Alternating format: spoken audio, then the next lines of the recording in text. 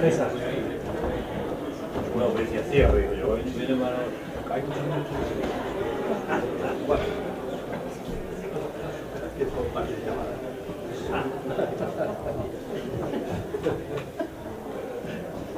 Bueno, nosotros como eso no nos aguantamos. Las tres series, yo hago 3 series de un día. Sí, es que no te podemos contar a qué se dedica.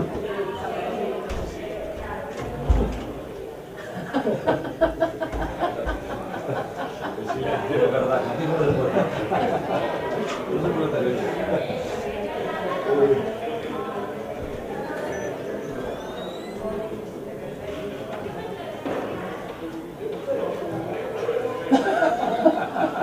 Minutos que no puedo bañarse allí.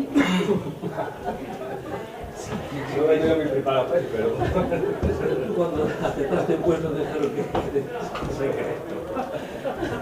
La confidencialidad. Ahora ya vas a mirar a las... Pero esto es entre compañeros. Vas a mirar de otra manera.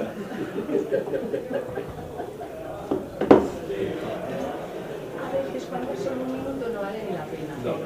Pero cuando son muchos dices, no, que me canso, sale el agujero. Hasta 28. 28, sí, sale el agujero.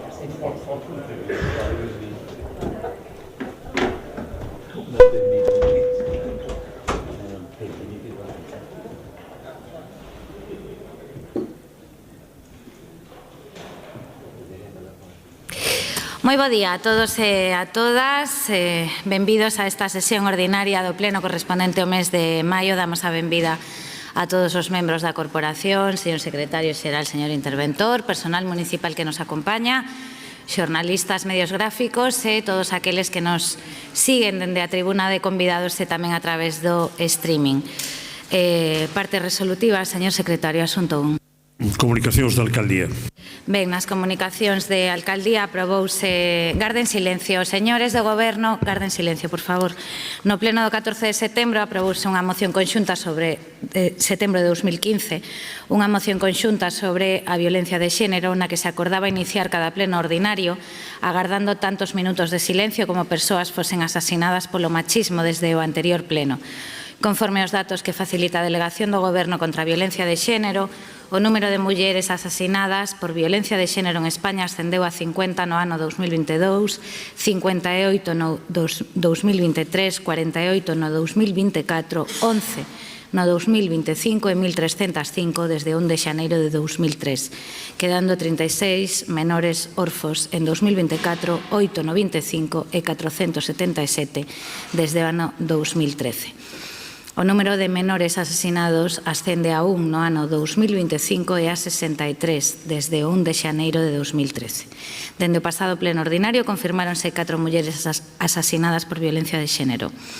O 11 de abril de 2025, Diana C., de 48 anos, en Las Palmas de Gran Canaria. O 18 de abril, Marta, de apelidos descoñecidos, de 44 anos, en Calafell, Tarragona. O 24 de abril, Rocío, de apelidos descoñecidos, de 55 anos, en Cartalla, Huelva. E o 28 de abril, Miriam, de apelidos descoñecidos, de 35 anos, en Haro, La Rioja. Polo tanto, solicito a todos os presentes que se poñan en pé para agardar 4 minutos de silencio.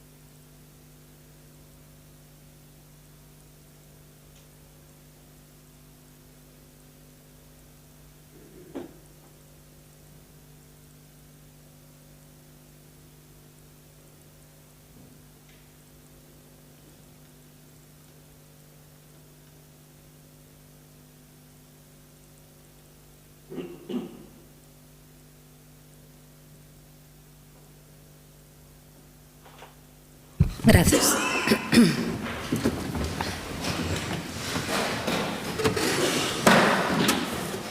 A continuación darei lectura ás dúas declaracións institucionais acordadas na Comisión de Voceiros. A primeira delas é de adhesión do Concello da Coruña á declaración da FEGAMP con motivo da celebración do Día das Letras Galegas. A Corporación Municipal da Coruña, en pleno, manifesta a súa adhesión á declaración institucional promovida pola Federación Galega de Municipios e Provincias con motivo da celebración do 17 de maio de 2025, Día das Letras Galegas, que se reproduce a continuación. A Federación Galega de Municipios e Provincias conmemora e celebra o Día das Letras Galegas este 17 de maio de 2025, compartindo o recoñecemento público ás cantareiras homenaxeadas, personificadas en Adolfina e Rosa Casás de Cerceda, Asunción Garrido, Prudencia Garrido e Manuela Lema de Mens e Eva Castiñeira de Muxía. A FEGAMP celebra dedicarlle un Día das Letras Galegas á lírica popular, cunha clara influencia local, representando as 6 homenaxeadas a todas cantas mulleres, moitas delas con nomes coñecidos e outras aínda anónimas, cumpriron un papel principal na transmisión da lírica popular, de xoias poéticas extraordinarias e dun galego enxebre e saboroso. Na conmemoración do Día das Letras Galegas, a FEGAMP salienta que un dos seus obxectivos é promover a cultura e a lingua galegas no marco das competencias que o ordenamento xurídico lles atribúe ás corporacións locais de Galicia. Xa nos anos 80, antes da aprobación do Estatuto de Autonomía, en 1981 e da Lei de Normalización Lingüística no 83, as corporacións locais tiveron un protagonismo decisivo na reivindicación do galego e na defensa da súa extensión social. E a FEGAMP, xa constituída como organización dos 313 concellos galegos e das 4 deputacións provinciais, mantén vixente a Declaración do Hostal dos Reis Católicos, suscrita no 84 en Santiago de Compostela por 184 alcaldías de todas as tendencias políticas e de todos os puntos da xeografía galega, motivando a defensa da implantación do galego en todas as administracións públicas en Galicia, tanto no que se refire ao seu uso como a exixencia do seu coñecemento como mérito para o acceso ao emprego público. Aínda hoxe, os esforzos deben centrarse en aumentar o número de galegofalantes, potenciando a presencia do galego nas novas canles derivadas do desenvolvemento das novas tecnoloxías da información e da comunicación. Por 1000 primaveras máis para o galego, os concellos galegos sempre estarán coas letras galegas. A segunda delas é a declaración institucional de adhesión do Concello da Coruña á declaración da Asociación Fibrovisibles con motivo da celebración do Día Mundial da Fibromialxia e do Síndrome de Fatiga Crónica, que se conmemora o 12 de maio.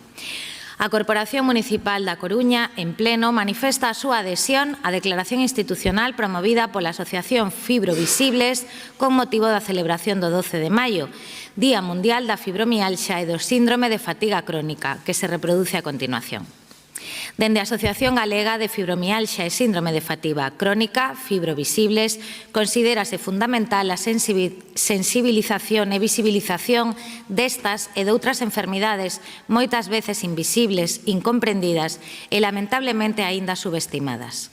Existen milleiros de persoas no mundo que conviven diariamente coa dor, o esgotamento extremo e con múltiples síntomas que impactan profundamente na súa calidade de vida. A fibromialxia e o síndrome de fatiga crónica son enfermidades crónicas, debilitantes e multisistémicas. Afectan principalmente ás mulleres, aínda que tamén a homes, nenos e adolescentes. Ambas patoloxías comparten o estigma da invisibilidade. Os seus síntomas non sempre se reflicten en análises clínicos ou estudos por imaxe, o que leva con frecuencia ao descrédito, a diagnoses erróneas e a falla dunha atención médica axeitada e empática. Queremos alzar a nosa voz xunto a quen loita día a día contra estas condicións.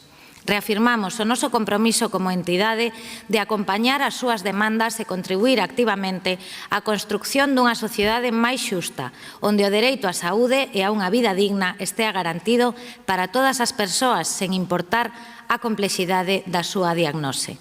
As persoas con fibromialxia e síndrome de fatiga crónica demandamos, primeiro, recoñecemento oficial pleno destas enfermidades como condicións discapacitantes cando o cadro clínico así o acredite, incluindo a súa inclusión efectiva en normativas de discapacidade e prestacións sociais.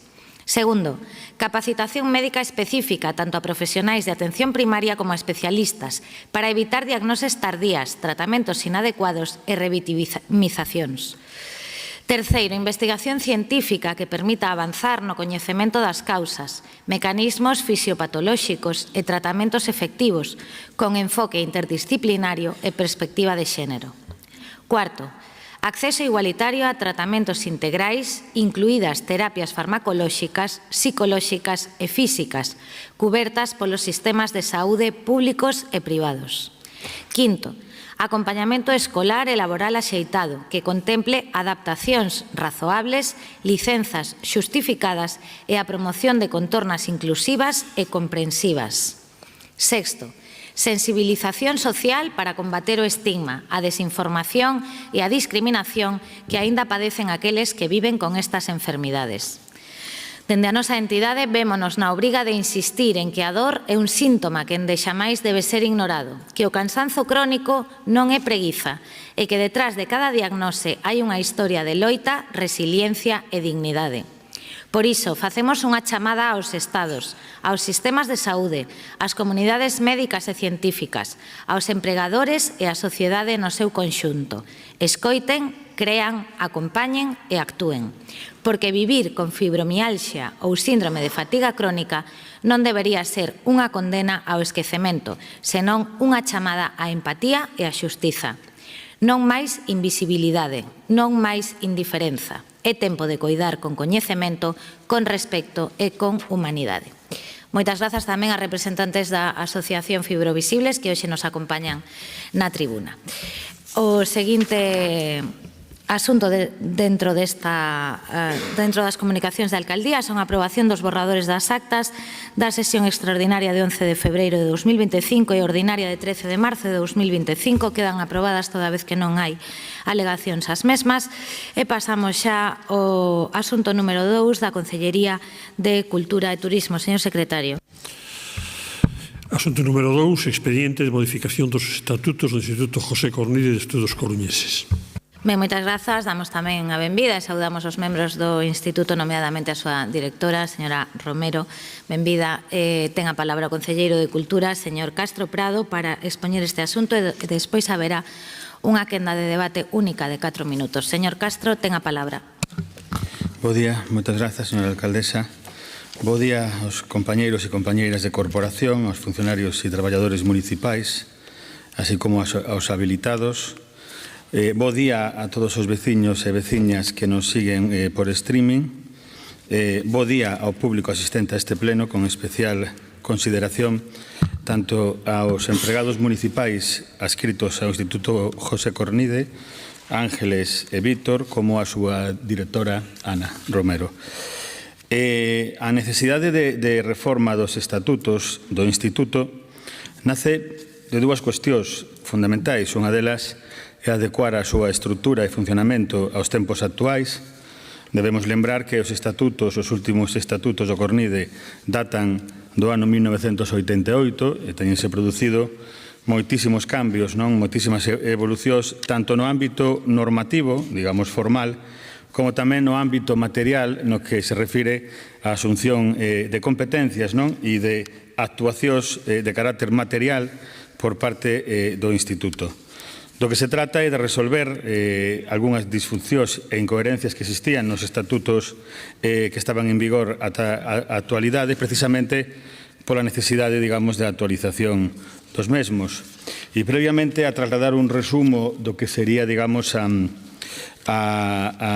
reforma que se plantexa, quería facer tamén fincapé nunha cuestión que, se ben é de carácter formal, creo que ten un valor importante no sustantivo, e é que, efectivamente, traemos unha proposta ao Pleno da Corporación de modificación dos estatutos José Cornide, pero debo facer as salvedades seguinte, non sendo, digamos, o Pleno o órgano competente directamente para o mesmo, quero decir que se poderían ter aprobado na propia Xunta de Goberno local. Por que se fai isto? Se fai isto, efectivamente, para recoñecer, creo que de forma clara, palmaria, a relevancia, a importancia, a trascendencia que ten o Instituto e a necesidade, efectivamente, de que as modificacións que se operen no mesmo, non?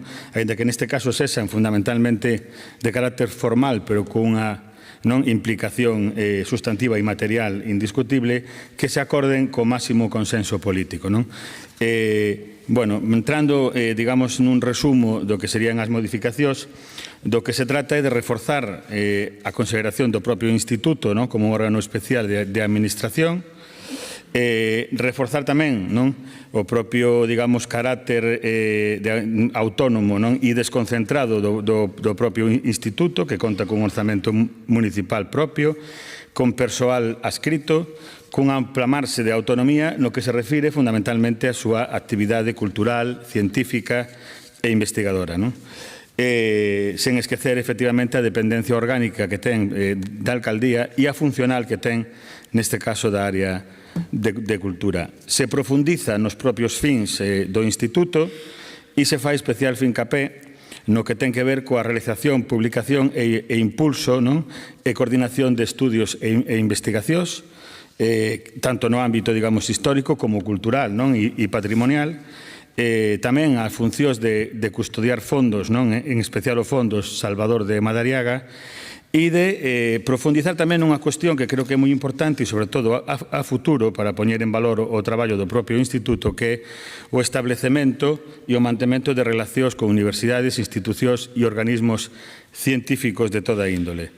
Tamén se aclara o carácter, digamos, de membros de instituto, de honra, de número e colaboradores, e no que se refire aos órganos de goberno se fai unha aclaración, digamos, identificando que até agora era padroado con plenario, e se establece, efectivamente, a presidencia nata por parte, neste caso, da alcaldesa e a vicepresidencia do Concelleiro de Cultura con membros numerarios e de honra.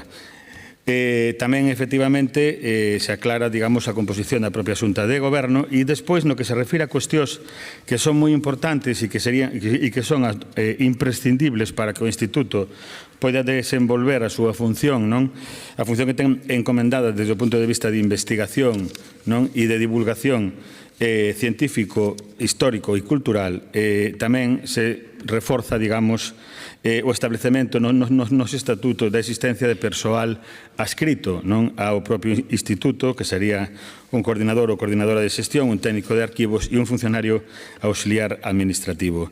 En canto ao réxime económico, se aclara a existencia efectivamente dun crédito orzamentario propio dentro do orzamento municipal e unha contabilidade, isto, ainda que poida parecer de perogrullo, nunca está de máis lembralo, sometida ao control e fiscalización por parte da intervención municipal, como ten que ser, obviamente. Esta reforma, esta modificación dos estatutos, como decía ao principio, que trata é precisamente de acompañar unha evolución, sobre todo, ademais, nos últimos anos, desde a chegada da nova dirección de Ana Romero ao Instituto, dun aumento insente do traballo e das actividades do Instituto, que efectivamente ten que vir acompañado dun reforzo tanto desde o punto de vista administrativo como funcional e orgánico no que se refire ás propias competencias e encomendas que ten o Instituto. Eu quero agradecer, xa para rematar expresamente, que efectivamente ese insente traballo fixera, digamos, imprescindible esta modificación estatutaria e quero agradecer, ademais, explícitamente o traballo tanto dos funcionarios municipais adscritos ao Instituto, da súa dirección, da súa xunta directiva e de todos os membros do Instituto, da natureza que sexan a todos eles, porque efectivamente se ten producido nos últimos anos, fundamentalmente desde a chegada, como decía, da nova dirección, un crecemento exponencial tanto da cantidade do traballo que realiza o Instituto como da súa calidade. Creo que estamos asistindo a unha época onde o Instituto está a recuperar a súa función, efectivamente, de divulgación, de órgano de creación de opinión e de investigación na nosa cidade, tanto desde o punto de vista sociolóxico, cultural e, como non decirlo, político, porque, en definitiva, política é todo, e o histórico e o cultural un poquinho máis, incluso. Entón, para rematar, reiterar ese agradecemento e desexar, non me cabe ninguna dúbida, de que se siga traballando na liña actual de crecemento do Instituto. Ben, moitas grazas, señor Castro. Comenzamos esta quenda polo BNG. Señora Queixas, ten a palabra. Moitas grazas, alcaldesa, e moi bo día en primeiro lugar a todos os compañeros e compañeras de corporación, así como o conxunto de persoal do Concello que facilita o desenvolvemento deste pleno e tamén, por suposto, o noso labor día a día. Saúdo tamén a veciñanza da Coruña que nos está a seguir por streaming e, por suposto, ao conxunto dos membros do Instituto José Cornide e, nomeadamente, a súa directora Ana Romero que nos acompaña. Desde o BNG imos apoiar esta proposta de modificación de estatutos do Instituto José Cornide de Estudos Coruñeses, tal e como xa adiantamos na comisión informativa que se celebrou o pasado luns 5 de maio. Esta será a terceira redacción duns estatutos que foron aprobados por primeira vez en 1964 e que tiveron a súa primeira modificación en 1988. 38 anos despois desta modificación, concordamos desde o BNG na necesidade de actualización e adecuación dos estatutos ao tempo presente, sobre todo para un obxectivo fundamental, que é o mellor funcionamento dunha institución referente na nosa cidade.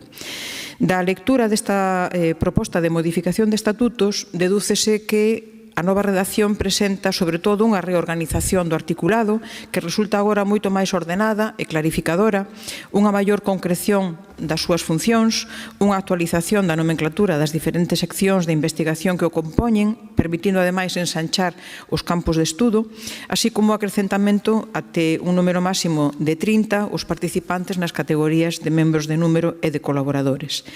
Confiamos desde o BNG que esta proposta de actualización sirva sobre todo para reforzar as bases do traballo investigador e divulgador do Instituto José Cornide nas súas diferentes seccións, así como tamén dos grandes arquivos documentais do que son depositarios como o de Salvador de Madariaga e tamén o do naturalista Víctor López Seoane. Non podemos deixar de anotar o excesivo tempo de tramitación por parte do Goberno local desta proposta de modificación dos estatutos desde a propia dirección do Instituto á vista da data do primeiro informe da asesoría xurídica que é xa de novembro de 2023. E tampouco podemos deixar de pôr en destaque neste momento a importante revitalización da actividade do Instituto José Cornide nos últimos anos desde a actual Xunta de Goberno, para alén de agradecermos a inmensa xenerosidade de todos os seus membros, todos os que participan no Instituto José Cornide, de forma sempre totalmente altruísta, compartindo coa comunidade o seu saber, o seu coñecemento e a experiencia persoal e profesional. Por iso queremos reiterar a petición ao Goberno local de que atenda cos debidos recursos humanos, técnicos e económicos o proxecto do Instituto José Cornide para que poida dar cumprimento ás súas encomendas estatutarias que, sen dúbida, redundarán na formación sociocultural da cidade. Moitas grazas. Moitas grazas, señora Queixas. Turno para o Partido Popular, señor Coira. Muchas gracias.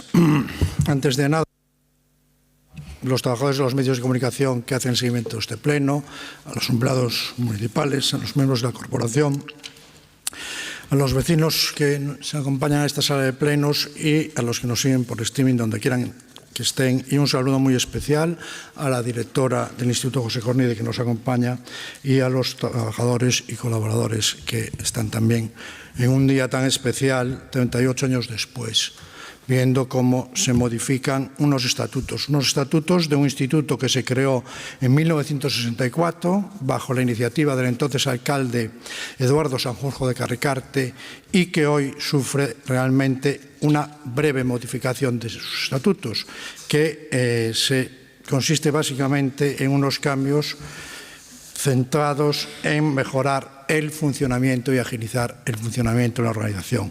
Sí es cierto, como decía nuestra compañera del BNG, que para haber iniciado este procedimiento allá por el mes de octubre de 2023 podíamos haber aprovechado para hacer unos cambios más profundos, pero bueno, si nos lleva tanto tiempo hacer unas pequeñas puntualizaciones y matizaciones y concreciones sobre el funcionamiento, la sede, la financiación, el trabajo de los colaboradores que aporta el ayuntamiento, el presupuesto y la contabilización, pues yo no sé un cambio profundo de los estatutos lo que podría llevar a esta tramitación.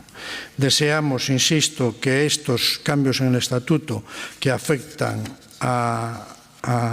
profundamente, por ejemplo, se elimina el patronato, que es tal vez lo más significativo, se crea un plenario del instituto, un nuevo plenario, se amplía el número de miembros de número de colaboradores que pasan de 25 a 30 y después se puntualizan pues lo que son las relaciones con el ayuntamiento en lo que se refiere al personal adscrito a este instituto y sus funciones, la financiación directa del ayuntamiento, y nosotros echamos tal vez de menos que se puntualicen un poco más algunas cosas que creo que se habla de una forma muy genérica y que podría y sería deseable una mayor concreción en cómo se articulan las propuestas, los mecanismos de elección, cómo se impulsan las investigaciones, qué mecanismos se utilizan para acceder a los fondos, cómo se establecen las relaciones con otras instituciones culturales y científicas para intercambiar información y acceso a fondos. También se mejora un poco, se especifica un poco las secciones que tiene el propio instituto, se clarifican algunas funciones, en algunos casos se amplían. Y en lo que se refiere a estas secciones se elimina la figura de presidente y se establece una de coordinación, de coordinador. El Grupo Municipal del Partido Popular, como no puede ser de otra manera, a un instituto que lleva tantos años realizando una labor de investigación y de informes para la ciudad, vamos a votar favorablemente a estos estatutos en la idea de que todos estos cambios mejoren la calidad del trabajo de las personas que colaboran de forma altruista en este instituto y con ello mantener el espíritu de José Cornide, ese coruñesismo, ese humanismo, esa búsqueda del progreso cultural, económico y social hacia la ciudad a través del noble esfuerzo de investigar y de hacer informes para mejorar la calidad de vida de los coruñeses. Creemos que esto es un primer paso, pero que este ayuntamiento necesita realmente dotar de más recursos a este instituto si realmente queremos que sea un buque insignia. La sede que tiene el instituto realmente es muy mejorable, como son muy mejorables todas las infraestructuras culturales que tiene este ayuntamiento. Recordar que nosotros en el Pleno de noviembre del 2023 se aprobó por unanimidad un plan para reformar todas las estructuras municipales dedicadas a la cultura que estaban en un estado lamentable. Nada se sabe de este plan. La Domus sigue teniendo una red, el Teatro Rosalía sigue teniendo goteras, el Coliseum también. No sabemos qué va a pasar con todos estos recursos y cuando vuelvan las lluvias los actores y los cantantes cantarán nuevamente bajo la lluvia y los asistentes tendrán que ver si tienen una gotera encima de su butaca o no. Insisto, creo que debemos demostrar una mayor preocupación por el instituto y por la cultura, porque si no nos arriesgamos a tener entidades culturales con mucho nombre y con mucho prestigio, pero que no tienen los recursos ni humanos ni materiales para funcionar adecuadamente. Y tenemos muchos ejemplos: el INCE, el Consorcio para la Promoción de la Música, el Consejo Municipal de la Cultura, que no sabemos nada de él desde su constitución, las sociedades culturales que tienen unos convenios nominativos congelados desde hace años y que no pueden realizar sus funciones, que no pueden ensayar, etcétera, etcétera. Nada más, larga vida al Instituto José Cornide y que realmente seamos capaces de mantener con un buen trabajo y con los colaboradores y con los recursos necesarios de identificar el motivo por el que se fue creado el Instituto en su día. Nada más y muchas gracias. Muchas gracias, señor Coira. Turno para o Goberno, señor Castro. En primeiro lugar, agradecer, como non podería ser de outro xeito, o apoio unánime da Corporación Municipal á modificación destes estatutos e centrándome no xeto desta proposta da parte resolutiva ao Pleno, como se ten trasladado, digamos, problemas por parte da oposición en canto á ausencia teórica de recursos humanos e materiais no Instituto, eu quero facer a seguinte reflexión, a pesar de que estritamente non forma parte do xeto do que estamos a debater, pero creo que é importante mencionalo porque acompaña de forma, creo que moi importante, a decisión tamén dunha reforma estatutaria do Instituto. O Instituto, en canto a recursos humanos, atópase na actualidade pois no mellor momento da súa historia recente, e máis, no mellor momento que se recorda. tendo efectivamente dúas persoas, dous funcionarios municipais adscritos permanentemente ao mesmo e tendo unha persoa na propia área de cultura encargada tamén desde a área de cultura do seguimento do propio instituto. Frente a isto, a realidade que se atopou a nosa alcaldesa cando chegou a este concello que existía unha persoa, exclusivamente unha persoa no instituto adicándose enteiramente a él, persoa que xa se xubilou e sobre a que quero facer, digamos, unha mención especial porque ten feito un traballo insente en condicións moitas veces moi complicadas e duras, non? Como foi María Jesús. E para ela vaya un reconhecemento público creo que moi merecido. Dito isto, en recursos humanos, reitero, está, digamos, no mellor momento da historia que se lembra na nosa cidade. En canto aos recursos materiais e en concreto os económicos, creo que é importante trasladar cifras porque nos dan efectivamente idea de cal é a situación e frente aos datos, pois pouco ou nada máis hai que decir. Cando chegou a nosa alcaldesa ao goberno desta cidade, o instituto tiña un orzamento de 33.226 euros. No orzamento de 2025 que vimos de aprobar, o orzamento do Instituto é de 58.475, 33.000 frente a 58.000. Esa é a diferencia de como se atopou a nosa alcaldesa o Instituto e como está na actualidade. Estamos a falar prácticamente do dobre de orzamento no Instituto de aquel co que se atopou este goberno municipal presidido por a nosa alcaldesa cando chegou aquí. E, efectivamente, incluso do dobre ou máis de recursos humanos no mesmo. E por unha razón fundamental se toman estas decisións porque efectivamente a nosa alcaldesa cree e cree firmemente na importante labor e función que ten encomendada o Instituto, xa non só efectivamente de investigación, sino tamén divulgativa e, como decía antes, mesmo de creación de opinión, porque eu creo que é moi importante que existan organismos, e neste caso incluso municipais, que contribúan decisivamente a abrir reflexións de carácter público, amplo, transversal, e tolerante, como non podía ser de outro xeito na nosa sociedade, creando ámbitos de discusión e de debate que contribúan, finalmente, a definir, porque se trata tamén diso, cal é o proxecto de cidade que temos que sacar adiante entre todos, co liderazgo, coa dirección da nosa alcaldesa. Bueno, con respecto, digamos, á mención que se fai a que si se tardou máis ou menos en tramitar a modificación estatutaria, bueno, sempre son das persoas que penso que hai que facer as cousas ben, fundamentalmente para evitar problemas futuros. Pero non deixa de ser chamativo que se critique precisamente iso cando se modifican os estatutos que non foron modificados nos últimos 37 anos. Non creo que efectivamente, que se tarde uns meses máis ou menos en tramitar algo que non se tramitou nos últimos 37 anos poida ser obxecto de crítica, fundamentalmente porque nesos 37 anos houve oportunidades por parte de todos e todas os que estamos aquí para poder telo feito. Pero, bueno, como aconteceu con outras cuestións, foi precisamente o goberno da nosa alcaldesa quen afrontou e asumiu esta modificación, como foi, por poñer un exemplo, creo que claro, non? O goberno desta alcaldesa quen aprobou unha ordenanza de uso do galego no noso concello inexistente até que chegou ela, como moitas outras cousas. Nada máis, moitas grazas e agradecer, como dicía ao principio, o consenso nesta modificación estatutaria e desde logo agradecer o compromiso de toda a corporación municipal no impulso do traballo do Instituto e o apoio ao Instituto.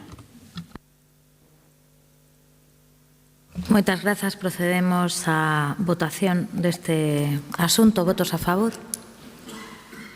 Grazas. Queda aprobado por unanimidade da corporación. Pasamos xa aos asuntos da Consellería de Urbanismo. Asunto número 3. Asunto número 3, aprobación definitiva da modificación puntual número 3 do Plan Parcial do Sector 7, Recinto Feiral de Someso. Ben, ten a palabra o concelleiro de Urbanismo, señor Díaz, e despois unha quenda única de 5 minutos. Grazas, señora alcaldesa. Traemos a este pleno municipal o documento para aprobación definitiva da modificación puntual número 3 do Plan Parcial do Sector 7, Recinto Ferial de Someso. Este documento que hoxe traemos a pleno, como decía, é unha modificación puntual que se limita a actualizar a ordenanza que regula o centro comercial, complementando o réxime de usos previstos coa finalidade de facilitar o desenvolvemento da dotación comercial, polo que en síntese pretende favorecer o cumprimento das previsións urbanísticas do Concello no referido a potenciar a funcionalidade urbanística do sector, razóns de utilidade pública que motivan a súa redacción. Esta incorporación de novos usos compatibles con a parcela do centro comercial, coa finalidade de dinamizar pode favorecer, dende logo, a diversidade de usos no eido, mellorando a sema da cohesión social do entorno, polo que se poden considerar razóns de interese público que xustifican a modificación que traemos hoxe a este pleno municipal. O ámbito da modificación puntual está situado no extremo sur do municipio, limitando polo norte co campo de fútbol del Viña, polo sur co campus universitario da UDC, polo leste co Coliseum e polo oeste co Centro Integrado de Formación Profesional de Someso. Este espazo está composto por zonas de equipamentos, espazos libres e áreas privadas destinadas a uso residencial e comercial, sendo que a maior parte deste sector xa está urbanizado e edificado. A actual ordenanza do Plan Parcial de Someso, aprobada no ano 2004, permite únicamente a implantación do uso terciario comercial, admitindo como usos complementarios o terciario de espectáculos e recreativo e o terciario de salas de reunión. Previsións que limitan a posibilidade de introducir novos servizos que se requiren na zona 3, na zona na que se atopa o centro comercial, o que dificulta, dende logo, a adaptación do espazo ás novas demandas. Para dar resposta a este problema, propónse modificar a normativa vixente para permitir a inclusión destes usos complementarios, ampliando así a oferta do centro comercial centrada exclusivamente en usos comerciais e mellorando os servicios disponibles para a población do barrio de Someso. A modificación proposta afectará, polo tanto, só a ordenanza de aplicación na parcela de uso comercial, que regula os usos no centro comercial da zona 3. Non se introducirán cambios, ni se introducen, de logo, cambios noutros parámetros urbanísticos do plan parcial, polo que se mantén a volumetría do plan en vigor. Só se actualizará a normativa para permitir, como digo, eses usos solicitados sen que isto afecte a outros aspectos fundamentais da ordenación urbana da zona. Os novos usos que se permitirán no centro comercial, na zona 3 do centro comercial de Someso, son os seguintes: industrial de clase xeral, almacén, servicios empresariais, informática, oficinas, espectáculos recreativos que se estaba permitido, salas de reunión, hostaleiro, equipamento e garaxe aparcamento. A finalidade, por tanto, é dar un maior número de usos a esta dotación comercial do barrio de Someso, homologándoa con outros centros comerciais da cidade que xa teñen permitidos estes usos complementarios e, como digo, coa finalidade de que poda convertirse outra vez nese polo de atracción para o barrio e incorporar eses usos de oficina ou dotacionais que poden dar vida a unha zona que, dende logo, o polo que non lle sobran son espacios dotacionais ou espacios de reunión e de ocio para a xente do barrio. Por lo tanto, traemos a este pleno municipal a seguinte proposta de acordo.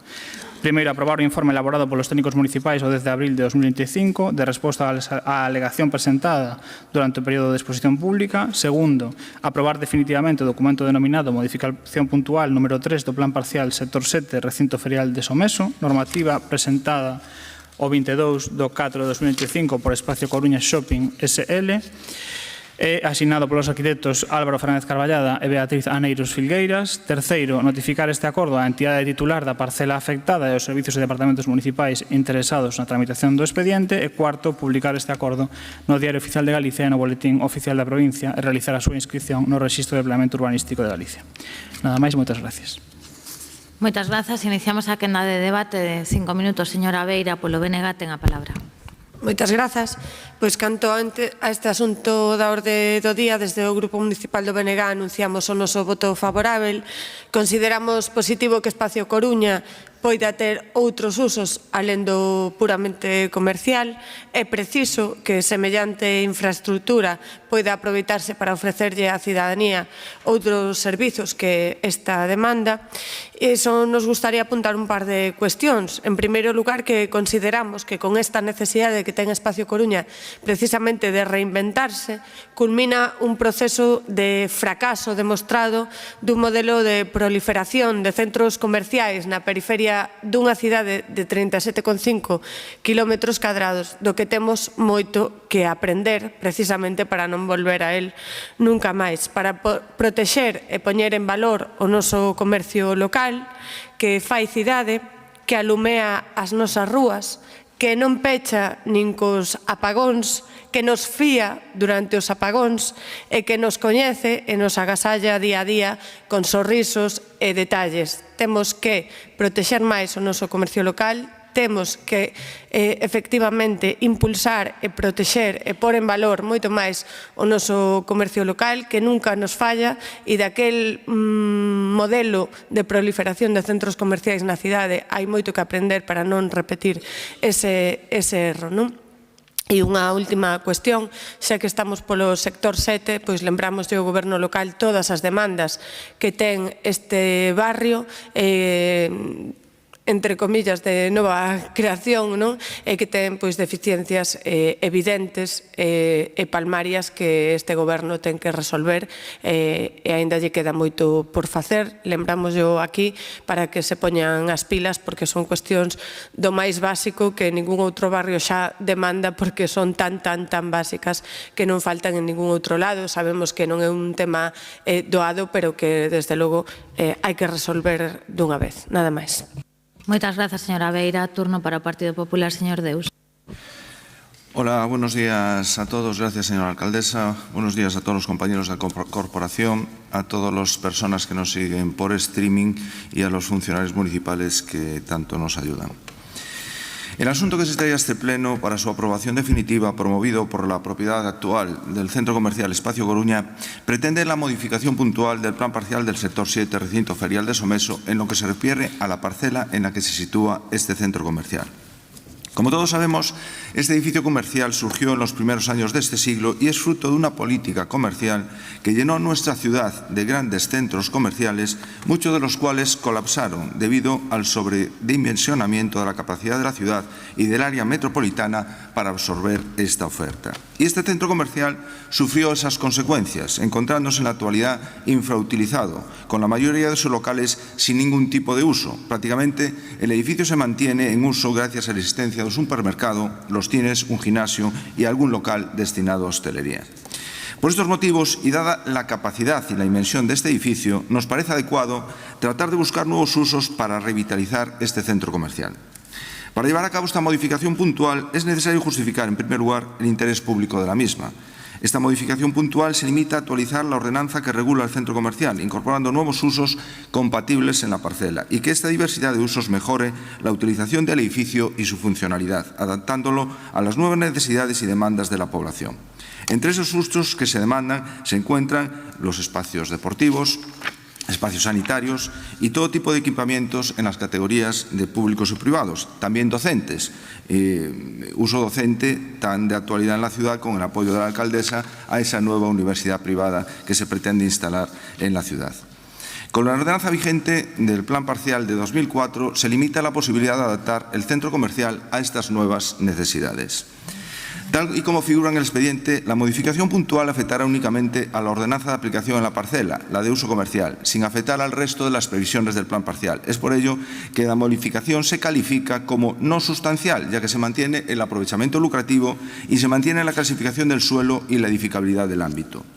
Queda aclarado además en el informe realizado para la contestación de la única alegación presentada que el uso industrial que se introduce en la modificación puntual se refiere solo a la categoría A, industria compatible con las viviendas, y según la promotora se reducirá al desarrollo y producción de sistemas informáticos, audiovisuales y otros similares.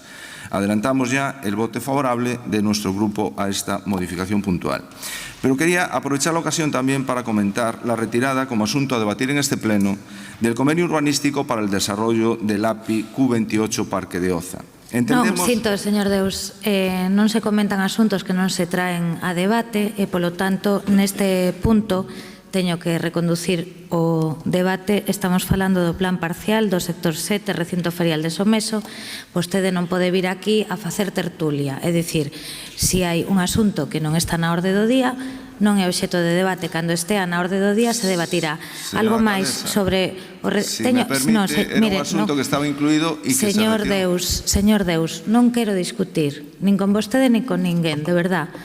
As miñas funcións como presidenta son as de dirixir o debate. E neste momento considero que teño que reconducilo. Algo máis sobre Someso, quédalle 1 minuto 25, non. Non, moitas grazas. Moitas grazas. Señor Díaz. Gracias, señora alcaldesa. Agradecer, señora Beira, o voto favorable do BNG a este asunto. Compartimos a visión que ten o Bloque Nacionalista Galego da necesidade de dinamizar, dende logo, ese centro comercial, ese espacio Coruña, con usos dotacionais de oficinas que poidan servir, dende logo, a veciñanza da zona para dinamizar o barrio. Por tanto, nese sentido, no que está motivo da modificación é ese interese público da modificación que presenta a dirección do centro comercial. Coincido coa visión, dende logo, tamén dese urbanismo do pasado que se xenerou no barrio de Someso, que creo que non debe volver a repetirse na nosa cidade, no que os únicos usos comerciais están situados nun centro comercial en lugar de estar nos baixos dos edificios, facendo vida e creando rúas, e no que esas rúas que deberían estar cheas de xente e de comercios, rende logo semellan máis autopistas que rúas dun barrio da nosa cidade. En canto ás demandas, dende logo, do sector 7 de Someso, constame que a miña compañeira Noemí Díaz, dende logo, está en riba delas para atendelas a maior axilidade. Xa houve moitas que veñan pendentes do mandato anterior, cando asumía esas competencias que se foron executando, como ese carril bici que iba á universidade que se pode arranxar, ou outras melloras no espacio público do barrio. E pola parte do urbanismo, dende logo, estamos a traballar intensamente, aínda que recoñezo que non coa rapidez que nos gustaría, coa Xunta de Compensación para finalizar esas obras de urbanización. Eles teñen os seus tempos, os seus problemas, digamos, dentro da Xunta, e nos o que queremos é, dende logo, que a finalicen canto antes para que o barrio poida ser un barrio o máis rápido posible. Señor Deus, dende logo, o mesmo, agradecer tamén ese voto favorable do Grupo Popular a este asunto. Reiterar o que xa compartimos, creo que todos, neste pleno, polo que vos escoitei tanto a señora Beira como ao señor Deus, da necesidade de dinamizar ese equipamento que se construiu nun momento no que, non só na nosa cidade, en todas as cidades de España estaba de moda a construción dos centros comerciais, e que, dende logo, son espacios cun valor económico xa pola súa construción e que teñen que servir, dende logo, como novos polos de atracción, tanto dotacional como de oficinas comercial, de outros usos, e por iso esa modificación do plan parcial de Someso. De logo, valorar moi positivamente a unanimidade neste asunto. Moitas gracias. Ben, moitas grazas. Procedemos á votación deste asunto. Votos a favor? Grazas. Queda aprobado por unanimidade. Señor secretario, asunto 4. Expediente de aprobación definitiva do estudio de detalle para a cubrición dunha pista exterior no IES Salvador de Madariaga. Ben, igual que no punto anterior, expón o asunto ao concelleiro de Urbanismo e despois unha quenda de 5 minutos. Señor Díaz. Sí, traemos neste caso ao Pleno do Concello da Coruña a proposta para a aprobación definitiva do estudo de detalle no IES Salvador de Madariaga da nosa cidade.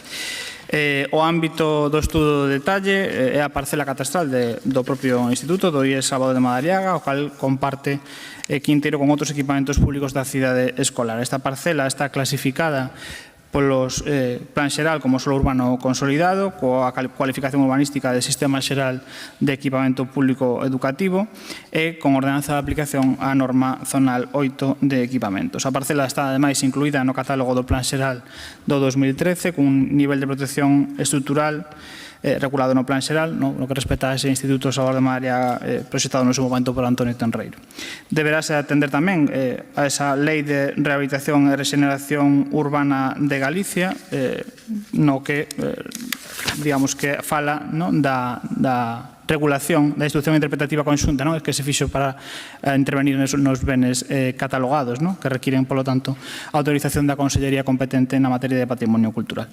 O obxecto do estudo de detalle é a análise pormenorizada da parcela do IES Salvador de Madariaga para a execución dunha cuberta para as pistas exteriores, tendo en conta a posición do inmoble, a contorna e o valor histórico dos edificios que a integran esa contorna, non só o propio instituto, senón tamén o colexio edificio da Normal ou os edificios do Conservatorio da Escola de Idiomas tamén de Andrés Fernández Abalate.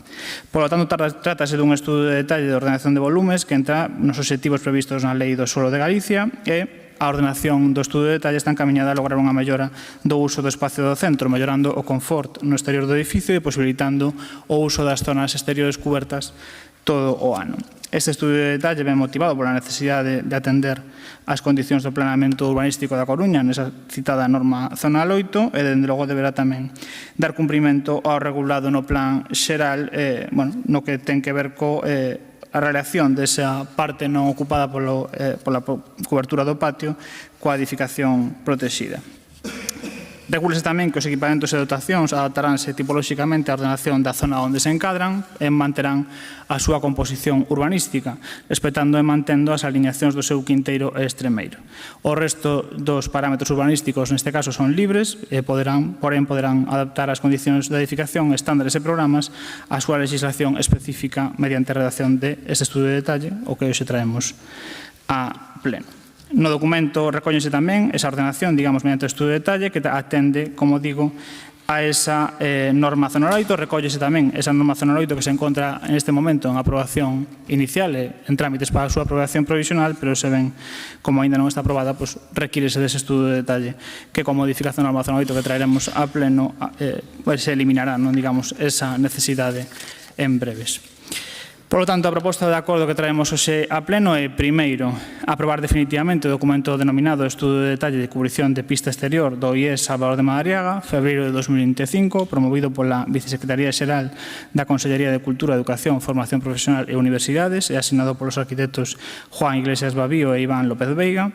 Segundo, ordenar a realización dos trámites administrativos recollidos no artigo 82 e 88 da Lei de Suelo de Galicia para procurar a eficacia da aprobación definitiva deste estudo de detalle e terceiro, notificar este acordo ao promotor do documento dos departamentos municipais interesados na tramitación do expediente. Moitas gracias. Grazas, señor Díaz. Turno para o BNG. Señora Beira. Sí, como no asunto anterior, este grupo municipal vai votar a favor porque entendemos que é necesaria a cubrición da pista exterior do Instituto Salvador de Madariaga. Agradecemos que se recolla na documentación do estudo de detalle, na memoria xustificativa, a necesidade de que esta cuberta sexa armónica coa contorna, porque se trata dunha zona que arquitectónicamente é moi interesante.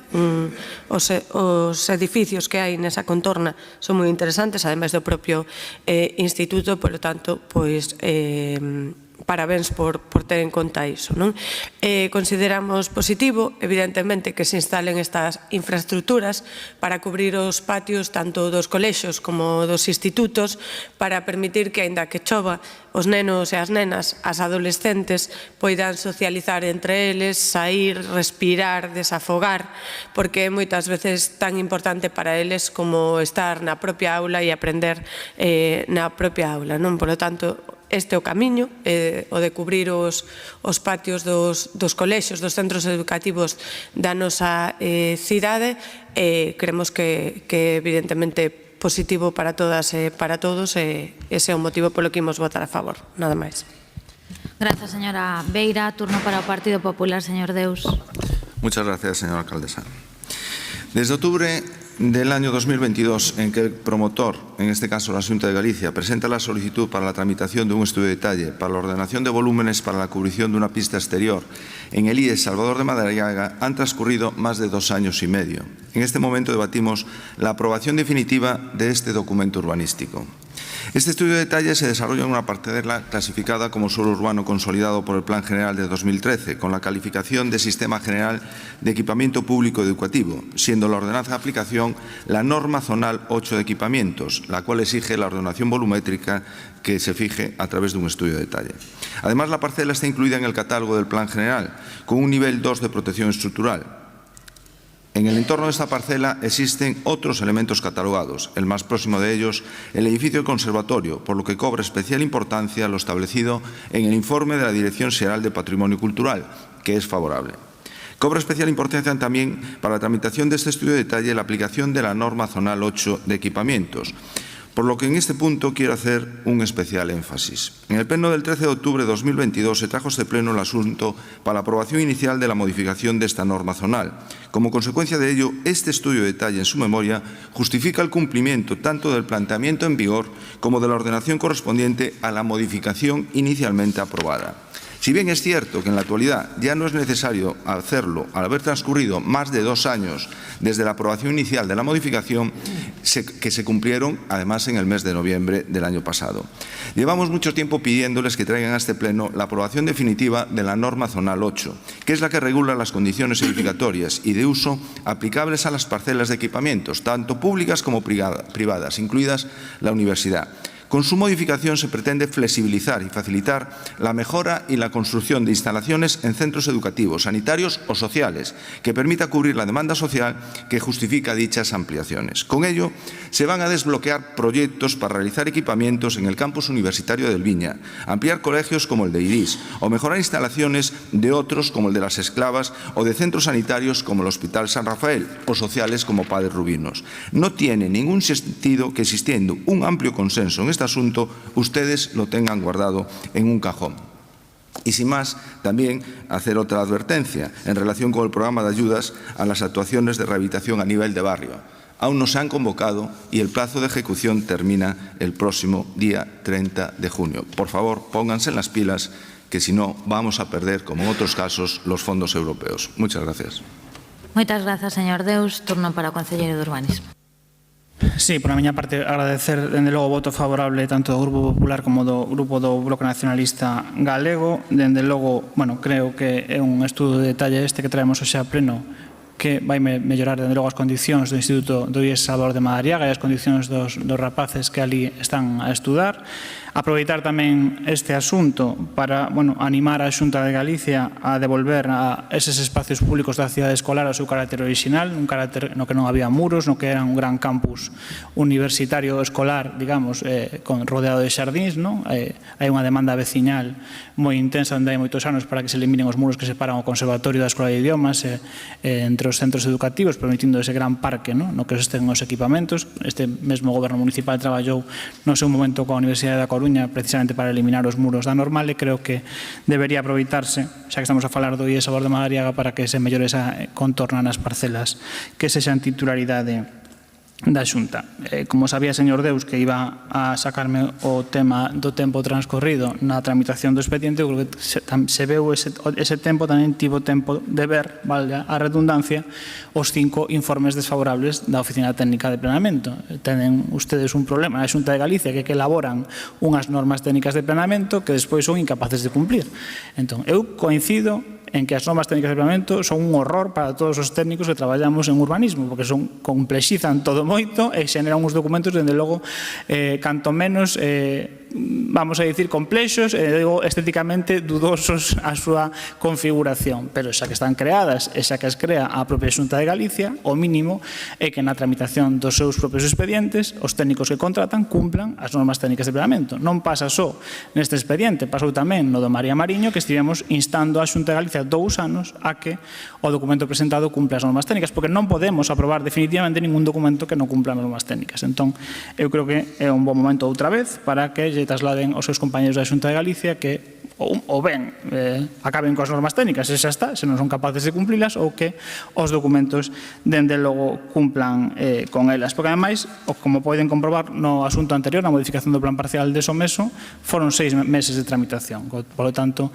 o problema non está dende logo na Oficina Técnica de Planeamento nin nos técnicos de planeamento, senón nos documentos que se presentan e na calidade dos mesmos en canto a contido e a documentación técnica. Por a miña parte, dende logo, voltar a agradecer esa unanimidade neste asunto do urbanismo, que podemos sacarlo adiante co voto favorable de todos os grupos municipais.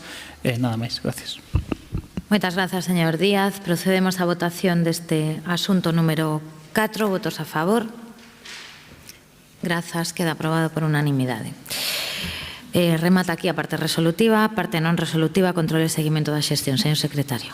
Tomas de coñecemento das resolucións da Xunta de Goberno Local desde o número 6.066 de 6 de abril de 2025 a 8.077 de 4 de maio de 2025 e dos decretos da Alcaldía desde o número 2.238 de 7 de abril de 2025 ao 3.064 de 4 de maio de 2025. A continuación, mocións, rogos e preguntas.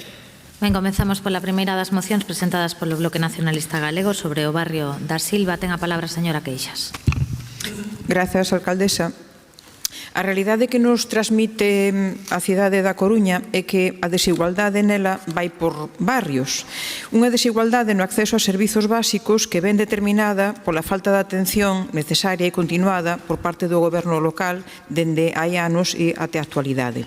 Un exemplo deste abandono son os barrios da Silva e de Cances, e unha mostra máis que evidente deste abandono é que o goberno local non deu cumprimento aos acordos tomados por unanimidade unanimidade no pleno celebrado en xaneiro de 2021 en que se expoñían unha serie de accións, 10 accións concretamente encamiñadas a manter a vitalidade, a habitabilidade e a igualdade nestes núcleos urbanos da Silva e de Cances.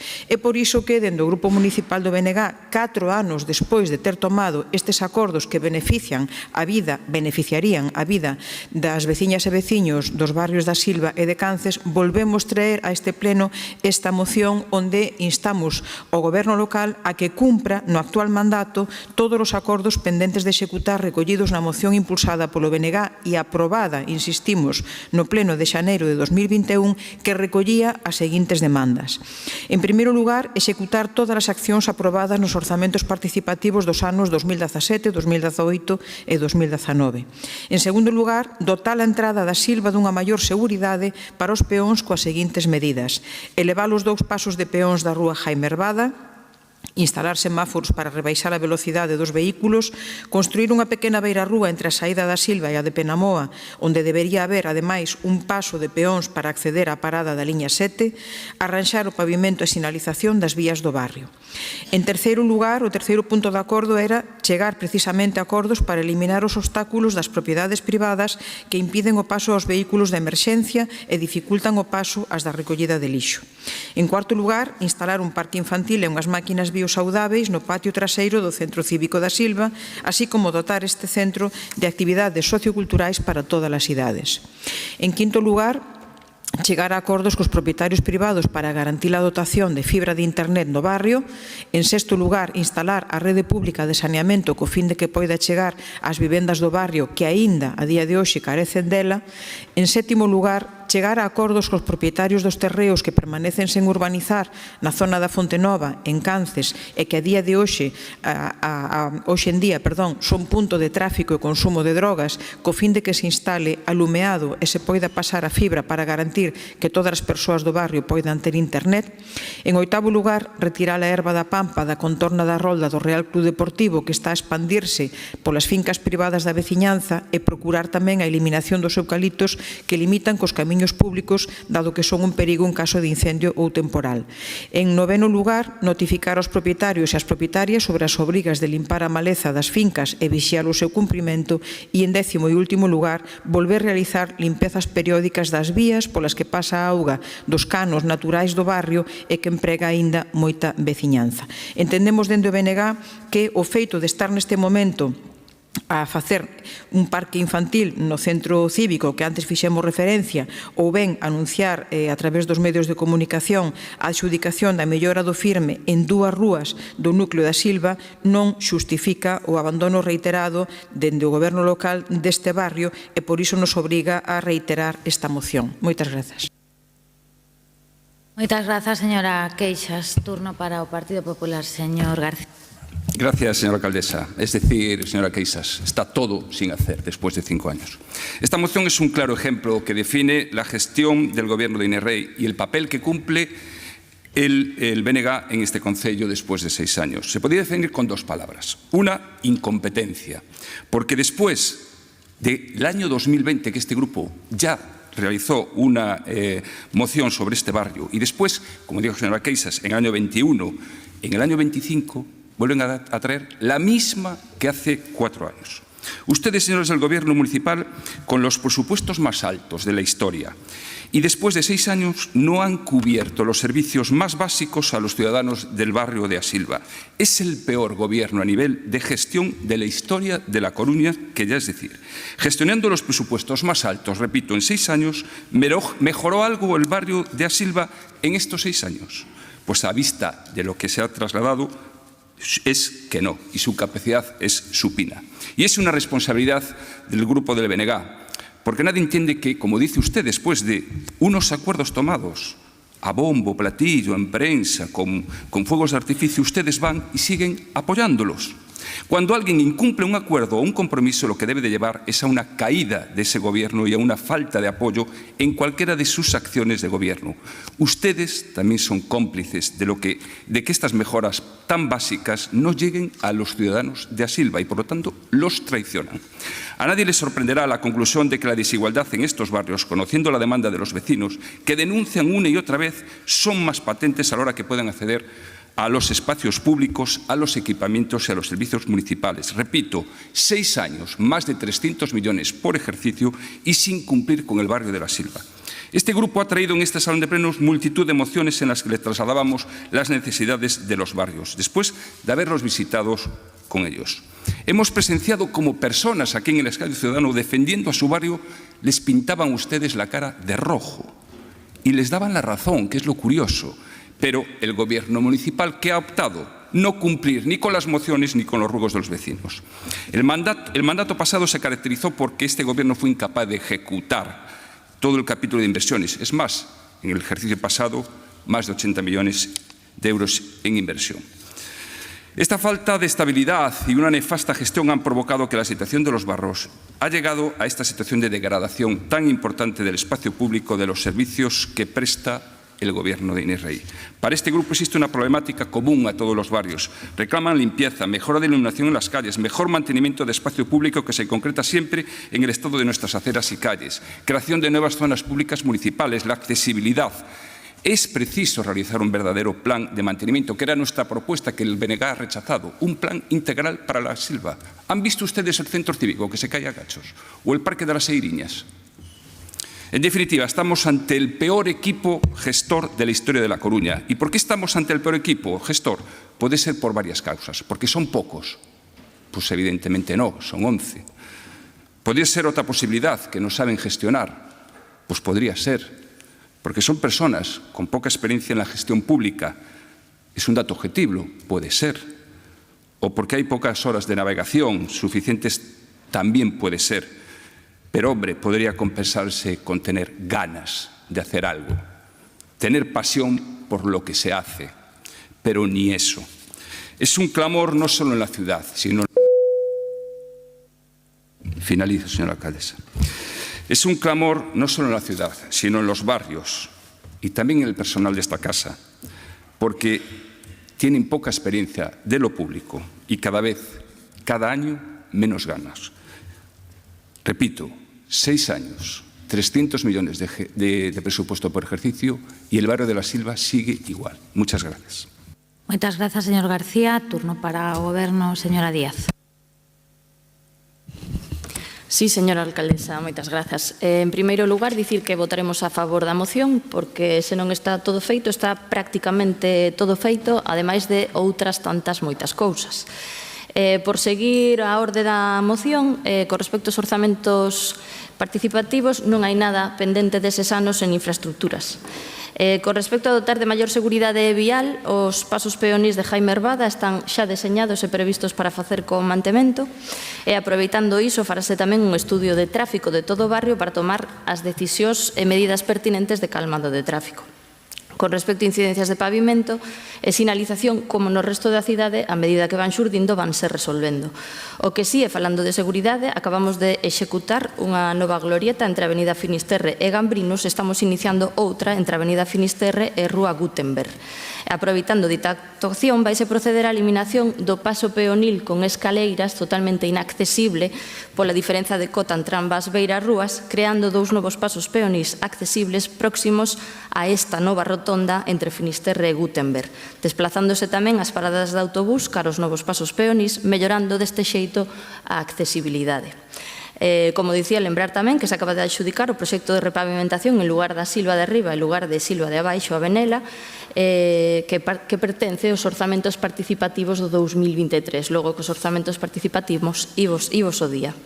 Con respecto aos puntos 3 e 7, que teñen que ver coa Concellería de Urbanismo, o meu compañeiro, o señor Díaz, coméntame que fixarán unha visita co concelleiro do distrito, o señor Vázquez, para que vexan eses puntos ao que se refire, tratar de mellorar valorar as posibles solucións, por exemplo, cesións gratuitas de algúns propietarios para anchar camiños, expropiacións, etc. Deste xeito, tratarase de axilizar eses desenvolvementos existentes na Silva, procurando solucións similares ás que xa se aplicaron en bens para obter maior sección nas rúas, accesibilidade e acceso de vehículos de emerxencia.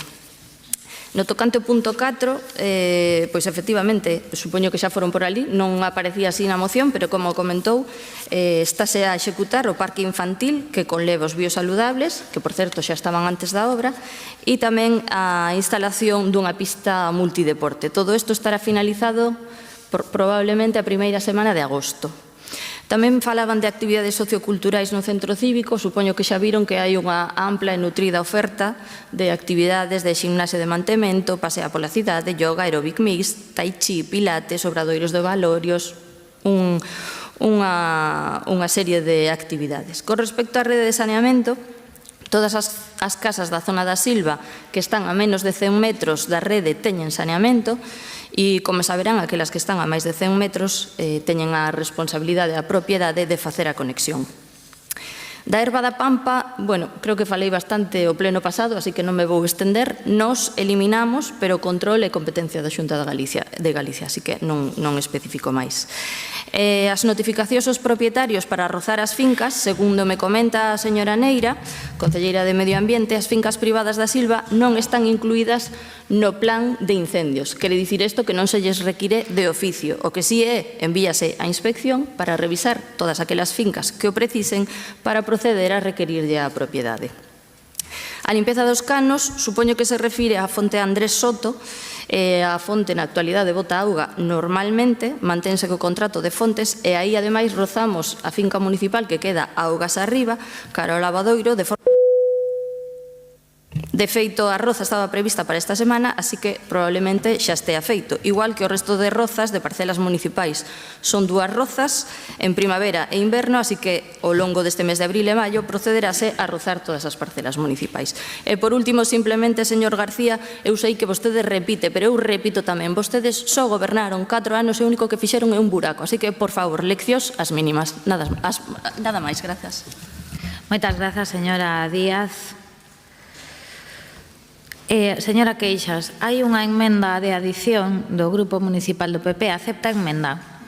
Sí, pido disculpas por non telo mencionado antes. Non aceptamos a emenda porque dilúe o contido da moción, que o que se quere é centrar precisamente nos acordos que estaban a día de hoxe incumpridos. Gracias.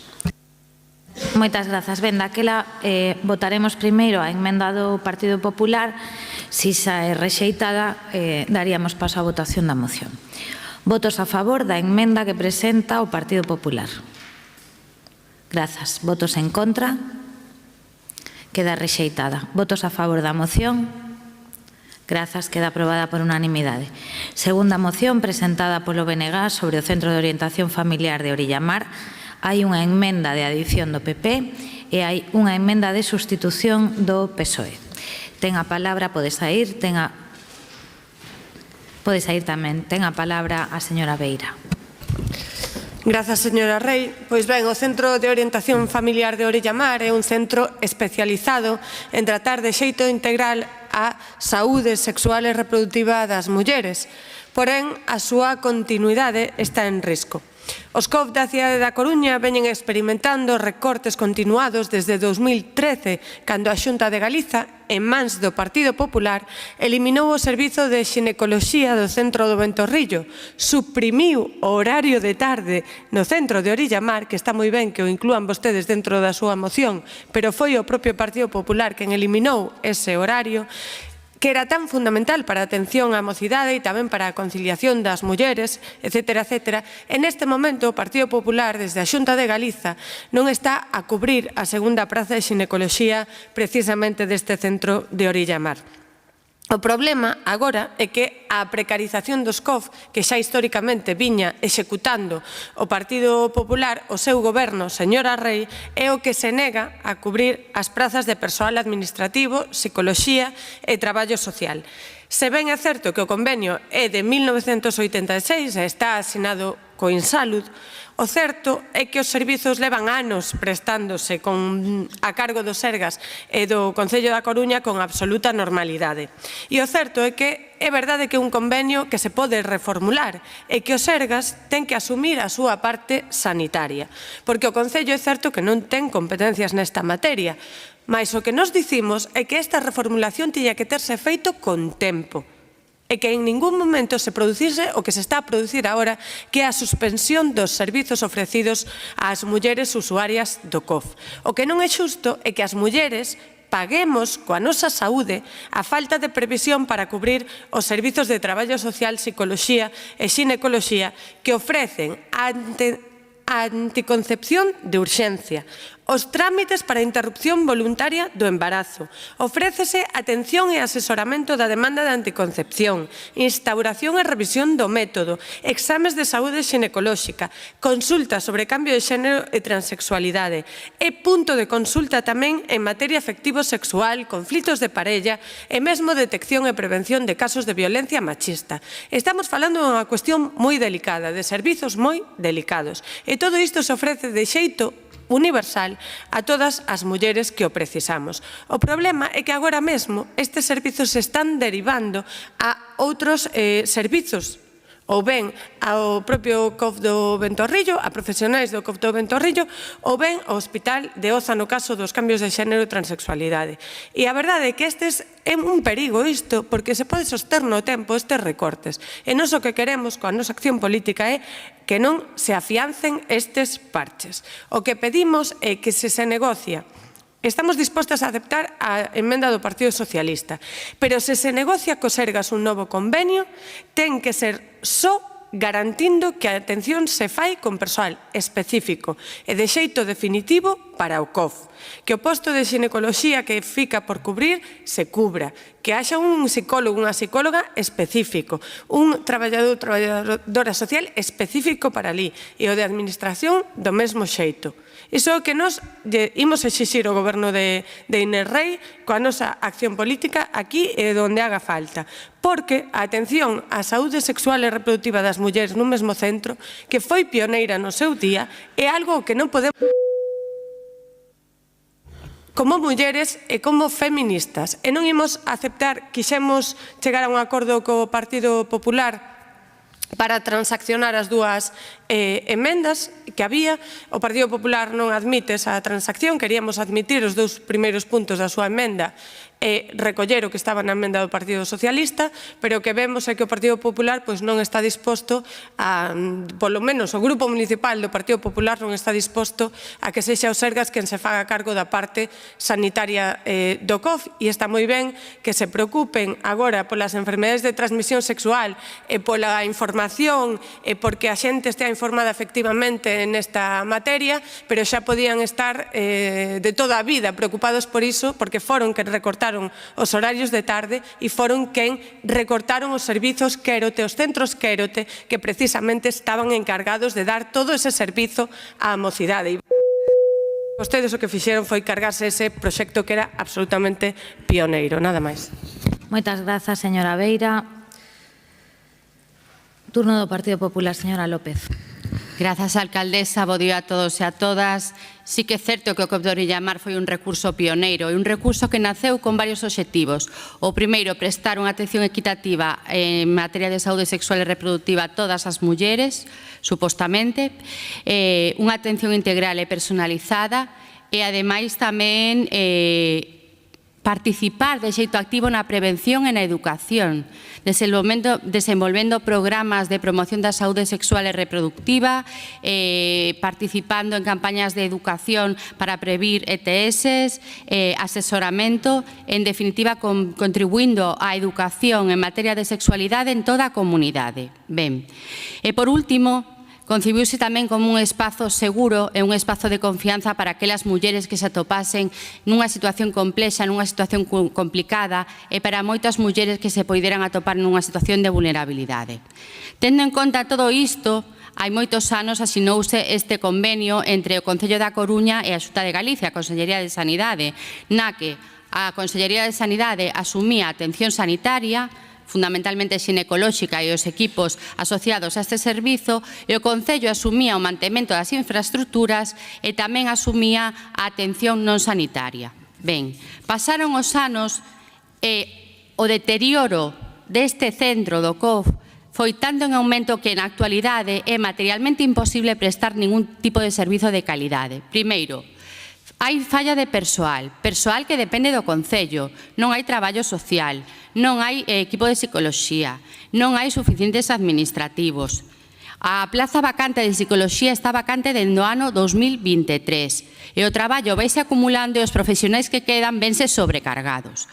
Ademais, nós fixemos fai un ano dúas propostas, que foi a primeira, que o Goberno municipal plantexase unha oferta de emprego público específica e, ademais, presentamos algo que tamén vai na nosa emenda e que vostede critica e ao final rexeita, unha cousa totalmente contradictoria, que é que se modifique o horario do COF, que se faga máis flexible para facilitar a conciliación e que non haxa ningunha muller que quede sen asistir ás citas no COF por mor de non poder conciliar ditas visitas coa súa vida familiar ou coa súa vida laboral.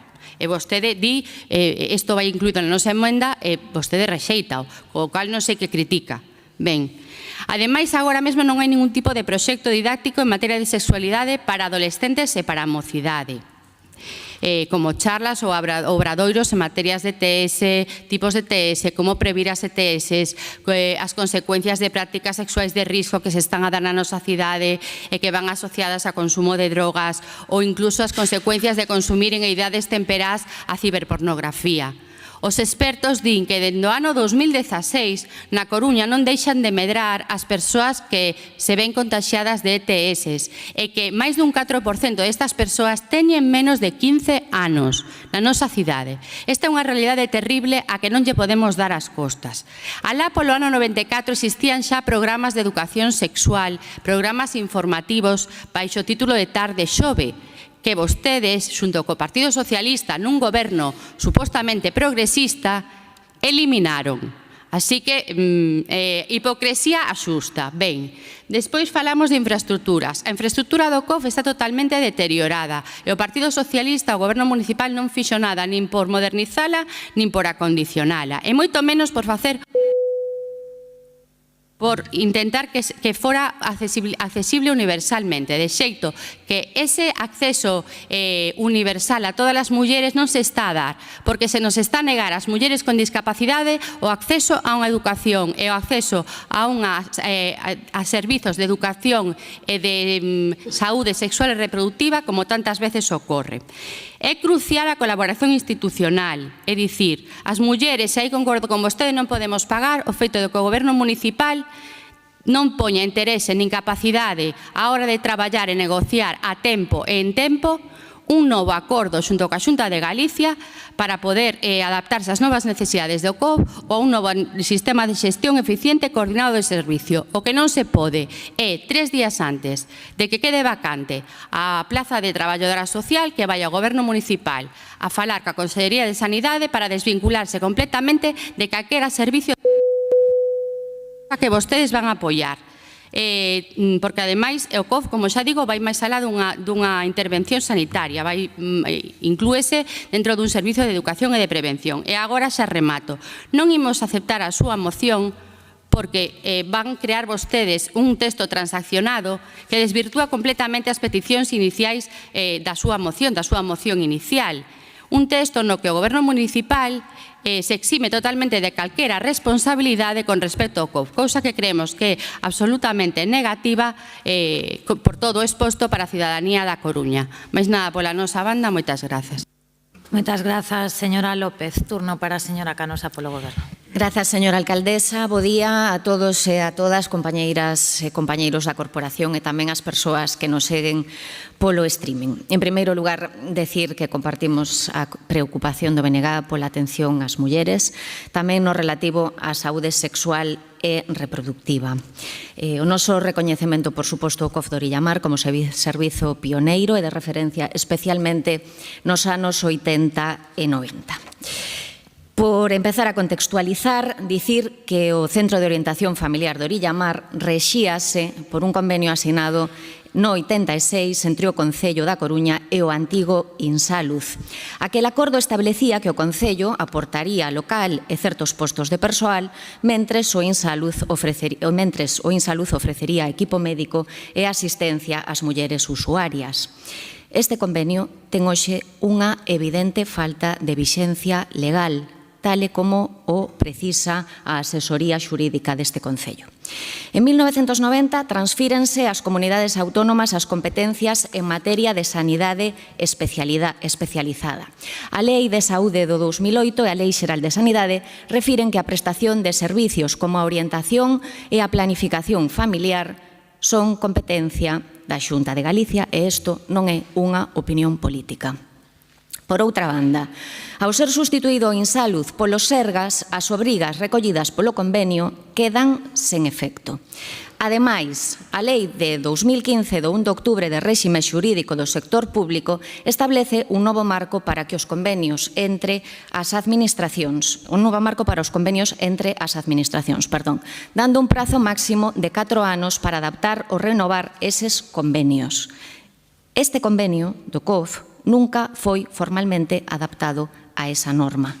Así o conclúe o informe da asesoría xurídica do 5 de febreiro deste ano, que di, ao non terse adaptado ni renovado no prazo legal, o convenio debe considerarse extinguido de pleno dereito. Calquera actuación que queramos terá que enmarcarse, polo tanto, nun novo contexto legal. O Concello, polo tanto, non pode convocar nin cubrir legalmente prazas de persoal sanitario especializado. Primeiro, por non ter competencias en atención sanitaria especializada nin na prestación de servizos clínicos e, ademais, porque non existe convenio. Dito isto, o Concello, si, señora López, está a actuar en materia de prevención e atención en saúde afectivo-sexual. Por exemplo, a través do Programa Municipal Educa Coruña e do Servizo de Igualdade e Diversidade. Si, se desenvolven obradoiros que teñen como obxectivo sensibilizar o alumnado e crear espazos de confianza para falar e promover dunha sexualidade igualitaria, libre e saudable entre a mocidade. Tamén temos en marcha outros programas de información e asesoramento ás mulleres. Exemplo, a través do CIN. Se realizan campañas tamén nesta liña para xoves e para mulleres, en colaboración co tecido asociativo da cidade. Para rematar, quero facer un breve repaso sobre as xestións que realizamos no último trimestre do 24 en este ano 2025 e que tamén xa iniciara con anterioridade a miña compañeira, a señora Neira. Entre outubro e xaneiro, outubro 24 e xaneiro 25, se mantiveron diversos contactos informais cos Sergas. Poden vostedes preguntar ao xerente. O 25 de xaneiro se celebrou unha reunión entre o Concello e os Sergas. Nela falamos da situación xurídica do convenio, subliñando a súa invalidez e propuxemos unha folla de ruta para regularizar o servizo. É certo que houve algunhas discrepancias, pero aínda así acordamos remitir o informe xurídico para o seu estudo por parte dos Sergas e mesmo solicitar por escrito a disolución do convenio. O 5 de febreiro a asesoría xurídica emitiu un informe que ratificou por escrito a perda de vixencia do convenio. O 7 de febreiro se remitiu este informe aos Sergas, dando así ese cumprimento que se nos solicitara. Entre febreiro e abril deste ano se realizaron distintas tentativas e houbo diversas comunicacións informais. O 22 de abril se dirixiu especificamente toda a documentación á Consellería de Sanidade, expoñendo a urxencia de asinar un novo convenio. Non hai unha resposta firme escrita, pero sí sabemos que a teremos brevemente. Remato, señora alcaldesa. Como verán, o Goberno ten actuado con dilixencia, responsabilidade, pero sobre todo con lealdade institucional. Non existe inacción senón unha vontade de solventar esta situación. Solventar no que propoñemos nesa emenda, que agardábamos que contase co apoio unánime da corporación. Parece que non vai a ser así. Realmente isto sería positivo para as usuarias que seguirían recibindo atención no seu centro de sempre, pero sí cun servizo reforzado dentro da estructura sanitaria pública, permitindo ademais a coordinación cos centros de saúde. O compromiso deste Goberno, señora Beira, coa continuidade do servicio do COPFE atención ás mulleres é absoluto. Non podemos permitir que as coruñesas queden desatendidas por conflictos burocráticos, polo que apelamos á colaboración interadministrativa. Confío en que a Xunta estará á altura das circunstancias. Nada máis e moitas grazas. Ben, moitas grazas. Se acepta a emenda do PSOE e se rexeita do PP, polo tanto, imos votar en primeiro lugar a emenda do Partido Popular e de non prosperar se votaría a moción do BNG coa emenda do PSOE incorporada. Votos a favor da emenda do Partido Popular. Grazas. Votos en contra. Grazas. Queda rexeitada. Votos a favor, agora sí, da moción. Grazas. Votos en contra. Queda aprobada. Terceira e última moción do BNG sobre memoria democrática. Señora Queixas. Grazas de novo, alcaldesa. Como todos vostedes saben, en novembro deste ano fanse 50 anos da morte do ditador Francisco Franco. E co gallo deste cabo de ano, o goberno local agora vese apurado para impulsar o nomeamento de lugares da memoria. Mais compre lembrar que o está a facer 3 anos despois de ter sido aprobada a Lei de Memoria Democrática.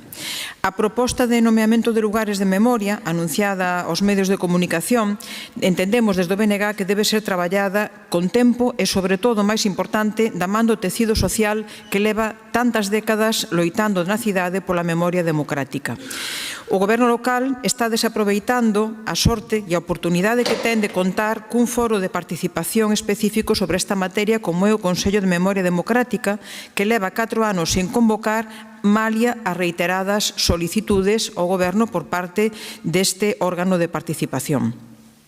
Por outra banda, esta presa por nomear lugares de memoria contrasta co feito de que o goberno local teña no caixón desde hai 6 anos un informe do Instituto José Cornide sobre a retirada de honras e distincións a persoas participantes no golpe de Estado de 1936 e na posterior represión. Agardemos que, dunha vez por todas, o goberno de Inés Rei rectifique e comece a cumprir a lei de memoria sen que os teña que denunciar a propia sociedade e actuar a Fiscalía como acaba de facer recentemente en Santander por unha situación moi parecida. Tampouco se sabe nada do compromiso que chegou o goberno de Inés Rei con Selva García, filla de Pepín García, que doou, como xa temos traído a este pleno noutras ocasións, unha escultura realizada por Ramón Conde en memoria dos irmáns da Lixivia. Este compromiso fíxose firme na Xunta de Goberno Local do 1 de xullo de 2020 e 5 anos despois segue sen executarse este acordo e sin dar explicacións á familia. Por iso, desde o Grupo Municipal do BNG solicitamos a este pleno que adopte o seguinte acordo. En primeiro lugar, instar o goberno local a convocar antes do vindeiro pleno da corporación o Consello da Memoria Democrática. Xa vemos que o desenvolvemento deste pleno fai milagros e xa acaba de ser agora mesmo convocado para o próximo 30 de maio. Agardemos que no desenvolvemento deste pleno tamén se empecen a executar xa os seguintes acordos. Informar o Consello de Memoria Democrática do Estado en que se atopa o proceso de revisión de oficio dos acordos municipais e ministeriais que logo provocaron que a Casa Cornide rematase fraudulentamente nas mans da familia Franco, cumprir co comprometido con Selva García, filla de Pepín García, instalando antes de que remate o verán a escultura en memoria da represión sufrida polos irmáns da Lixivia, da autoría de Ramón Conde e cedida pola familia, tal e como xa se aprobou en Xunta de Goberno Local o 1 de xullo de 2020. Incoar, antes de rematar 2025, os expedientes de retirada de honras e distincións a persoas participantes no golpe de Estado de 1936 e na posterior represión recollidas no informe elaborado polo Instituto José Cornide de Estudos Coruñeses no ano 2019. Encargarlle, no marco do Consello da Memoria Democrática, un novo informe ao Instituto José Cornide de Estudos Coruñeses para estudar e recoller aquelas outras honras e distincións que deben ser retiradas ao abeiro da Lei 20-2022 de 19 de outubro de Memoria Democrática. Sería este, desde logo, unha boa mostra e un bon exemplo do respeto que hoxe todos e todas manifestamos aquí cara ao Instituto José Cornide. E, en segundo lugar, sería instar a Xunta de Galiza a facerlles cumprir aos actuais propietarios da Casa Cornide, a familia do dictador Francisco Franco, as condicións que veñen determinadas pola declaración de ben de interese cultural deste inmóvel e que, polo tanto, cumpran coa súa obriga de abrir a cidadanía e cumpran coa Lei de Patrimonio Cultural de Galiza. Moitas grazas. Moitas grazas, señora Queixas. Turno para o Partido Popular, señor Mora. Buenos días, muchas gracias. Como varios de los presentes saben, soy licenciado en Sociología y durante aquella época en la facultad conseguir una beca para trabajar en el CIS era símbolo de fortuna, prestigio y el augurio de un buen futuro profesional. Desde que el afiliado socialista Tezanos se apropió de esta institución y provocó la pérdida de prestigio con sus análisis y, lo que es peor, tiró por tierra el trabajo de muchos años y muchas personas con sus modificaciones metodológicas, la profesión y sus herramientas no atraviesan su mejor momento. En cualquier caso, sigo creyendo que las encuestas son una vía muy útil a través de la información que nos proporcionan para llegar a conocer la realidad social de nuestro entorno. Por eso, hoy creo que es bueno que hablemos de una de ellas. Miren, les voy a refrescar unos datos de la última encuesta de Sondase sobre las principales preocupaciones de los coruñeses. Con una tasa de paro cercana al 11% y más de 12.000 personas en la ciudad en situación de desempleo, la mayor preocupación que tienen los coruñeses en estos momentos es el riesgo de poder acabar en las listas de demandantes de empleo. Además, este estudio también nos indica que los colectivos más preocupados con los que tienen peor índice de ocupación son los jóvenes y las mujeres. En el segundo puesto del ranking de problemas que ven los ciudadanos, aunque muy parejo en cuanto a porcentaje, estarían la delincuencia y la inseguridad, algo que preocupa a todas las franjas de edad. Y a nosotros nos preocupa mucho, y noticias como las que leemos a diario corroboran que la inquietud vecinal crezca. También la situación de la ciudad supone un motivo de preocupación para los coruñeses. El estado de las calles, las aceras y las carreteras es lo que genera mayores críticas. Y en cuarto lugar, por no seguir, están los temas relacionados con la movilidad, la situación del tráfico, la circulación, el problema de los aparcamientos. Pero también tenemos temas como la limpieza y la recogida de basuras y la vivienda. Como ven, mes tras mes, pleno tras pleno, el Grupo Popular trae a debate estos temas. Y no porque lo diga una encuesta, sino porque nuestro contacto permanente con los vecinos nos hacen llegar sus principales preocupaciones. Para el BNG, los problemas de seguridad no son una preocupación y a los hechos me remito, como no es la situación y el estado de las infraestructuras de nuestra ciudad. Pero por lo que lo vemos, sí lo son otros temas. 2 veces en 5 meses han traído a este pleno un tema similar como el de hoy. En enero les dije que si existe una obligación legal de convocar un ente como el Consorcio de Turismo cada 3 meses y no lo hacen, ¿para qué lo iban a hacer con un órgano como este, que no tiene esa naturaleza? Pero lo acaban de hacer hace 5 minutos, como decía la señora Queixas, a través de uno de los milagros del señor Castro. En aquel pleno me adelanté a lo que el señor Castro les iba a responder en su intervención y casi lo clavo. Y hoy me atrevería a decir lo mismo. Y a la vista de la convocatoria me reafirmo. Solo recuerdo, les dirá que sí, que tienen razón, que están trabajando en este tema y que lo tenían previsto y que es una prioridad. Lo que yo me pregunto es si realmente les interesa a ustedes que este tema se resuelva. Piénselo bien. ¿Les compensa? ¿Qué harán después? ¿Presentarán a este pleno cuestiones que realmente preocupan a los coruñeses y ayuden a mejorar su día a día? Miren, ustedes y sus socios no son capaces de gestionar el 2025. Céntrense en eso y dejen de intentar gestionar lo que ya pasó hace 90 años.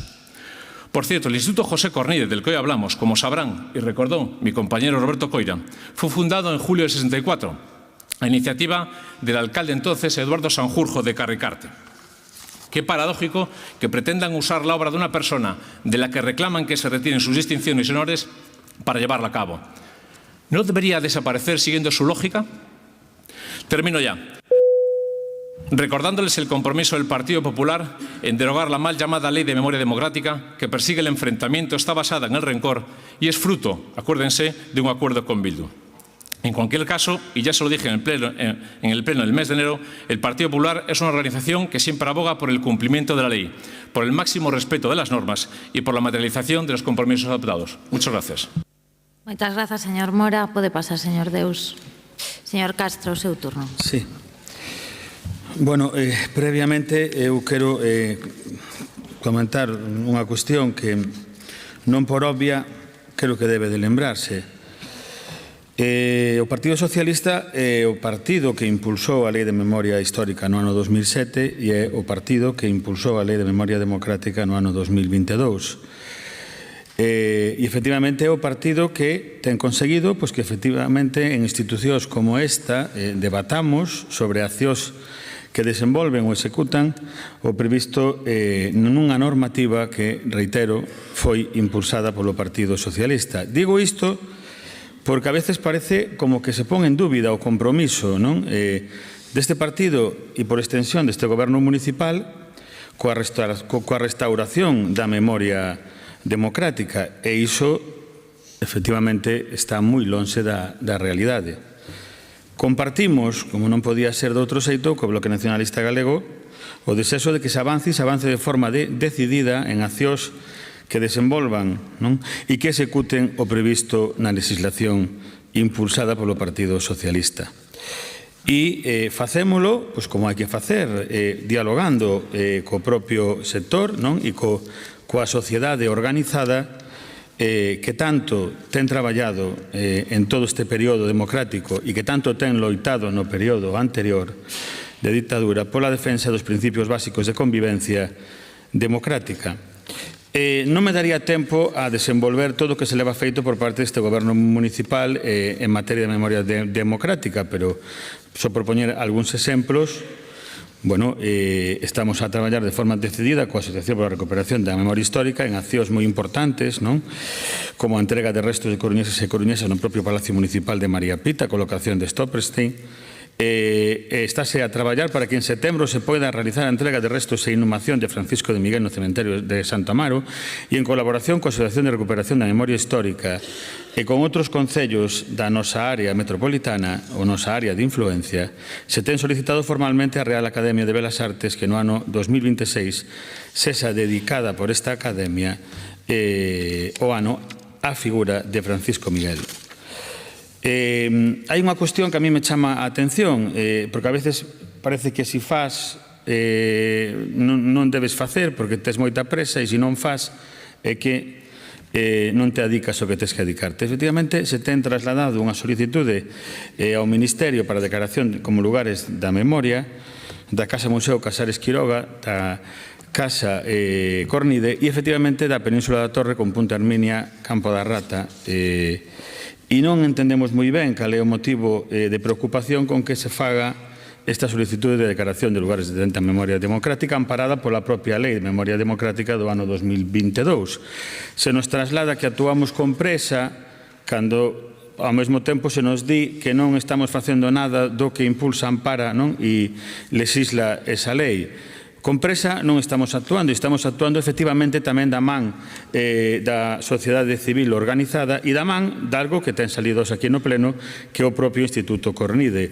Esta solicitude de declaración de lugares da memoria democrática, que é absolutamente pioneira no noso país, en Galicia, realízase non por unha ocurrencia deste concelleiro nin deste goberno, sino por uns informes realizados polo Instituto José Cornide que impulsan, amparan e dan cobertura e argumentación.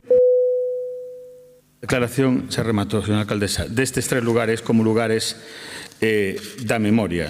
Creo que nadie discute a legitimidade e a autoridade e incluso a representatividade do propio Instituto para realizar uns informes que propoñan isto e que como non podía ser de outro xeito, o Goberno apoia decididamente, non? E, efectivamente, sí que se ten convocado o Consello da Memoria Democrática, porque isto foi o que trasladou este concelleiro, que se iba a convocar no mes de maio e trasladou en diferentes foros, incluso en debates específicos organizados polas asociacións e entidades que traballan no ámbito da memoria democrática, con asuntos na orde do día, como efectivamente debate e valoración, algo que tamén trasladamos, da posible ampliación da composición do Consello, tendo en conta o contido da Lei de Memoria Democrática. E tamén unha actualización do informe do Instituto José Cornide e das súas implicacións ao abeiro do contido da Lei de Memoria Democrática. Concelleiro, xa remato, señora alcaldesa, algo que este concelleiro trasladou neste pleno que se ia a facer e que pois eu agradezo que o Bloque Nacionalista Galego pois asuma tamén como proposta propia, porque nisto, sen ningún signo de dúbidas, deberíamos de estar absolutamente todos. Lamento profundamente que non estemos todos, e o lamento, porque eu creo que sería un síntoma de normalidade democrática que o Partido Popular suscribise unha moción como a presentada polo Bloque Nacionalista Galego, que máis alá dos matices que poida haber, que, bueno, son lexítimos na defensa, digamos, da posición ou do protagonismo, máis que posición, porque na posición coincidimos todos, que poida querer ter cada un lexítimo no ámbito político, pero efectivamente que non esconde que a realidade é que coincidimos esencialmente e fundamentalmente o Partido Socialista e o Bloque Nacionalista Galego na defensa da memoria democrática. Agardo que por parte do Partido Popular se poida producir unha rectificación nese sentido, porque iría en ben do conxunto da cidadanía, creo que reforzaría a democracia no sentido máis amplo do termo. Remate, señor Castro, por favor. Contribuiría. Ben. Procedemos á votación desta moción. Votos a favor. Grazas. Votos en contra. Grazas. Remata aquí o turno de mocións do... Perdón, queda aprobada a moción. Remata aquí o turno do BNG. Se lles parece, imos facer unha pequena pausa. Retomamos a sesión ás 12:10. Grazas.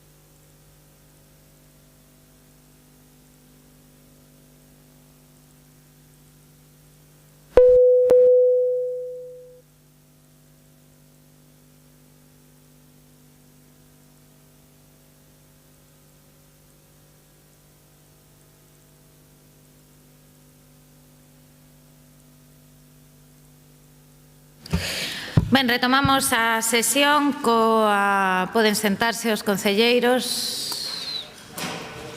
Deben sentarse os concelleiros. Ben, primeira moción do Partido Popular relativa ao novo plan de emerxencia municipal PEMO. Señor Lorenzo, poden pasar. Señor Lorenzo, ten a palabra. Bueno, gracias, señora alcaldesa. Buenos días a todos y a todas. Sin lugar a dudas, todos vamos a recordar lo que pasó el día 28 de abril. Algo que parecía, o que incluso se había anunciado en vía parlamentaria por parte del presidente del Gobierno, don Pedro Sánchez, que nunca iba a ocurrir, y no cabe duda que al final ocurrió, y que de repente pues todos nos quedamos sin red eléctrica y sin red de comunicaciones. Y yo creo que mis primeras palabras tienen que ser un poco de poner en valor y hacer un reconocimiento de la buena respuesta que ha habido en este concello por parte de todos los miembros de los servicios de emergencia. Estoy hablando de la policía local, estoy hablando de los bomberos, estoy hablando también de la protección civil, estoy hablando también de los funcionarios que se quedaron trabajando y que yo recuerdo que al día siguiente, cuando leí los periódicos y una persona me comentaba que la gran noticia había sido el apagón, yo creo que la buena noticia que hubo en esta ciudad, que todo lo que se contaba, pues hoy a los ojos de los vista de los días que han pasado, pues que se convirtieron en anécdotas. Y quizás que son anécdotas y no hubo malas noticias ni graves noticias por esa respuesta que ha tenido, ya digo, los servicios de emergencia, pero sobre todo también la sociedad coruñesa y, por supuesto, un agradecimiento a las radios que en aquel momento fueron las que nos estuvieron informados.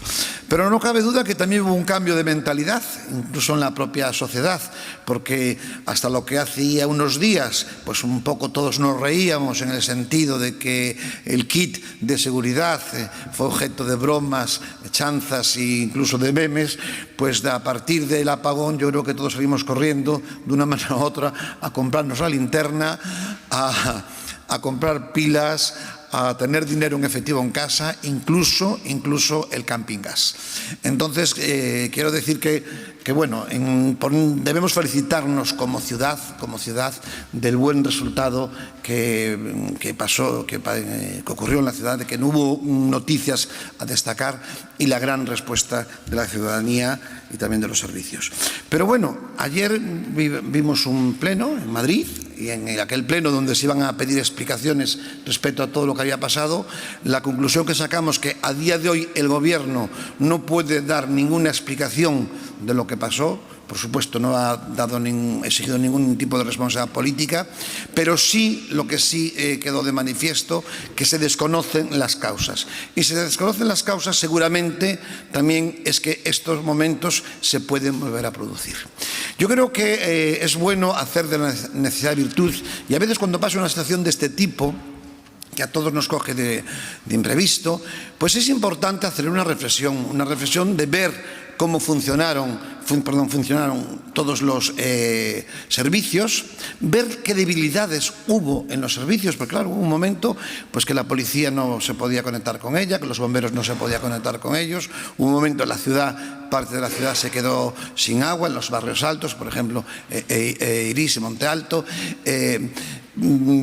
hubo situaciones de gente que problemas de discapacidad que quedaron, que no podían entrar en sus casas, hubo temas de personas que se encontraban solas y que no se sabía de ellas. Yo creo que quiero decir con esto que estas experiencias, estas situaciones que hemos vivido nos pueden servir para reflexionar y sobre todo para mejorar. Por eso esta moción quiere ser constructiva, sobre todo constructiva, en el sentido de que cojamos esas experiencias, hablemos con aquellas personas que han tenido una intervención directa para que nada haya ocurrido, para que nada malo haya pasado y sobre todo que mejoremos estos protocolos. Por eso hablamos de una actualización del nuevo plan de emergencias municipal, nosotros presentamos una serie de medidas. Quiero decir que no son medidas números clausos, que son unas medidas abiertas para reflexionar entre todos, pero sí que mejorar el nuevo plan de emergencia municipal, sobre todo atendiendo a las nuevas realidades, sobre todo también atendiendo a los nuevos avances tecnológicos y también actualizar los protocolos de actualización y coordinación entre las distintas administraciones. También hablamos de respeto a los equipos de emergencia, que haya un servicio técnico de atención permanente, que haya un comité multisectorial de crisis municipal, que creo que es importante que en la que formen expertos, y también aprovechando que se están elaborando por parte del Ayuntamiento dos planes, el plan municipal de salud mental y el plan de personas que viven solas, que se aprovechen en esos planes para adoptar medidas que puedan tener en cuenta a estas personas, sobre todo medidas de gestión psicoemocional o cómo podemos atender a estas personas que viven solas. Y por último, también una propuesta que hacemos es una guía de buenas prácticas que todos debemos conocer para saber cómo tenemos que reaccionar en un momento que se pueda producir una situación de este tipo. Lo dicho, es una moción constructiva, pero sobre todo poner en valor y reconocer que los servicios de este Concello y la ciudadanía han respondido a una situación un tanto inesperada. Muchísimas gracias por su atención. Moitas grazas, señor Lorenzo. Turno para o BNG, señor Soto. Grazas, señora alcaldesa. Eu a verdade que celebro, e digo con toda honradez, o ton construtivo por parte do Partido Popular. Eu creo que a veciñanza desta cidade se merece que no pleno traíamos máis mocións deste tipo e, sobre todo, que o ton do debate sexa máis nese sentido. Nos estamos de acordo co sentido da moción, iso fora de calquera dúbida. Tamén é verdade que nos chama a atención que traian vostedes aquí a necesidade que compartimos, como digo, de actualizar o plan de emerxencias municipal á vista dos acontecementos recentes, pero tamén é verdade que o plan galego de emerxencias, o Platerga, foi aprobado polo goberno do bipartito no ano 2009 e a día de hoxe ainda nunca se modificou, nin se actualizou. A min isto chama a atención. De hace 6 anos, por lo tanto, no que o Partido Popular na Xunta de Galiza non actualizou, non tivo ben actualizar ese plan de emerxencias. Tamén me chama a atención que se preocupen vostedes por isto, aínda que a verdade, como digo, honradamente, sinceramente o celebro, cando o Partido Popular ainda mantén a Carlos Mazón na Generalitat de Valencia despois da súa nefastísima xestión do desastre natural causado pola Dana. En fin, tamén me chama a atención que o Partido Popular trae aquí esta moción cando correu o señor Rueda a devolverlle as competencias todas en xestión de emerxencias ao Goberno Central. Entendo que é porque non confía, digamos, na xestión, no autogoberno ou na capacidade do autogoberno galego para facer fronte a situacións deste calibre. Pero, bueno, en fin, este partido que, ao meu entender, o noso entender, non fai os seus deberes na Xunta, hoxe ven a recordarlle ao Goberno da Coruña que o Goberno da Coruña tampouco fai os seus deberes e nós aí, evidentemente, non podemos máis que constatar que niso teñen razón. O PEMU da Coruña nin é público, non está publicado en ningún sitio, non se pode acceder, nin está integrado no Platerga, no plan de emerxencias autonómico, a pesar de que a nosa cidade sea afectada por riscos especiais. Ora ben, a proposta do Partido Popular, a verdade é que a min particularmente resultame un tanto extravagante. A exposición do señor Lorenzo, a verdade é que me pareceu bastante sensata, pero a redacción da exposición de motivos a min chocoume moito. Nós non entendemos non podemos estar en maior desacordo co popurrí de ocorrencias que se recollen nesa exposición de motivos. Para comezar, porque na súa liña o PP da Coruña intenta aproveitar o acontecido o pasado 28 de abril para aboar a súa idea de que a inseguridade na cidade aumentou. Ali falase, non se está dicindo que acontecese o 28 de abril, pero di que son situacións nas que adoitan aumentar os saqueos a locais, os roubos, as agresións sexuais, incluso discurso, eu informeime sobre isto e a verdade é que o 28 de abril os datos oficiais o que din é que houve un decrecemento das denuncias por delito en toda a cidade da Coruña. Aínda menos podo estar de acordo con unha idea que considero totalmente desfasada, infundada e antiempírica de que as persoas con ansiedade ou con TDAH, con diagnósticos de TDAH, son ou somos propensos a orixinar incidentes críticos. Non atoparán vostedes ningún estudo serio, ningún estudo científico que relacione un diagnóstico deste tipo cun maior risco de delincuencia ou con riscos de situacións críticas, como din vostedes. E creo que todo o grupo municipal do Partido Popular lle debe unha boa desculpa a todas as persoas con problemas de saúde mental por suxerir tal cousa nunha moción presentada para o seu debate neste pleno. Sí creo que tería sido necesario propoñer que o plan de emerxencias teña en conta, por exemplo, que as situacións catastróficas e de emerxencias inciden de distinta forma segundo as condicións socioeconómicas das persoas e, por tanto, deben ter esa desigualdade social en conta. Hai barrios que son máis densamente populados e ali as situacións de emerxencia se viven nunha situación de unha forma moito máis crítica. Hai edificios que teñen carencias na súa construción, que non teñen ascensores, que non teñen un sistema eléctrico, por dicirlo así, actualizado, e todo isto sí que se debería ter en conta. En fin, nós non queremos acabar a intervención sen agradecer a todos os servizos públicos desta cidade polo seu desempeño o día do apagón, aos bombeiros, a Policía Local, a Protección Civil e, por suposto, a unha cidadanía que deu mostras de serenidade nunha situación de grandísima incertidume. E moi personalmente eu quero agradecer a un medio o que me une moitísimo afecto, que é a Radio da Coruña, pero a radio en xeral tamén. En fin, anunciamos o noso voto crítico, pero favorable. Grazas, señor Soto, pola súa intervención. Turno do Goberno, señora Paz. Gracias, señora alcaldesa. Buenos días a todas y todos. Existe un plan de emergencias municipal, el PEMU, de 2015. Este plan es un instrumento de normas y procedimientos de actuación que constituyen el sistema de respuesta de emergencias. En este momento ya disponemos del pliego técnico del nuevo Plan de Emergencias Municipal y está previsto que este mes pueda continuar su tramitación en el servicio de contratación y se dotará así a la ciudad de un plan revisado y actualizado. El instrumento marco en el que se integra el PEMU es el Plan Territorial de Emergencias de Galicia, Platerga. Este plan de emergencias es responsabilidad de la Xunta y fue aprobado el siglo pasado, en 1994, y actualizado en 2010. El lunes 28 de abril, ante la situación de emergencia vivida, el Concello constituyó de forma inmediata un gabinete de crisis, en el que se evaluó de forma permanente la situación y las necesidades de la ciudad.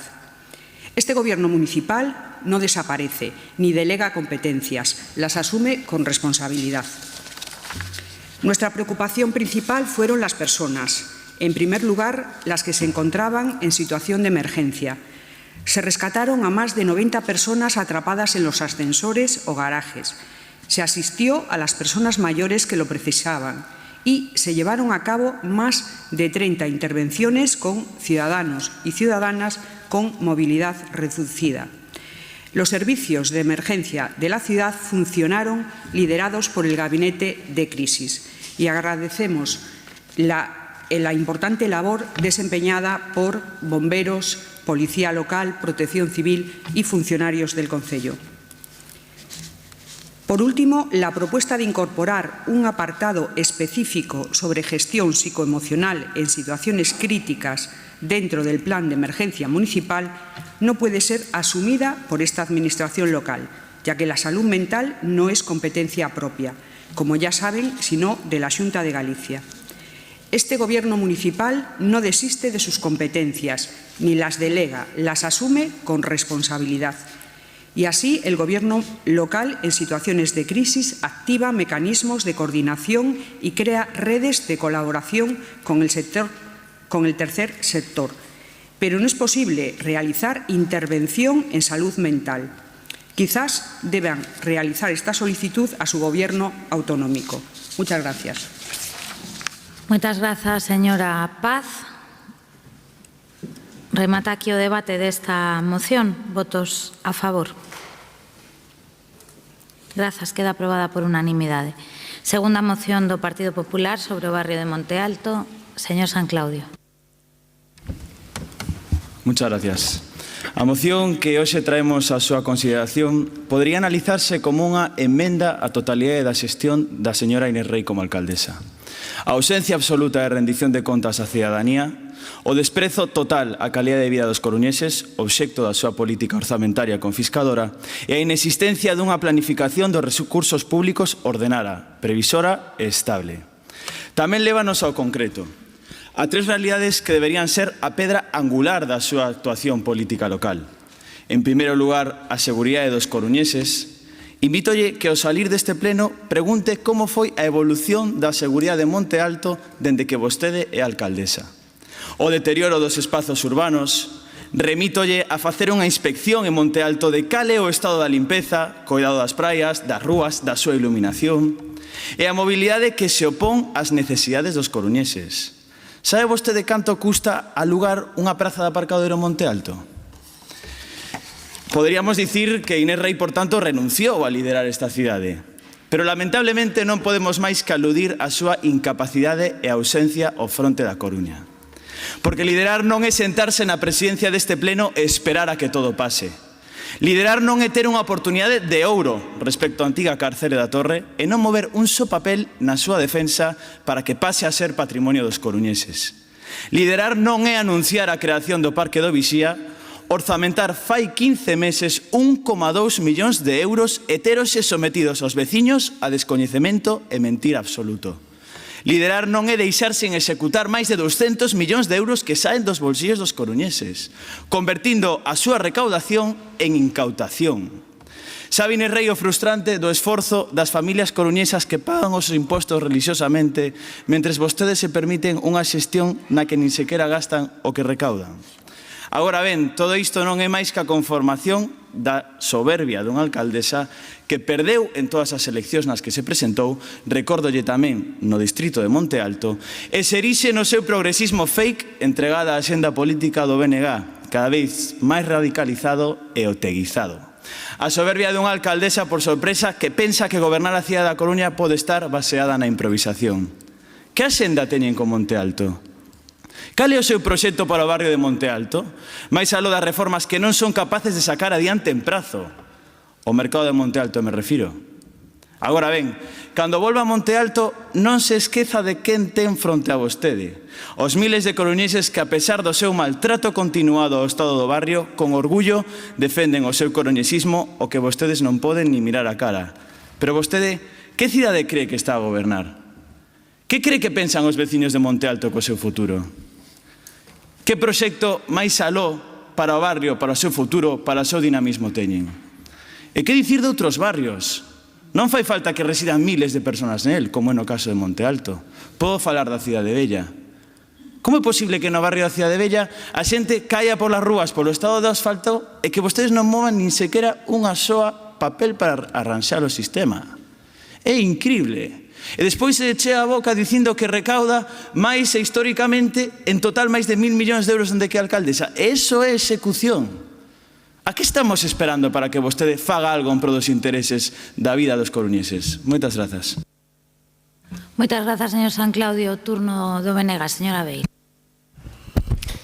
Pois a verdade, señor San Claudio, imos votar a favor da moción, pero non pola súa intervención. Xa tiñamos decidido, evidentemente, votar a favor. Como coruñesa orgullosa residente en Monte Alto, pois comparto a inquedanza nas cuestións concretas que recollen vostedes na súa moción, non tanto na súa exposición agora verbal no pleno, non? A verdade é que o Partido Popular nunca deixa de sorprendernos, non? Parece que agora o copy-paste, o control-C, control-V é a súa nova marca de partido. Xa non no Parlamento de Galiza, non? Con esa Galiza pensada en grande, sino agora traendo aquí a pleno reivindicacións, non? Que xa o Bloque Nacionalista Galego ten posto en riba da mesa unha e outra vez, e vostedes pois collen e traen. A mí pareceme ben, pareceme ben. Como tamén me parece ben que digan vostedes que a alcaldesa sigue a xenda política do BNG. Como non me vai parecer ben? Vostedes apúntanse ás iniciativas do BNG e din que a alcaldesa efectivamente segue a xenda política do BNG. En fin, é unha cousa absolutamente tremenda, non? Pero está ben que reivindiquen o Parque do Vixía. Nós xa trouxemos unha moción aquí a pleno o ano pasado precisamente porque nós incluímos no acordo orzamentario que houvese unha partida orzamentaria para o Parque do Vixía e trouxemos a metade de ano, creo que foi en xullo, unha moción para que se executase precisamente esta actuación. Evidentemente, estamos a favor, como non, de que se xestione o que sexa necesario para que o cárcere provincial acabe de novo en mans do Concello da Coruña e que se cumpra, polo tanto, aquel convenio de inicio do século pasado que dicía que precisamente no momento en que ese terreo se deixase de utilizar para ser un cárcere, iso tiña que devolvérselle á cidade. O que votamos de menos é que vostedes na súa época na que gobernaron no Concello da Coruña, na Deputación da Coruña, na Xunta de Galiza e no Estado non chegasen a un acordo precisamente para que isto fose realidade. Claro que estamos de acordo con que se finalice de xeito urxente as obras do mercado do Monte Alto, pero foi o Bloque Nacionalista Galego que entrouxo precisamente unha moción a pleno para que isto fose así e xa o fixemos este ano. Está moi ben que reclamen un plan de choque de limpeza, mantemento e mellora urbana no barrio de Monte Alto. Comparto que fai falta, en moitas ocasións, temos as beirarrúas en bastante mal estado, en algunhas zonas do barrio, o tema dos cans, etcétera, etcétera. É dicir, fai falta unha limpeza intensiva e fai falta un mantemento desa limpeza e desa mellora no barrio de Monte Alto. O tema do reforzo da presenza policial na zona, están vostedes no seu discurso instalados, evidentemente, mal non ven que haxa policía, evidentemente, pero tampouco hai un problema de seguridade en Monte Alto. Digo yo eu que vivo ali, vivo en Monte Alto, levo os meus fillos ao colexo a Monte Alto, os meus fillos van sós pola rúa en Monte Alto. Fíxese vostede se non hai un problema de seguridade que os meus fillos van sós ao colexo en Monte Alto, e teñen que subir toda unha rúa e non teñen absolutamente ningún problema. Haberá cousas como hai en todos os barrios, en todas as cidades do mundo, pero non é un barrio inseguro. Non digan iso, nada máis. Grazas, señora Beira. Turno para o señor Castro. Bueno, eu, parafraseando así un pouco, para mí é un orgullo e satisfacción que o Partido Popular asuma e apoia os proxectos deste goberno, como o Parque do Vixía, o impulso do mercado de Monte Alto, da construción do novo mercado de Monte Alto, ou efectivamente as xestións necesarias para a rehabilitación do cárcere. Como decía a compañera do BNG, a señora Beira, efectivamente nada disto soubemos no período 2011-2015, a pesar do teórico apoio que logo na práctica creo que se traduciu en ben pouco, por non decir nada, para esta cidade do Goberno Central, da Xunta e da Diputación, como ben se ten manifestado. E máis, no caso en concreto da prisión provincial, creo que máis que apoiar puseron paus nas rodas, porque nese período se paralizaron todos os proxectos que tiña o Partido Socialista xa estudados e impulsados desde os gobernos municipais desta cidade con respecto á prisión provincial. Máis ben foi, digamos, o mandato da paralización desta cuestión. Para quen empezou a dar as súas primeiras patadas a un balón no Parque de Vixía, con, efectivamente, moita discusión con respecto a quen xogaba na parte de arriba ou de abaixo, porque ese campo ten no que xogábamos unha pendente, é evidente. Aprendías moito, sobre todo aprendías a non lanzarte cando a costa era favorable e, efectivamente, a ter moita cautela e a reservar os esforzos cando tiñas o campo costa arriba. Pois, efectivamente, ese proxecto está aí, se vai a executar, e desde o punto de vista persoal, pola propia experiencia vital, creo que é un proxecto que vai a cambiar esencialmente a fisonomía e, sobre todo, a calidade de vida dun barrio onde non é certo que exista inseguridade. É unha falacia absoluta. E, ademais, como eu me caracterizo por falar, ademais, claro, e non esconder absolutamente nada, este concelleiro creo que ten camiñado só por ese barrio nas 24 horas do día. 24, porque, bueno, adoito aproveitar o día. Nas 24 horas do día. Nunca tive ningunha sensación, nin siquiera subjetiva, de inseguridade. 24 horas, efectivamente. Creo que, bueno, hai que aproveitar, digamos, a vida en toda a súa extensión. É unha forma tamén de coñecer a tirios, troyanos e os que están no medio de ambos, non? Dito isto, efectivamente, relatan unha realidade que non se corresponde para nada co que se vive no barrio, reitero, en materia de inseguridade. E, vamos a ver, eu creo que incluso neste pleno se falou de cuestións que son moi importantes. Falábamos da antiga prisión provincial, a súa solicitud de declaración dentro do marco do entorno da Torre de Hércules como lugar de memoria democrática. Creo que é unha palanca moi importante para resolver o problema que existe de rehabilitación. O mercado de Monte Alto vai a executarse, como xa se ten dito, por activa e por pasiva e finalizarse antes de que acabe este ano, pero que existe unha realidade de execución xa de proxectos, como, por exemplo, foi o tramo do paseo marítimo a altura de Pelamios por máis de 3 millóns de euros, o mercado, como dicía antes, máis de 10 millóns de euros, a escaleria de Adelaida Muro, a rampa de Matadeiro, un proxecto de mellora da biodiversidade do Parque Carlos Casares e a súa conexión co Enil da Torre por casi medio millón de euros. O corredor verde do Camiño do Vixía por 723.000 euros e se adxudicou un proxecto hai escasos días de eliminación das barreiras arquitectónicas no acceso ao campo de Marte e ao local da Asociación de Veciños Atochas Monte Alto. Asociación exemplar na dinamización cultural e veciñal deste barrio. En total, máis de 20 millóns de investimento nun barrio que foi absolutamente esquecido durante o mandato do Partido Popular.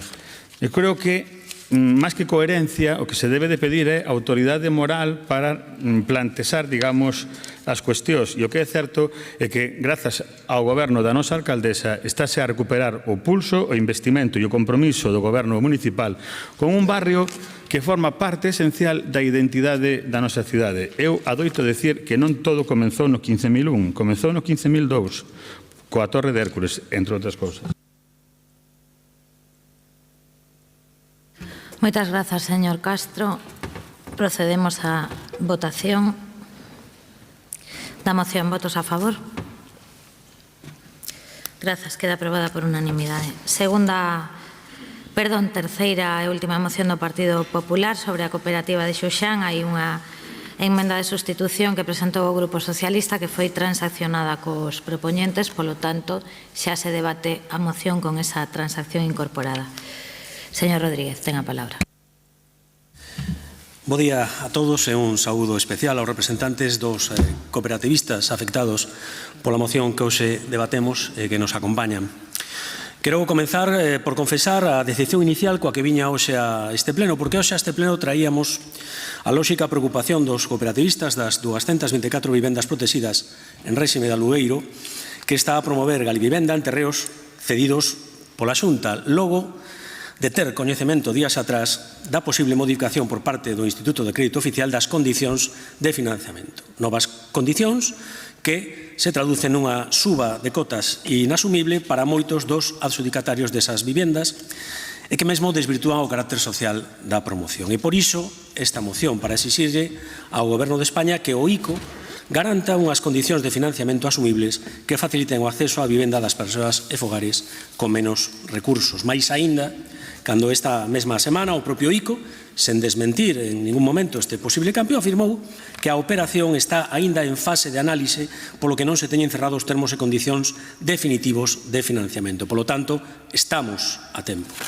E por iso esperábamos a unanimidade en torno a esta petición, e dai a nosa sorpresa e a nosa preocupación pola emenda presentada polo Goberno municipal, que pretendía apoiar o BNG, que eliminaba da ecuación ao ICO, clave na solución do problema destes cooperativistas.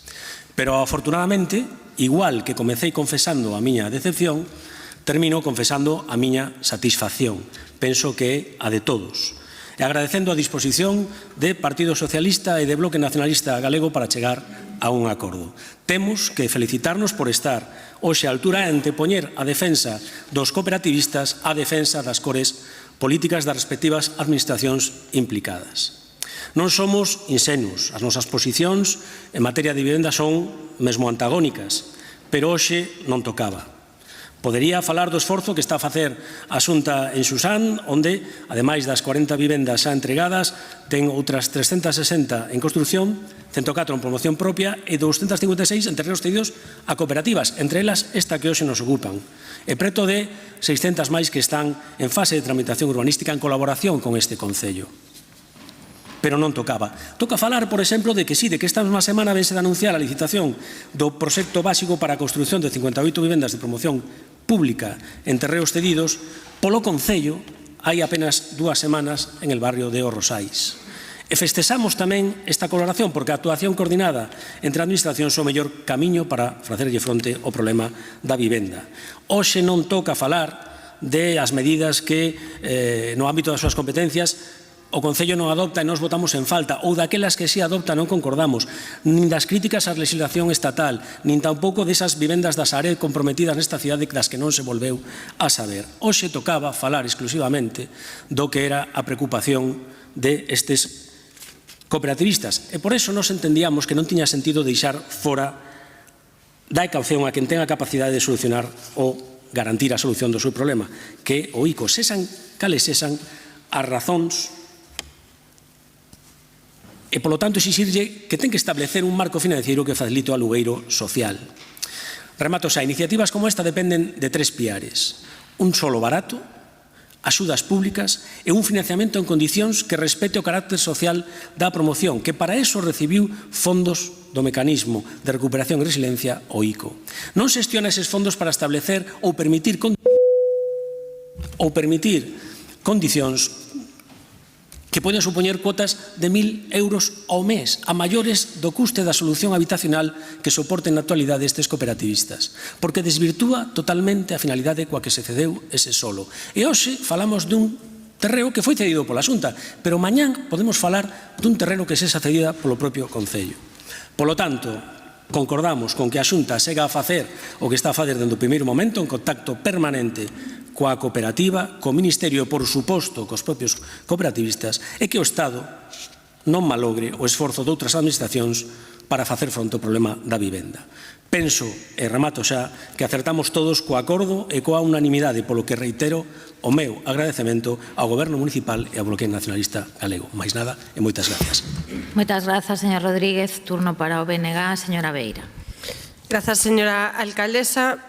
Pois, desde logo, é unha felicidade que nos poidamos poñer de acordo para sacar adiante esta moción, porque aquí o principal é o problema que teñen as persoas cooperativistas. En ese sentido, trasladamos toda a nosa solidariedade, empatía e cariño ás persoas afectadas por esta situación. A verdade é que hai que poñerse no seu lugar e pensar que son persoas que con toda a ilusión do mundo acceden a formar parte disto, que posiblemente sexa a única das formas de acceder a unha vivenda asequível e durante un tempo tan estável. É moi difícil chegar a iso na cidade e en realidade, claro, todo isto que está a pasar é unha cuestión que lles ten que afectar moitísimo, pola cuestión de que se lle escape esa posibilidade das mans. E, desde logo, para o que estamos nas administracións públicas, para o que estamos no pleno do Concello, para o que se está no Parlamento de Galiza, para o que se está no Congreso dos Deputados, precisamente para darlle solución a todo isto, non? E desde logo desde o Bloque Nacionalista Galego en todo o que poidamos achegar solucións, aí estaremos. Xa presentou o meu compañeiro Néstor Rego iniciativas para pedirlle explicacións ao ICO do que saiu públicamente, dese eventual cambio que hai ou poida haber no financiamento. Desde logo ten que ter un correcto financiamento esta cooperativa e desde logo hai que cumprir con esa finalidade coa que a cooperativa accedeu a ese solo. Esa cooperativa accedeu a ese solo para poñer a disposición da xente vivendas asequíveis e dun xeito estável, non? E, polo tanto, aí a Xunta de Galiza ten que facer a súa parte de garantir que iso se cumpra, non? A verdade é que creo que non corresponde efectivamente entrar noutras disquisicións, noutras insinuacións que se deixaron na súa intervención, señor Rodríguez, porque evidentemente falou vostede das 40 vivendas entregadas en Xuxán e eu podería dicirlle que son 40 en 15 anos, pero non vamos a entrar niso. Eu creo que o positivo é que chegamos a un acordo e o positivo é que aquí as tres administracións, o Concello no que depende da súa preocupación máis inmediata porque está na súa cidade, a Xunta de Galiza porque é o seu solo e o Estado porque é o financiamento por parte do ICO, e aquí todos temos que estar a unha, apoiar os cooperativistas e poñer en riba da mesa solucións. Nada máis pola miña parte. Grazas, señora Beira. Turno de peche para o Goberno, señor Díaz. Sí, gracias, señora alcaldesa. Con respecto a esta moción, señor Rodríguez, desde luego alegrarme de que hayamos podido llegar a un acuerdo de transacción que pueda ser votado por unanimidad por los miembros de esta corporación, por todos los miembros de esta corporación, y que los cooperativistas hoy aquí representados puedan sentir el apoyo unánime de todos los grupos municipales en el problema que están encontrando para poder acceder a esas viviendas de alquiler asequible. Pero en todo caso, yo creo que es importante aclarar que si esta moción se presenta aquí y los problemas que estamos leyendo en prensa se presentan así, es porque se parten de una premisa que de entrada es falsa, o por lo menos matizable, ¿no? La realidad es que a día de hoy, como ha trasladado el ICO en una nota de prensa y como nos ha trasladado a este Gobierno municipal, porque nos hemos puesto en contacto directo con el ICO, es que no han aportado a la gestora de la cooperativa ninguna oferta relacionada con la financiación, que es una financiación que se encuentra en estudio. Una financiación que se encuentra en estudio y que, según la voluntad de ese convenio del Ministerio de Vivienda con el ICO, lo que tiene que hacer es favorecer precisamente este tipo de iniciativas. Y precisamente los cooperativistas lo saben porque en la penúltima asamblea que tuvieron con la gestora de la cooperativa, la propia gestora lo que les traslada es, cuando consigamos esa financiación del ICO, que estaban negociando, que están negociando, las condiciones van incluso a ser mejores que las que os hemos planteado. Por lo tanto, yo creo que el kit de la cuestión no está en el ICO, por más que nos pueda servir un poco como explicación rápida o explicación rápida motivada por esa primera reunión que tuvo la Xunta de Galicia con la gestora de la cooperativa. Yo creo que el kit de la cuestión puede estar en otro lado, y es en los 10 millones de euros de fondos europeos que otorgó el Estado a esa cooperativa y que se van a perder. Y no se van a perder por este Gobierno local, no se van a perder por la Xunta de Galicia y no se van a perder tampoco por el Ministerio de Vivienda. Se van a perder por una mala gestión de la gestora de la cooperativa en la tramitación de las licencias.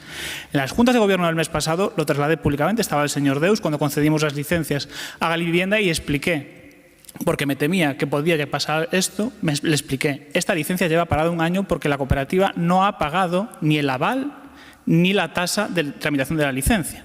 Un año en el que les puedo garantizar que trasladé tanto al Instituto Galego de Vivienda Solo como a la propia gestora de la cooperativa mes tras mes esta situación. Porque tanto el gestor de la cooperativa como el Instituto Galego de Vivienda Solo como este concejal estamos en el Observatorio de Vivienda de Galicia. Y en cada reunión se les trasladaba, existe este problema. No están pagando la tasa, no están pagando el aval. Llevan un año sin pagar ni la tasa ni el aval y no podemos conceder esa licencia. A día de hoy es absolutamente imposible que cumplan con los plazos de los fondos NECS para mantener esa ayuda de 10 millones de euros del Estado. O sea, de entrada, el Estado ha otorgado 10 millones de euros así a fondo perdido. Pero porque hablamos del Estado, del Ministerio de Vivienda, de entrada esa cooperativa tiene 10 millones de euros del Estado que les ha entregado sin más. Con lo cual el Estado de entrada ya ha hecho una labor desde luego importante y una labor para poder viabilizar esa promoción. Y lo que se está pasando es que hay una gestora que desde luego está ocultando a sus cooperativistas que va a perder esa ayuda y se la está cargando esos 10 millones de euros en unas cuotas en los 10 primeros años que van a suponer, pues efectivamente, que paguen esos 1.000 euros en lugar de los cerca de 500 que tenían que pagar según las condiciones que le ponía la Xunta de Galicia. Y no es un problema general, o sea, sí que es cierto que las cooperativas tienen problemas para acceder a la financiación que a lo mejor otras promotoras no tienen. Pero es que hay una cooperativa en este momento que está en el mismo régimen de la Xunta de Galicia, la cooperativa que obtuvo la quinta parcela, que está construyendo. Está en el último sótano de su promoción de viviendas. Ha tenido financiación, no ha tenido ningún problema, ha obtenido la licencia en 3 meses y está construyendo. Por lo tanto, no es un problema de las cooperativas. Hay un problema concreto que creo que hay que analizar por parte de la Xunta de Galicia y por nuestra parte del Ayuntamiento, desde luego todas las facilidades posibles, incluso de interlocución con el Estado, por qué con esta gestora de cooperativas está habiendo este problema.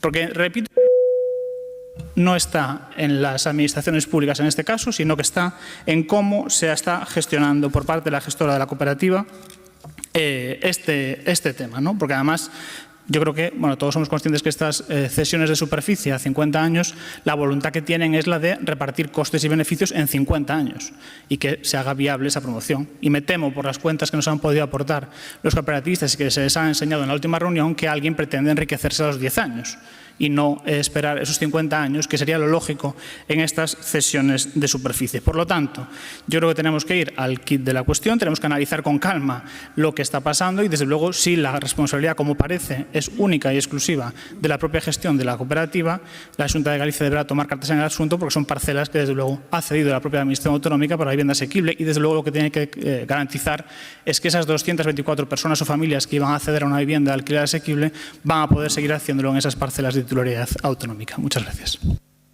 Moitas grazas, señor Díaz. Procedemos á votación desta moción. Votos a favor. Grazas. Queda aprobada por unanimidade. Agradecemos tamén a presenza dos representantes dos afectados. Rematan as mocións. Pasamos ás preguntas de resposta oral. Primeira pregunta do BNG sobre a creación da área metropolitana. Señor Jorquera. Vai facer algo o Goberno local para iniciar o procedemento de creación da área metropolitana da Coruña? Bo día a todos e a todas. Señor Jorquera, pois sí, a resposta é sí, e creo que coido que a vocación metropolitana deste Goberno está fora de toda dúbida. Creo que o movimento se demostra andando. Acabamos de modificar unha ordenanza para facilitar trámites ao Concello de Oleiros, tamén ao Concello de Arteixo, e a nosa alcaldesa vende a asignar un convenio inédito no ámbito da administración local en Galicia de colaboración interadministrativa co Concello de Arteixo. Por citar dous exemplos, creo que como primeiro flash, sí, e, ademais, o movimento demóstrase andando no margen de competencias que temos. A maiores, profundizarei no seguinte turno, establecendo un compromiso sobre esta cuestión.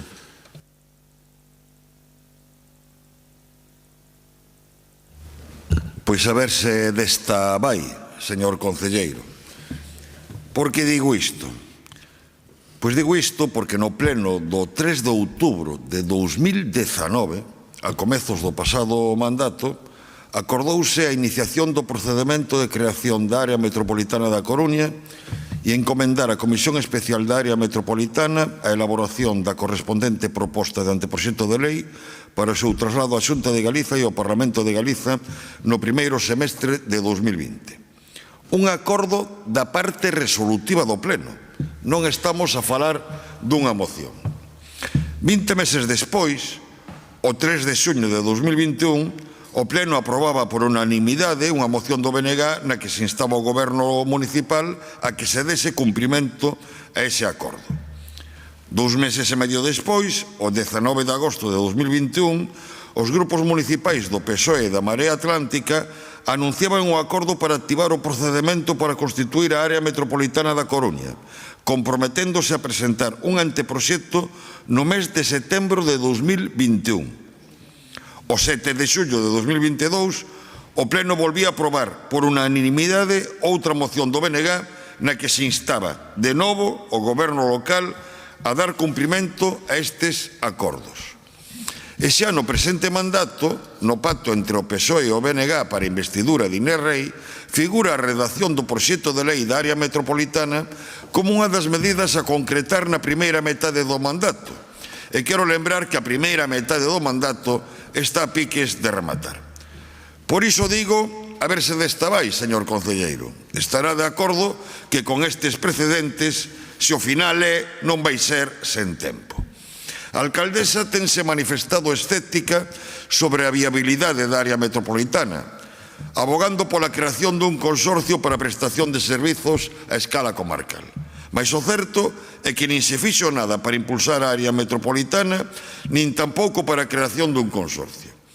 O pasado 23 de abril, vostede fixo mención na súa resposta inicial, a Xunta de Goberno Local aprobou un convenio marco co Concello de Arteixo para cooperar en materias como o transporte público, a xestión da auga e dos residuos ou na planificación estratégica, territorial e urbanística.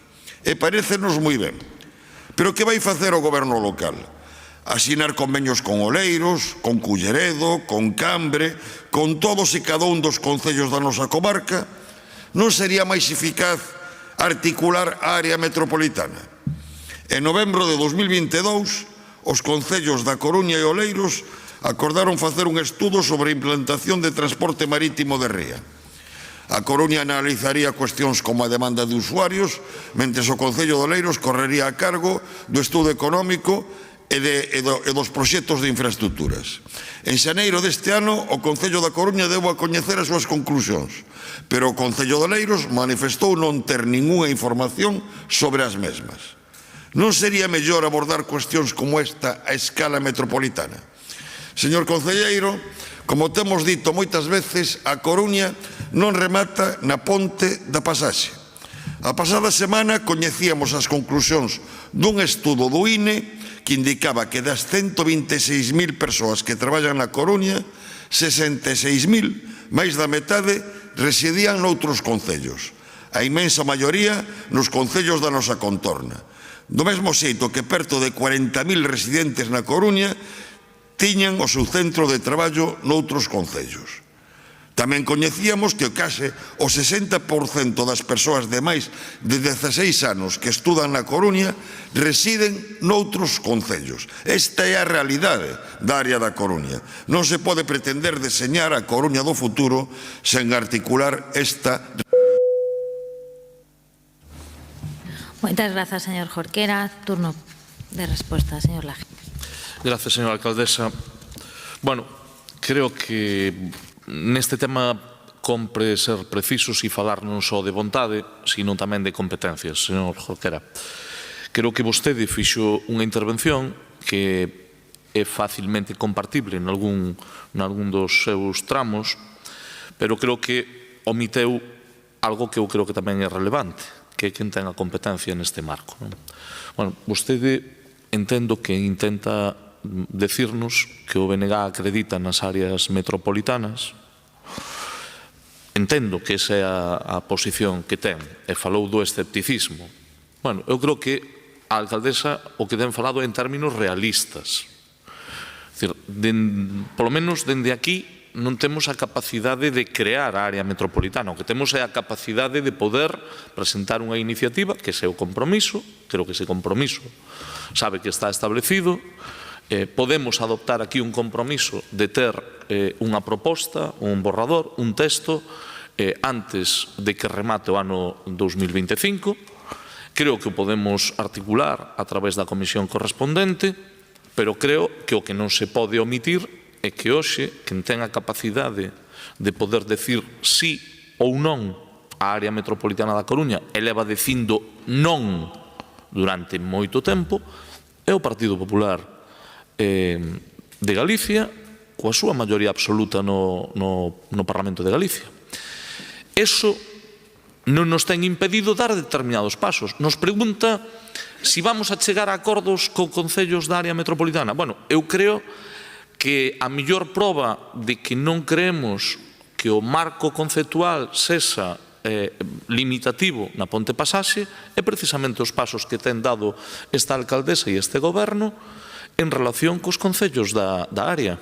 Creo que hai unha visión, de Coruña, metropolitana, unha visión aberta, incluinte, cooperativa e colaborativa, e creo que esa proposta de área metropolitana imos dando pasos, efectivizando. Vostede dixo que non se fixera nada con respecto ao consorcio. Bueno, eu o que lle podo decir é que fai ben pouco tempo a miña compañeira Noemí Díaz, concelleira de Mobilidade, entre outras cousas, o ten plantexado e ten formulado na xuntanza sectorial correspondente co resto de concellos e que a propia Consellería. Nos formulamos as propostas porque nos parece razonable que algo que forma parte do día a día debe de pasar á realidade administrativa. Creemos que o tema da mobilidade é un tema esencial e nese sentido a alcaldesa ten abogado por un consorcio de transportes porque, entre outras cousas, cando se fala de deseños, de planificación, hai que mirar o que funcionou e o que non funcionou. Si vemos Barcelona, por coller un exemplo, sabemos que se hai algo que funcionou en Barcelona foi o Consorcio de Transportes. E entonces nos decimos, bueno, centrémonos en dar pasos señora alcaldesa, e abordar asuntos tangibles. E despois, con respecto á área metropolitana, está ben que fagamos isto, pero iso significa definir un novo marco en Galicia e que alguén ten que decidir ceder competencias. Ceder competencias. Entón, entendo que o que está propoñendo o BNG é que a Xunta de Galicia ceda competencias a unha área metropolitana que se ocupe, por exemplo, da mobilidade. Entendo, dada a súa proposta. A nos o que nos parece é que non hai vontade por parte do goberno galego de ir nin á área metropolitana nin ao consorcio. Pero podemos establecer o compromiso co BNG de ter unha proposta, elevar unha proposta a unha comisión e elevalo ao Parlamento de Galicia? Sí, podemos establecelo. Ahora, eso non significa resolver problemas, significa fijar unha posición e podemos facelo. Mentras tanto, o que temos é un exemplo claro onde a alcaldesa chega a un acordo co Concello de Arteixo, se firma un convenio. Remato, ao mellor iso é un exemplo para facer con máis concellos. Bueno, se a Xunta non dá pasos, pois ao mellor tómase a Coruña de exemplo. Creo que hai algúns concellos que están mirando o que se está facendo. É o que lle podo decir. Nada máis e moitas grazas. Moitas grazas. Segunda pregunta do BNG sobre espazo público. Señora Beira. Sí. Considera o Goberno local que cumpriu co seu compromiso co BNG de ter lista a ordenanza de terrazas no curto prazo de mandato? Grazas, señora alcaldesa. A ordenanza está en fase de últimos retoques e estará lista nas vindeiras semanas. Claro, o problema é que esta ordenanza tiña que estar aprobada nos 6 primeiros meses de mandato. Estamos no ecuador do mandato, precisamente, e aínda non vimos a proposta do Goberno municipal. Esa é a realidade, polo tanto, non cumpriron co acordado co BNG que está no acordo de investidura e que é público, está colgado en internet e é accesível a absolutamente todo o mundo. O problema é que o Goberno municipal non fixo por cumprir nin o que está recollido nese acordo, nin tampouco co calendario que está recollido tamén nese acordo. Na Coruña o que é evidente é que hai moitas terrazas, que hai barrios e zonas da Coruña onde hai moita concentración, onde é un auténtico descontrol, onde teñen tomadas as zonas peonís e apenas se pode camiñar, pasar cunha cadeira de rodas ou co carro dun bebé. Que hai terrazas na nosa cidade que invaden o acceso aos portais. Que as concesións de María Pita están en precario xa desde hai un tempo. A realidade é que vostedes non están tomando decisións para poñer orde no asunto das terrazas. E non me veñan, por favor, prégollo, non me veñan co asunto de que vostedes agora cobran a taxa. Moi ben, estupendo, mal porque non o fixo, ben porque o fagan vostedes. Pero esa non é a solución, porque que paguen unha taxa ou que paguen efectivamente un prezo público por ter unha terraza na rúa non fai menos complicado camiñar polas rúas, non resolve o problema de mobilidade, non resolve o descontrol, non resolve pois efectivamente que haxa portais aos que non se pode acceder por isto, non? Nin a proliferación, nin que haxa efectivamente terrazas que non teñen permiso, etcétera, etcétera, etcétera, e tampouco resolve o feito de que as concesións de María Pita estean en precario. Cobrar unha taxa non resolve todo iso. O que resolve todo iso é unha nova ordenanza que diga claramente onde se pode poñer unha terraza e onde non, que se controle efectivamente si a hostalería está colocando ben as terrazas e que desde logo ten que haber un equilibrio na ocupación do espazo público. Iso é o fundamental, que haxa un equilibrio, porque a todos nos gusta ir ás terrazas, a min tamén, evidentemente, pero que non me gusta é percorrer unha rúa con dificultades porque haxa unha terraza aí instalada. Eso non me gusta e póñome na pel dunha persoa que vai en cadeira de rodas e póñome na pel, evidentemente, porque estiven nesa pel dunha nai que vai empurrando un carro de bebé e non colle nunha beira rúa por culpa das terrazas. Ou póñome, evidentemente, na pel da xente que quere acceder ao seu portal e ten mesas diante dos portais, que é a verdade o colmo, non?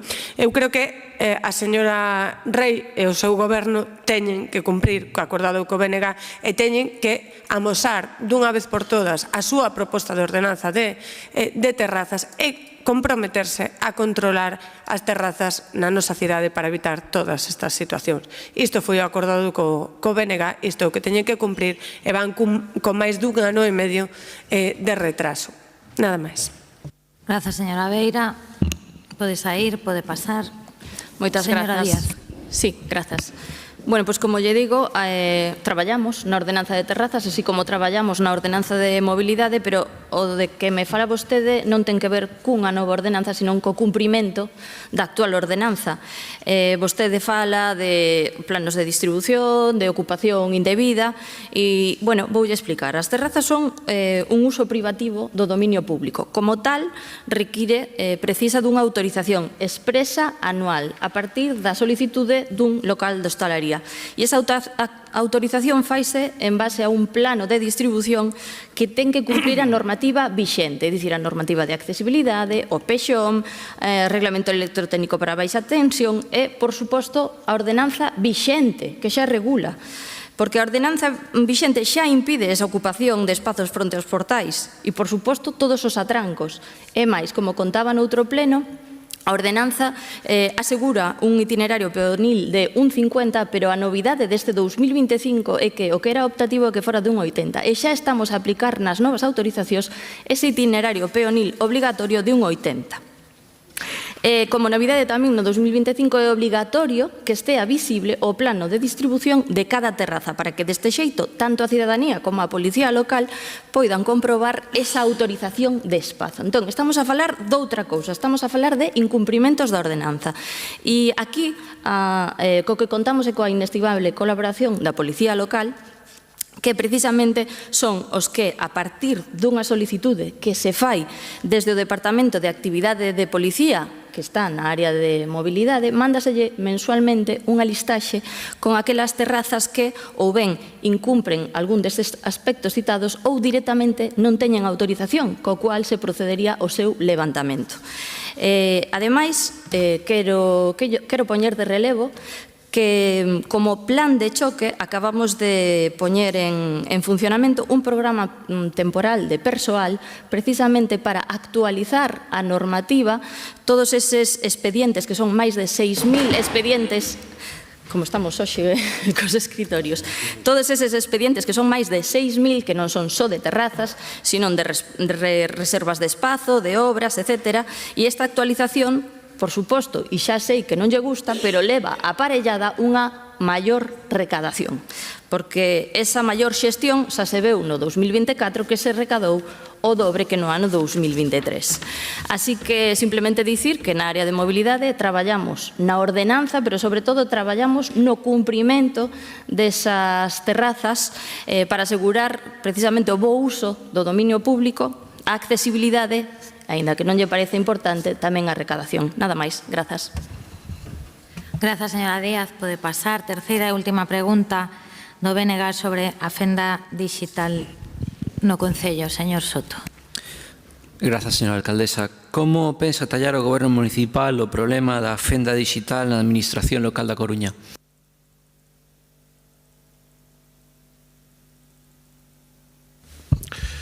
Bueno, creo que temos varias políticas públicas en marcha para atallar a fenda digital na administración local.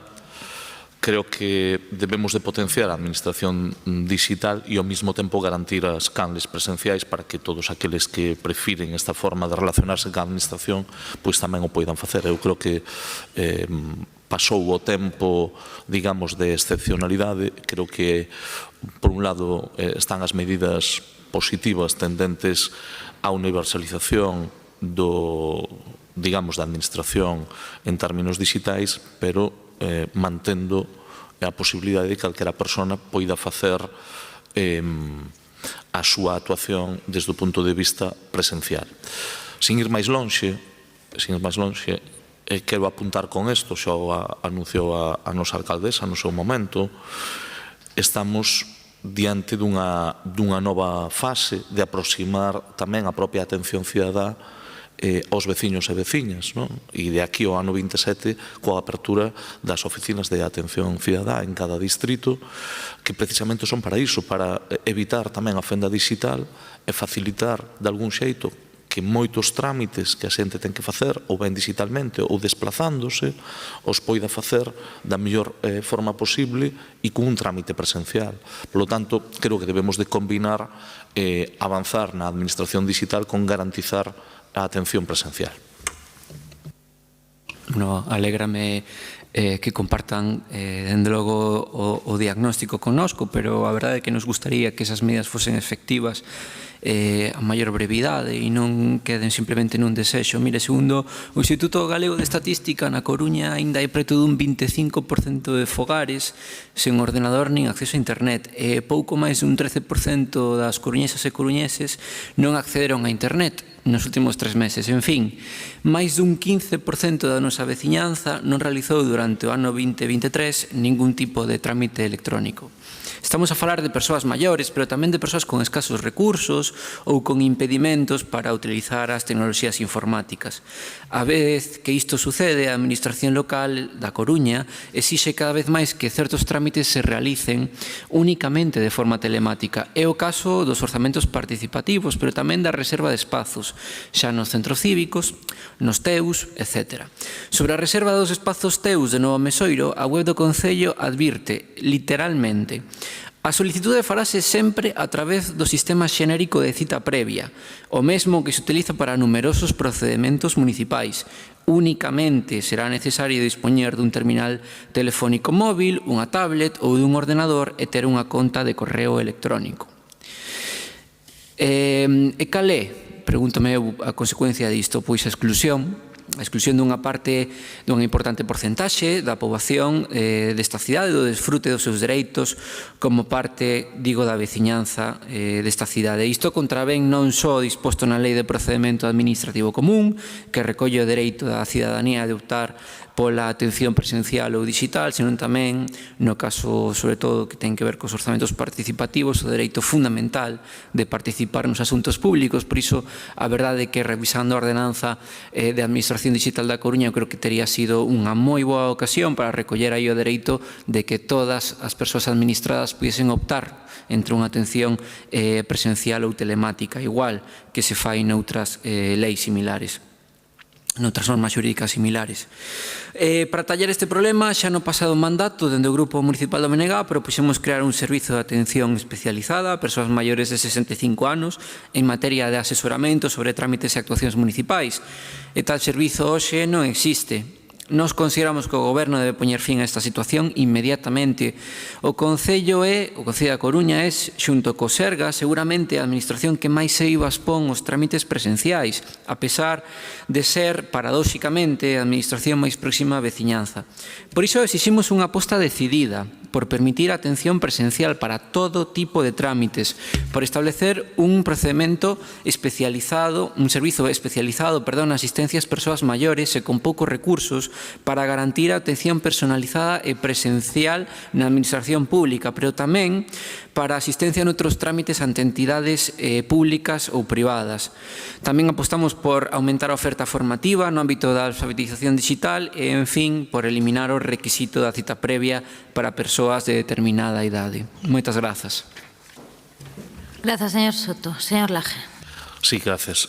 Señor Soto, mira, quero recordarlle que aprobamos definitivamente a Ordenanza de Administración Digital o 4 de maio de 2023 e nesa ordenanza xa contemplamos que simultaneamente a implantación da Administración Digital o Concello da Coruña reforzará de forma intensa a atención presencial e telefónica e a relación directa cara a cara con aquelas persoas e entidades que non están obrigadas a relacionarse de maneira electrónica e que por diferentes razóns elixen as canles non virtuais. Esta entidade local comprométese a seguir reforzando o servicio de atención telefónica 010 así como a atención presencial, combinando a cita previa coa modalidade de asistencia sen cita unha vez superada xa a conxuntura máis dramática da pandemia. Non só é o que escribimos, foi o que fixemos. De feito, fomos das primeiras administracións que eliminamos a cita previa como obrigatorio. A cita previa é un elemento tamén de organización, non de obrigación, pero sí unha posibilidade para mellorar tamén que os propios cidadáns se poidan organizar e poidan optar por iso. É obrigatorio? Non. Mantemos a presencialidade? Non, reforzámola. Pode haber algún caso concreto, vostede aludiu a un caso concreto, revisarémolo, pero en calquera caso, quero decirlle que seguramente teñamos moitas cousas que mellorar, pero fomos das primeiras administracións que donde había unha cita previa obligatoria foi eliminada. Eu ainda sigo lendo nos xornais que hai administracións que siguen exixindo esa cita previa, cousa que nin comparto, nin vou a compartir nunca porque non entendo ese nivel de excepcionalidade. Igual que creo que hai que revisar outras cuestións que viñeron na pandemia e que a día de hoxe tamén son revisables. O mellor son máis políticamente incorrectas, pero son revisables. Porque non podemos acabar pensando que a presencialidade debe de ser a excepción, senón que a virtualidade pode ser unha alternativa. E me refiro, eu digo abertamente, a que seguramente as administracións deberíamos de revisar todas as instruccións que temos sobre o teletraballo, por exemplo. Porque xa sei que habitualmente non se destas cousas ao mellor, se queren falar, pois tamén podemos falar, e falar en serio. Entonces, creo que a presencialidade a que vostede alude, creo que é unha reflexión que hai que trasladar a todos os marcos. Ahora, este Concello desde logo reforzou non só a presencialidade, senón que combatiu esa fenda digital derivada tamén dunha circunstancia como foi a pandemia. Dito eso, lóxicamente comprometémonos a remover calquera obstáculo que poida haber ou calquera situación que se poda ter producido. Creo que hai que poder facer os trámites digitalmente e cantos máis se poidan facer e canta máis xente o faga millor para poder ser máis áxiles, pero hai que manter e remato, señor alcaldesa, hai que manter a presencialidade e hai que darlle a oportunidade a calquera cidadán de que poida dirixirse a un registro, a unha oficina, a un empregado ou unha empregada municipal para poder facer un trámite. Creo que son cuestións non só compatibles, senón desesables. Nada máis e moitas gracias. Ben, moitas grazas ao BNG. Rematan aquí as preguntas orais e pasamos ás do Partido Popular. Primeira delas relativa á inseguridade. Señora Catalán, señora Neira, pode pasar. Muchas gracias, señora alcaldesa. Buenos días a todos. ¿Qué opina Inés Rey de la proliferación de puntos de tráfico de drogas en diferentes barrios de nuestra ciudad? Desde el Gobierno municipal se toman medidas dentro de sus competencias y más allá de ellas. Vamos a ver, señora Paz, y por enésima vez, y por mucho que insistan en adulterar los datos, la realidad, es eso que existe más allá de las puertas de sus despachos. Porque hablamos del día a día que viven y relatan los ciudadanos que sufren los narcopisos y narconegocios en sus vecindarios, mientras que usted, señora Paz, y su alcaldesa son incapaces de sentarse a trabajar por encontrar una solución coordinada y multidisciplinar a este problema. Después de tantos meses escuchando la misma cantinela de su boca, señora Paz, lo único que tenemos claro es que la seguridad nunca ha sido una prioridad para Inés Rey, para el BNG tampoco, evidentemente. No hay más que ver la ciudad que nos está dejando este Gobierno con el beneplácito de sus serviciales socios, sobre todo en algunos barrios que por sus declaraciones deben de ser de otra dimensión. Los datos son los que son. Y mal que les pese, A Coruña continúa siendo la ciudad de toda Galicia con mayor índice de criminalidad. Eso sí, la señora Rey ha hablado en alguna ocasión de sensación de inseguridad, algo que está totalmente superado, parece ser, un año después de que esas caceroladas salieran a la calle. Pero, ¿por qué ese afán tan suyo de pintar la realidad de colores, falseando los datos o negando la realidad? Recuerden que hacer trilerismo a los ciudadanos no está bien, señora Rey, aunque por lo que se ve van ustedes por el mismo camino que su amado líder, el señor Sánchez, convertir en mentira todo lo que dice. La realidad, de puertas afuera, repito, es que la presencia de los narcopisos en calles como, por ejemplo, La Aracha, Benito Blanco Rajoy, Vizcaya, Ronda de Outeiro o Plaza del Pintor Colmeiro, entre otros, no da tranquilidad precisamente a los vecinos, comerciantes y hosteleros. Y no estamos en el Bronx. Nadie sino ustedes han usado esos términos, porque cuando desde el Grupo Popular hablamos de inseguridad real, lo hacemos porque lo hemos conocido de primera mano. Nosotros sí hablamos con los vecinos. Porque no hablamos solo de ocupación ilegal de inmuebles, que ha crecido exponencialmente en A Coruña desde que usted es alcaldesa.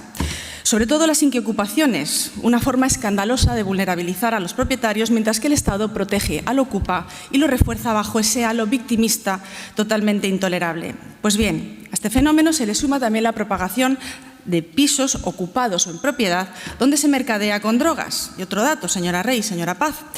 Los delitos relacionados con el tráfico de drogas han escalado en la ciudad un 33,3% desde 2019. Sin embargo, la señora Paz tiene la desfachatez de afirmar que el tráfico de drogas y otros delitos relacionados, como los robos con violencia e intimidación, también llamados atracos, le recuerdo, derivan de problemas de salud mental y no se solucionan solamente con la acción policial. Como diría Manquiña, profesional, muy profesional, señora Paz.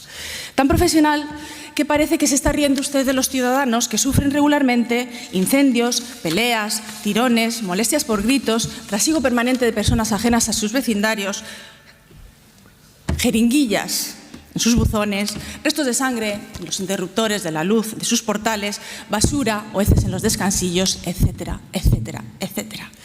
Mire, señora Paz, entiendo que usted tiene las manos atadas por su partido y que les cuesta mucho traspasar esas puertas para ver la realidad, pero de verdad déjense ya de demagogias, de contar mentiras a los coruñeses, apuesten por un trabajo integral y coordinado, además de un mayor número de efectivos policiales en las calles, porque esto no va de conceptos, sino de voluntad política que, por lo que se ve, ahora mismo no tienen. Muchas gracias.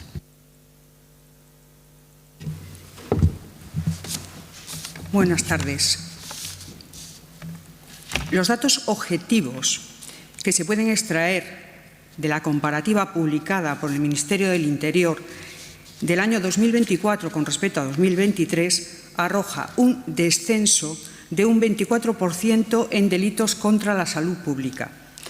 Ya señalamos en el Pleno del mes pasado que en lo relativo a delitos contra el patrimonio se constata también una incidencia a la baja.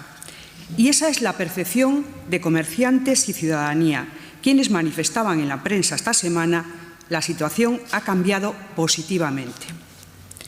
Desde este equipo de gobierno no nos conformamos y vamos a seguir mejorando la calidad de los servicios que se prestan a la ciudadanía. Trabajamos para que los equipos en materia de seguridad ciudadana, desde la cercanía, la convivencia comunitaria y la resolución de conflictos a pie de calle, mejore cada día. Estamos en contacto permanente con entidades vecinales y sociales para incrementar y adecuar la operativa policial al mapa de seguridad. Y fruto del refuerzo policial y de la coordinación constante con la Policía Nacional, adaptamos los protocolos de actuación a las demandas que nos trasladan vecinos y vecinas. En relación a las medidas adoptadas por el Gobierno en relación a su pregunta, se firmará este mes un convenio con el Colegio de Abogados para asesorar a las comunidades de vecinos y vecinas, por un lado, de las actuaciones a realizar respecto a actividades insalubres o que perturben la convivencia de la comunidad, así como también asesorar a los propietarios y propietarias de los trámites a realizar cuando su vivienda ha sido ocupada. En este contexto, el Servicio de Mediación en Policía Local, integrado por agentes que cuentan con formación especializada, tiene como objetivo facilitar la resolución adecuada de conflictos vecinales, especialmente de los que generan malestar en la comunidad. Y para finalizar, el consumo de tóxicos está detrás de estas actividades insalubres y problemas de convivencia en comunidades vecinales, así como de buena parte de los delitos que se cometen en nuestra ciudad y en otras. La salud mental y la intervención terapéutica en con drogodependientes es competencia, como ya saben, de la Xunta de Galicia. Este Gobierno municipal no desiste de sus competencias, ni desaparece ni las delega, y requerimos de la Xunta de Galicia la asunción responsable de sus competencias en salud, porque su incompetencia la pagamos todos y todas. Gracias. Moitas grazas. Segunda pregunta do Partido Popular sobre vivenda. Gracias, señora alcaldesa. ¿Qué objetivos pretende alcanzar Inerrey para mejorar la situación de la vivienda en A Coruña con la declaración de zona tensionada? Frenar la subida de los precios del alquiler, dotar de mayores incentivos a propietarios e inquilinos y captar un mayor número de fondos relacionados con la política de vivienda a nivel estatal. Gracias, señora alcaldesa. Bueno, vamos a ver. Yo creo que ustedes mismos no se creen ni lo que están haciendo, ¿no? Porque dada su respuesta, usted sabe tan bien como yo que todos los expertos en esta materia y nos están advirtiendo de que la declaración de zona tensionada no va a conseguir esos objetivos que usted aquí ha mencionado. Y le voy a decir incluso porque tengo datos que ustedes no creen en todo esto que están haciendo. El primero, en octubre del año 23, hace 2 años casi, ustedes mandaron la primera carta a la Xunta pidiendo la declaración de zona tensionada. Al día siguiente la Xunta les contestó requiriéndole una serie de documentación. Tardaron ustedes un año en crear la mesa técnica de vivienda, y tardaron un año y medio en mandar toda esa documentación. Y eso que la alcaldesa después a la Xunta le pedía celeridad. Vaya contradicción. Es verdad que la Xunta a los 15 días les devolvió el expediente diciendo que rectificaran algunos de los documentos, anunciando que seguramente, por supuesto, que iba a cumplir la ley y que A Coruña podía tener, conforme a esa ley, la declaración de zona tensionada. Pero mire, ya le digo, tardaron ustedes un año y medio. Pero lo que más me llama la atención, que crearon ustedes esa mesa de la vivienda, y en esa mesa de la vivienda, incluso en las alegaciones que constan en el expediente, tanto el Colegio de Agentes de la Propiedad Inmobiliaria, como el Colegio Oficial de Arquitectos Técnicos de La Coruña, como la Asociación de Promotores Inmobiliarios, incluso en un informe del Banco de España, dicen que no tomen ustedes esta medida. Le aconsejan que no tomen ustedes esta medida porque es una medida que produce sobre todo efectos contrarios a los deseados, sobre todo a largo plazo y a medio plazo. Yo me leí muy en el expediente, un expediente de habla que profundo, y donde ustedes, aparte de declarar zona tensionada y que no sé qué resultados pretenden obtener, y algunos explicaré el por qué no se van a conseguir, hablan ustedes de una serie de medidas a corto, a medio y a largo plazo. Y a mí me llamó la atención, que ustedes hablen de que construir viviendas en Susán en el plazo de 3 años, cuando tardaron más de 5 años, desde el año 2019, en cumplir el acuerdo de construir viviendas de alquiler social en Susán. O sea, ustedes se contradicen a sí mismos, o sea, no son capaces de ser realistas a la hora de interpretar su forma de trabajar. Ya no digamos de, por ejemplo, las percebeiras. Cuando hablamos de las percebeiras, estamos hablando que allí va a haber 180 viviendas de protección oficial. ¿Cuántos años lleva paralizado ese proyecto? ¿Cuándo piensan ustedes dar, por fin, vía las licencias para que se puedan construir esas viviendas? Porque en su informe lo ponen, pero las licencias las tienen paralizadas. Y, por cierto, que me llamó la atención, no vi que en Asubias fueran todo ese proyecto de futuro en la zona de Asubias, hablen ustedes de construir vivienda con algún tipo de protección oficial. Mire, ¿cuál ha sido su política de vivienda? Porque también esto hay que ponerlo en evidencia. ¿Cuánto tiempo llevamos esperando por el edificio de Pontejos? Más de 33 meses de retraso. Ya advertí antes de lo que pasó con el edificio de Susán. ¿Qué pasó con las 67 viviendas que anunciaron ustedes, se acuerdan, en campaña electoral del Sareb para La Coruña? Ya sin hablar de las 180.000 que anunció Pedro Sánchez, que nadie sabe dónde están. La declaración que ustedes pretenden hacer, ya le digo, no va a solucionar el problema de la vivienda. Y es más, está atestado tanto a nivel nacional como a nivel internacional, que esta no es la solución. Porque lo que se ha producido es que al final, con este tipo de medidas, hay cada vez menos viviendas en alquiler, hay más demanda y por tanto suben los precios. Aquí el problema que tiene esta ciudad, como tiene Galicia, como tiene España, es que hay más de 30.000 viviendas vacías, más de 350.000 en toda Galicia. ¿Y sabe por qué?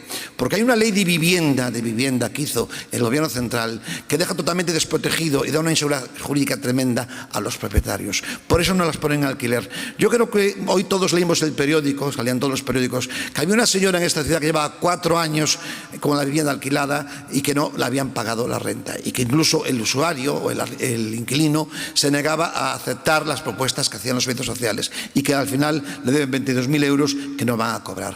Cuando uno lee esta noticia, a 14 años sin cobrar las rentas, aquí hay un problema. Y entonces lo que tenemos que hacer es tomar medidas, como está haciendo por ejemplo el Ayuntamiento de Vigo, que podían copiarle, para que estas viviendas vacías darle seguridad a los arrendadores para que las pongan en alquiler.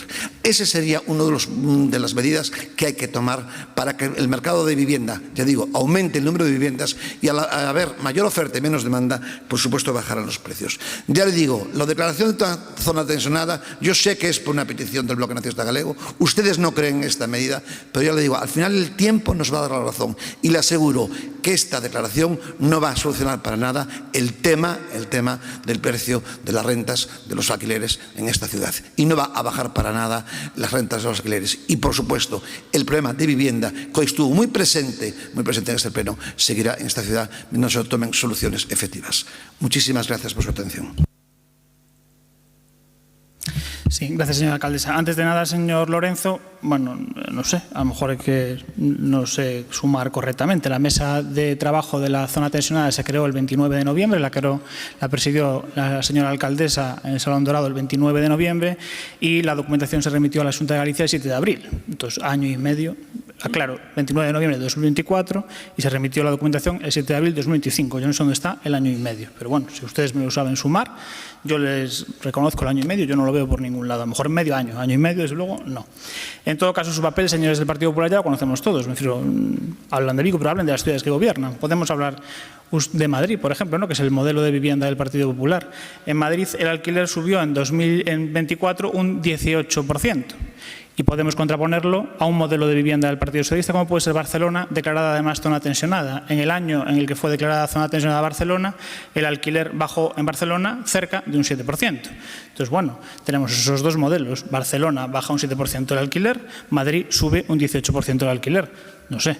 A lo mejor hay algo que se nos escapa a nosotros. Y vendrán ustedes con el tema de la vivienda que se oferta o no se oferta desde que está la zona tensionada. Pero bueno, yo ayer mismo entré en una conocida plataforma inmobiliaria, de la cual no voy a hacer publicidad, pero que todos imagino que saben cuál es, a comprobar cuántas viviendas hay en alquiler en este momento en Barcelona y cuántas hay en Madrid.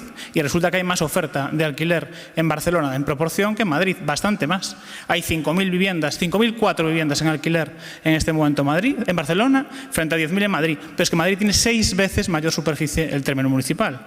Con lo cual, una ciudad declarada zona tensionada tiene mayor oferta de alquiler que otra ciudad que no lo es. Y a mayores, el alquiler ha bajado un 7% en Barcelona y ha subido un 18% en Madrid. Con lo tanto, no sé qué lecciones nos pueden dar ustedes de política de vivienda y desde luego me parece que tiene bastante cuajo cuando habla en tardar en construir vivienda pública después de que se entregasen 40 viviendas en 15 años. 40 viviendas en 15 años es el balance del Partido Popular del gobierno del señor Feijóo. Le reconozco, y no me duelen prendas en reconocerlo públicamente, que desde que ha habido el cambio en la Consellería de Vivienda, no sé si por creencia o por interés, ha cambiado la política de vivienda de la Xunta de Galicia y se están tomando medidas acertadas en materia de vivienda. No son suficientes, pero son acertadas. Pero la realidad es que los 15 años del Partido Popular con el señor Feijóo tuvieron como balance en Coruña 40 viviendas. Y eso es política de vivienda, desde luego que baje Dios y lo vea. Desde luego, por nuestra parte, estamos en el camino correcto en materia de vivienda en esta ciudad. Y no lo digo yo, tampoco lo dice la alcaldesa, lo dice su propia consellera de Vivienda, que reconoce públicamente cada vez que viene a esta ciudad los esfuerzos que se están haciendo, y su propio Instituto de Galego de Vivienda de Solo, que además no solo reconoce esos esfuerzos, sino que reconoce en el último requerimiento que la ciudad cumple con los requisitos para ser zona tensionada. Además, se están tomando todas las medidas que están en nuestra mano para solucionar el problema de la vivienda en la ciudad, todas, y también lo dice no yo ni la alcaldesa, sino la FEM que preside el Partido Popular y que nos ha felicitado también por nuestras buenas prácticas en esta materia a nivel nacional. Estamos construyendo vivienda pública por primera vez en décadas. La primera vez en décadas que construye vivienda pública el Ayuntamiento, no ha sido su partido, señor Lorenzo, tampoco han sido aquellos que llegaban aquí a solucionar el mundo, ha sido este gobierno socialista. Estamos trabajando en poner en marcha en el mercado vivienda vacía e inmuebles en ruinas, tanto mediante el plan de ruinas, que está siendo desde luego un éxito, aunque tenga los tiempos que tiene que tener, porque son un tema complejo como es el de poner en marcha ruinas en la ciudad, como con esas bolsas de Musa que están planificadas ahora y que ya estuvieron en marcha también en el mandato pasado. No sé por qué no hay que irse a Vigo, pero la bolsa de Musa ya da garantía a los propietarios sobre el cobro de las rentas de alquiler si ponen esa de la empresa municipal de vivienda. Estamos invirtiendo en rehabilitación, 5,2 millones de euros en subvenciones municipales en rehabilitación, financiadas íntegramente por el Concello, y 6 millones de euros en subvenciones cofinanciadas con el Ministerio de la Vivienda y en las que por primera vez, además, la Xunta de Galicia no pone un euro. Estamos cediendo, como decía su compañero el señor Rodríguez, parcelas al IBUS para que promueva vivienda pública en A Coruña, 4 parcelas para más de 100 viviendas, sacando por primera vez en la historia de esta ciudad parcelas municipales a cesión de superficie a cooperativas en el barrio de Xuxán y sentándonos con el Ministerio de Vivienda para el análisis de los suelos del Estado y de la Sareb en la ciudad, del cual tendrán noticias muy pronto. Y como no podía ser de otro modo, también trabajando en la regulación, ordenanza BUT, que traeremos a este pleno a mayor brevedad, y declaración de la ciudad como zona tensionada, que la próxima semana mismo remitiremos el documento subsanado a la Xunta de Galicia. Además, también, como ha sido una petición del sector, esa nueva ordenanza de licencias para agilizar los procedimientos. Por lo tanto, construcción de vivienda pública protegida, fomento de la rehabilitación y de la ocupación de vivienda vacía y regulación. En todos estos frentes, este Gobierno municipal está trabajando. Gracias. Moitas grazas, señor Díaz. E imos xa coa pregunta ómnibus do Partido Popular, señor Lorenzo. Gracias, señora alcaldesa. Es una pregunta más. ¿Cómo valora Inés Rey la gestión de su gobierno municipal para solucionar los problemas del día a día de los coruñeses? Gracias, señor Lorenzo. Non podía faltar a pregunta escoba do pleno. Pois seguramente vostede o valora dunha maneira, nos de outra, e cada cidadán de forma diferente. Porque, claro, como valora un mismo o traballo que fai? Pois intentando facelo o mellor posible, sabendo que comete erros. Eso supoño que todos os humanos. Que quere preguntar concretamente? Ou quere facer o batiburrillo este que fai ao final do pleno? Díganos e contestámoslle, pero como valora a gestión para solucionar el día a día? Pois traballando todos os días, señor Lorenzo, unhas veces facendo millor e outras veces seguramente sendo millorable.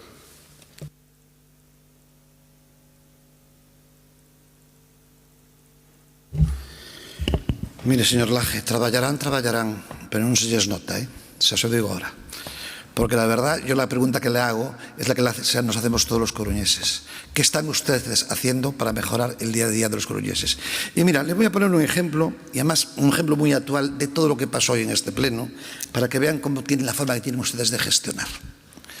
Hoy trajo este pleno, el Bloque Nacionalista Galego, una moción, repitiendo una moción del 2019, pidiendo lo mismo que se pedía en el 2019, que ustedes aprobaron esa moción sobre un barrio de la Silva. No han hecho nada sobre esa moción. Hoy el señor también del Bloque Nacionalista Galego, el señor Jorquera, hablaba del área metropolitana. Habló de la noche de los tiempos, de cuántos llevamos esperando iniciativas sobre respecto al área metropolitana. Es un ejemplo de la ejecución que tiene este gobierno municipal.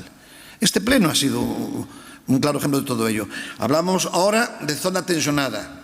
Por supuesto que La Coruña está tensionada, pero están tensionados sobre todo los ciudadanos de lo que tienen que vivir en el día a día, sobre todo en los barrios, donde hay una falta total de inversión y una falta total por parte de este ayuntamiento de preocuparse por toda la situación. Y sobre todo, ya digo, de inversión en la ejecución del presupuesto. Hablamos de temas de seguridad. Decía el señor Castro que él patrullaba la ciudad toda la noche, las 24 horas, lo cual me llamó la atención. Bueno, en el barrio de Monte Alto. Yo le pregunto que vaya a la calle Vizcaya o que vaya a aquellos barrios donde existen pisos donde se venden drogas. Los problemas que tienen de seguridad y el miedo que pasan los ciudadanos a veces por la noche. Porque, entre otras cosas, porque hay poca policía local, porque hay pocos efectivos. Esto es una realidad. Hay una realidad en esta ciudad. Pasa que ustedes viven en otro país, ustedes viven en el país de las maravillas, en el país de Walt Disney, y se creen ustedes que todo lo que hacen lo hacen bien. Hoy, por cierto, le vi un gesto de humildad, por primera vez. Dijo, bueno, cometemos fallos, muchos fallos. Pero ¿sabe cuál es el mayor fallo que tienen ustedes? El no escuchar.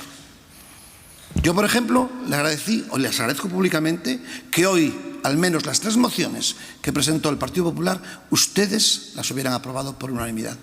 Se lo agradezco. Porque son propuestas que hacemos. Yo cuando me dicen que no somos una oposición constructiva, digo, ir al Pleno, mirar las mociones que presentamos y veréis como el Partido Socialista y el Bloque Nacionalista las apoyan.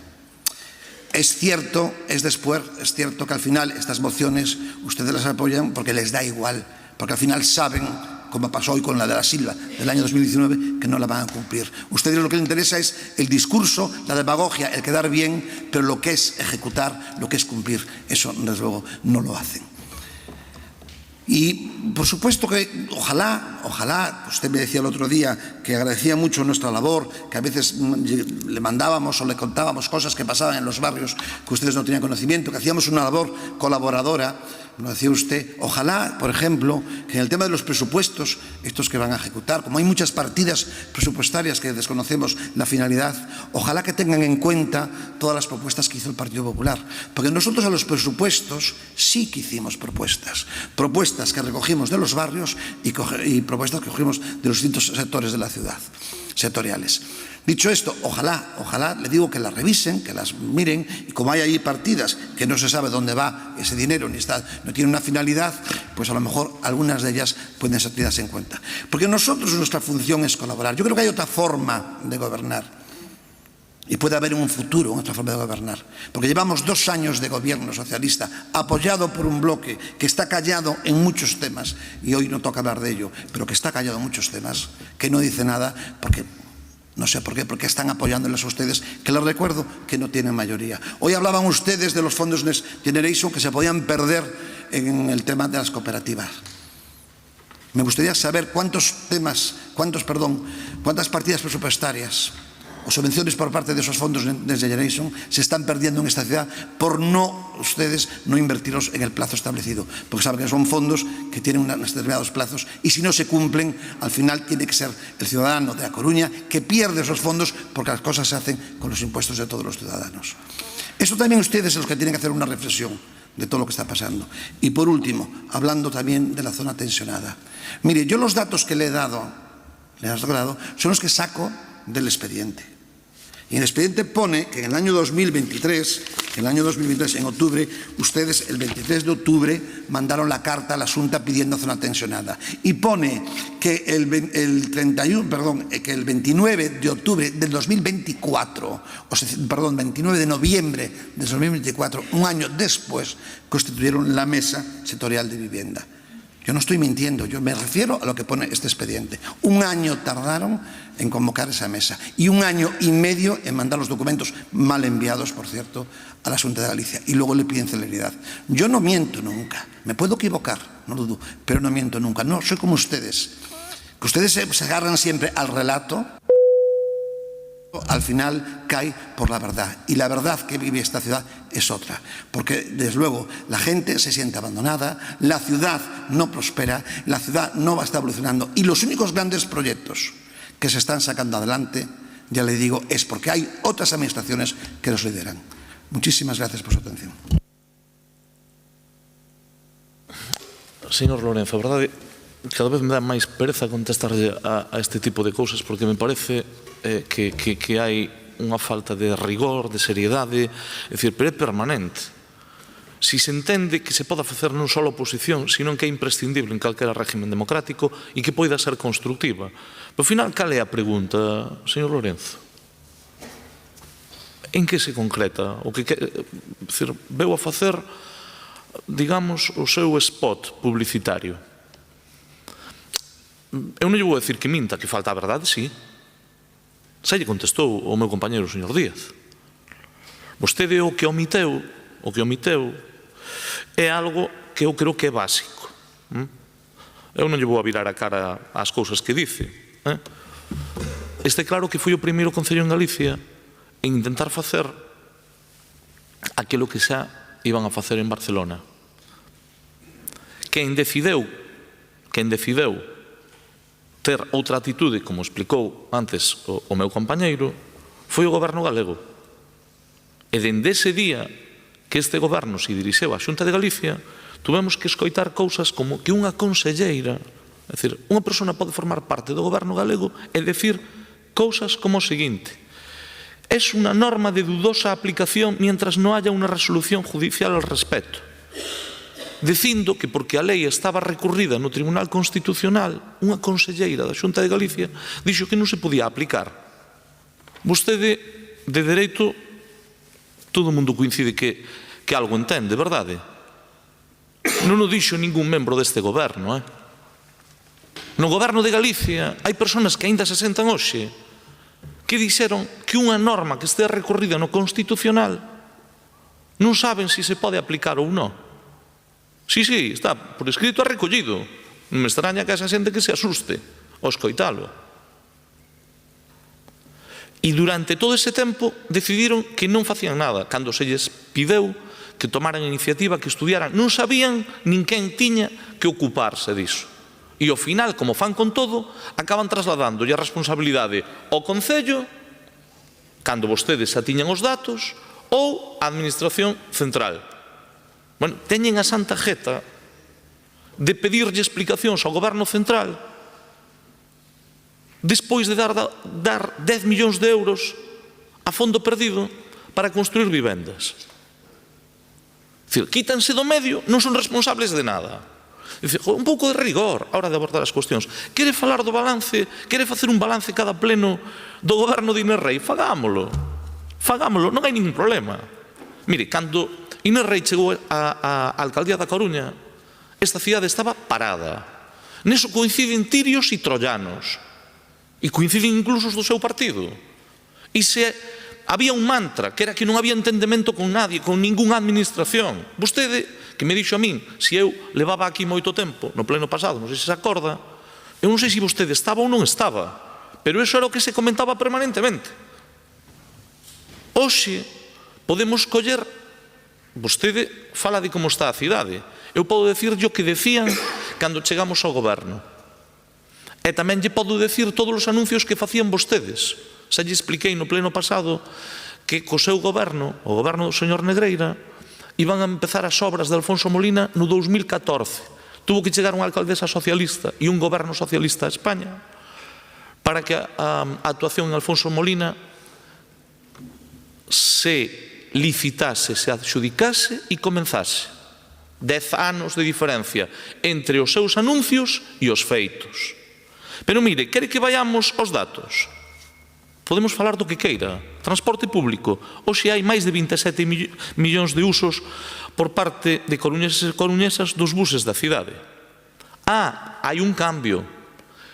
Hai un cambio importante, a parte de incrementar os usos do transporte público e unha valoración que, volvo a repetir pleno tras pleno, que é unha valoración óptima, millorable, pero óptima do servicio. Será froito da xestión do goberno municipal e de Inés Rei?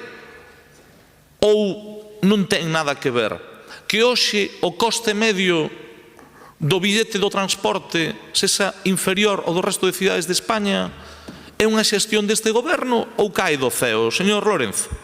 Hoxe hai 5 veces máis bolsas comedor que cando gobernaban vostedes, cando vostede era concelleiro de Servicios Sociales. 5 veces máis.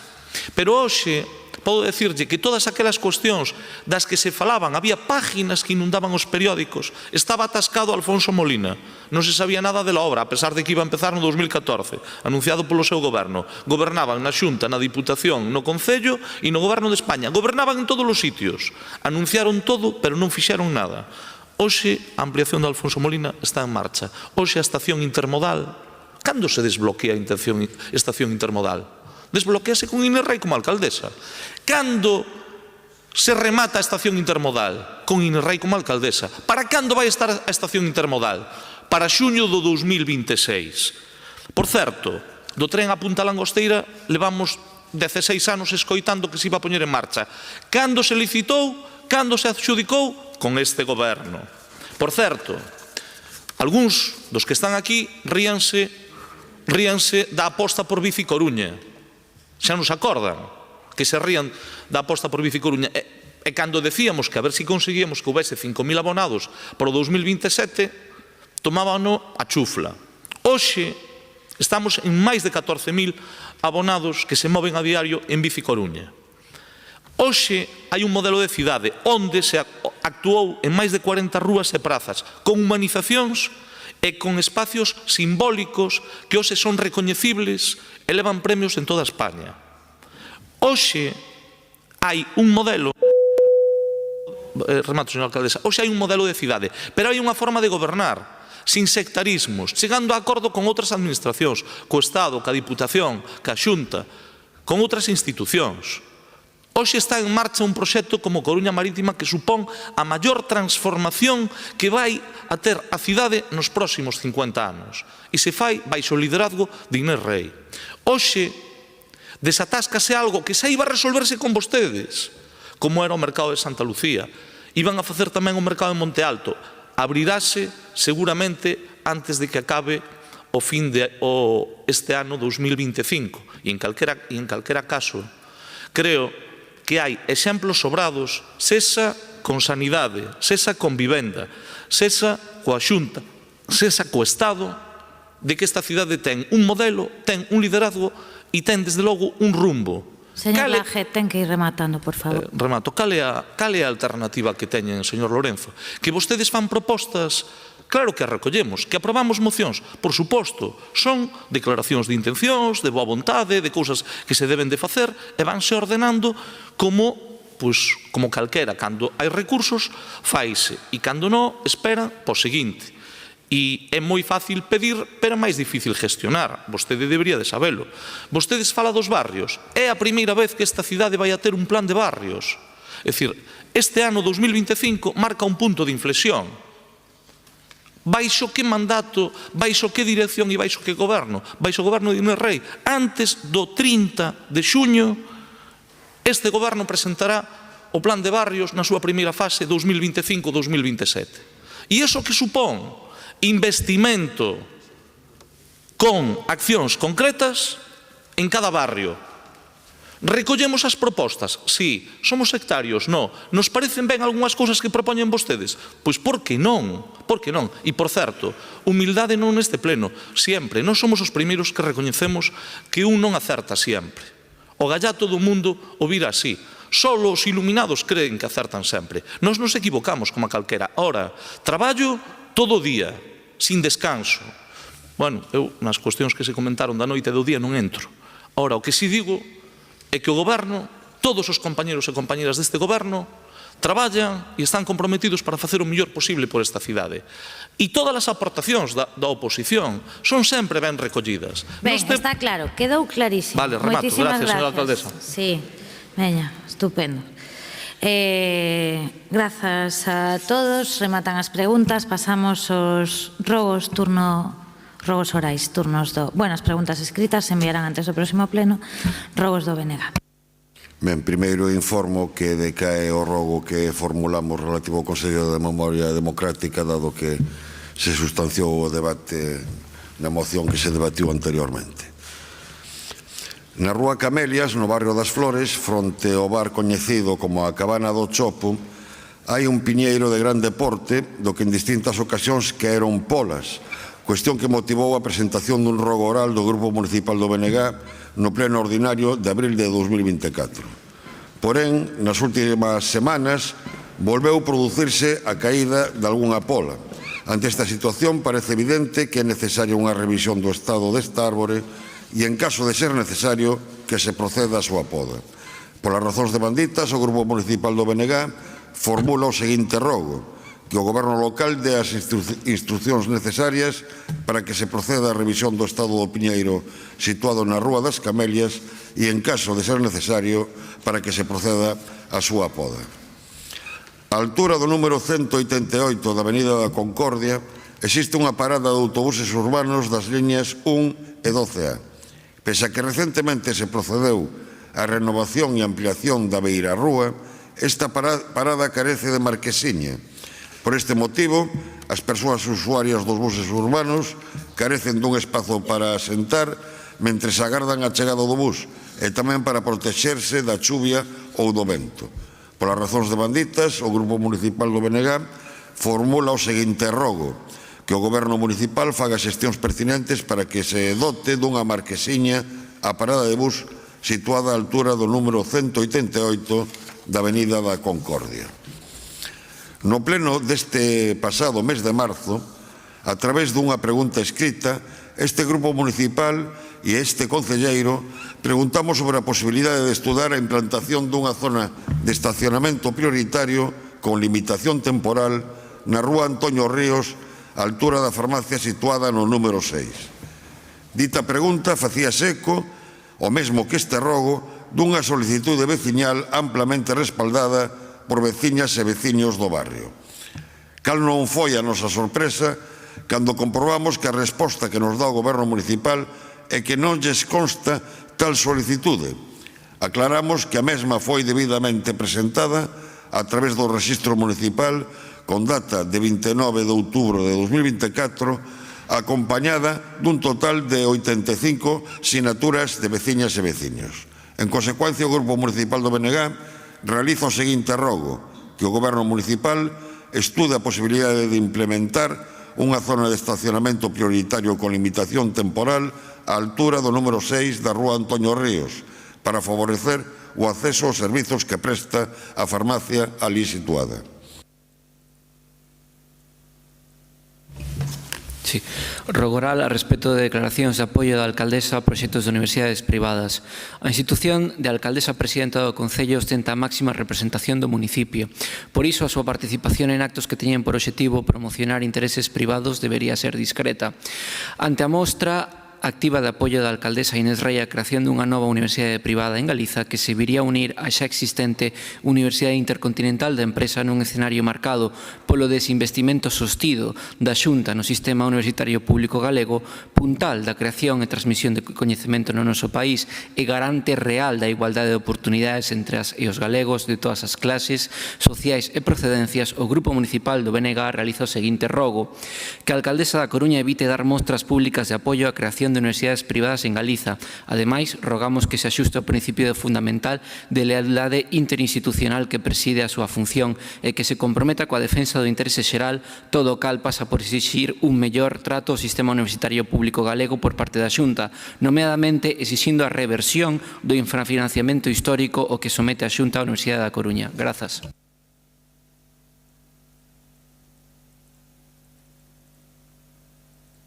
Moitas grazas ao Grupo Municipal do BNG. Turno para os rogos orais do Partido Popular. Grazas, alcaldesa. Rogo oral relativo aos equipamentos do Corpo da Policía Local de Bombeiros para axudar a mobilidade vertical en procesos de evacuación de persoas con mobilidade reducida. O día 28 de abril foi só un exemplo da necesidade destes equipamentos para persoas con mobilidade reducida. Dillo unha persoa con mobilidade reducida que vive nun noveno. É fundamental que tanto o Corpo de Policía como de Bombeiros dispoñan de cadeiras de rodas especiais para escaleiras, tamén chamadas cadeiras de evacuación, por varias razóns claves relacionadas ca seguridade, a eficiencia e a inclusión. Unha, a evacuación rápida en emerxencias, en situacións como incendios, terremotos ou ameazas de seguridade, onde os ascensores soen atoparse fora de servicio ou non deben usarse. Estas cadeiras permiten evacuar rapidamente a persoas con mobilidade reducida polas escaleiras. 2. O acceso universal ten que ser equitativo. Ter estes equipos asegura que as persoas con discapacidade non quedan excluídas dun rescate seguro e digno, cumprindo cos principios de accesibilidade e inclusión. 3. A protección tanto para os rescatistas como para as persoas asistidas. Estas cadeiras están deseñadas para permitir un transporte máis seguro e ergonómico, reducindo o risco de lesións tanto para quen transporta como para quen é transportado. Moitos países e rexións exixen xa este tipo de equipamento en servizos de emerxencia, como parte das súas normativas de accesibilidade e protección civil. Por todos estes motivos, dende o noso Grupo Municipal presentamos o seguinte rogo. Solicitamos que o Goberno Municipal dote tanto ao Corpo de Policía Local como de Bombeiros do equipamento necesario para a movilización vertical a través de escaleiras daquelas persoas con mobilidade reducida Dito equipamento deberá constar nomeadamente por cadeiras de evacuación nas súas distintas modalidades: cadeiras de ambulancia, cadeiras de rescate eléctricas, cadeiras modelo oruga ou dispositivos subescaleiras para cadeiras de rodas, para ser usadas naquelas situacións nas que sexa preciso a prol da seguridade, a eficiencia e a inclusión no proceso de evacuación. Rogo oral relativo á convocatoria do Consello de Inclusión Social. O Grupo Municipal do Partido Popular presenta o seguinte rogo: convocar canto antes ao Consello de Inclusión Social para coñecer de primeira man as necesidades das entidades e procurar solucións no curto, no medio e no longo prazo. Rogo oral relativo á convocatoria do Consello de Saúde. Na actualidade, na nosa cidade, o índice de transmisións de ETS é alarmante. Atopámonos ante un verdadeiro problema de saúde pública. Un dos grupos máis afectados por este reponte son os adolescentes e as persoas novas adultas, particularmente aquelas que se atopan nas primeiras etapas da súa vida sexual activa. O Goberno municipal non pode vivir dándolle as costas a esta realidade. E tendo en conta esta como unha das principais razóns, dende o noso grupo municipal presentamos o seguinte rogo: convocar canto antes ao Consello de Saúde para coñecer de primeira man a realidade ca que nos atopamos na actualidade e procurar medidas preventivas no curto, no medio e no longo prazo dende o eido municipal. Rogo oral relativo á necesidade dunha memoria específica do Servizo de Igualdade e Benestar Social. Pedimos que o Goberno municipal realice as xestións oportunas para formular a memoria específica correspondente ao Servizo de Igualdade e Benestar Social que permita entender con claridade as prioridades e distribución dos recursos nesta área. E, por último, rogo oral relativo á accesibilidade no Concello. O Grupo Municipal do Partido Popular realiza o seguinte rogo: solicitamos o cambio do elevador na entrada que non permite o acceso a moitos usuarios de cadeiras de rodas automáticas debido ao seu tamaño, instalando un máis moderno que permita unha maior autonomía. A instalación dun timbre na entrada accesible para usuarios en cadeira de rodas que permita avisar ao persoal correspondente. Facilitar a orientación nas salas e no edificio a través de pictogramas ás persoas con discapacidade cognitiva. Facilitar os desplazamentos dentro do recinto, así como os contidos e información usando braille, audioguías e vídeos audiodescritos a aquelas persoas con discapacidade visual e instalar un sistema de bucle magnético no salón de plenos, así como dispor de equipos de frecuencia modulada para persoas con discapacidade auditiva. Máis nada pola miña banda, moitas grazas.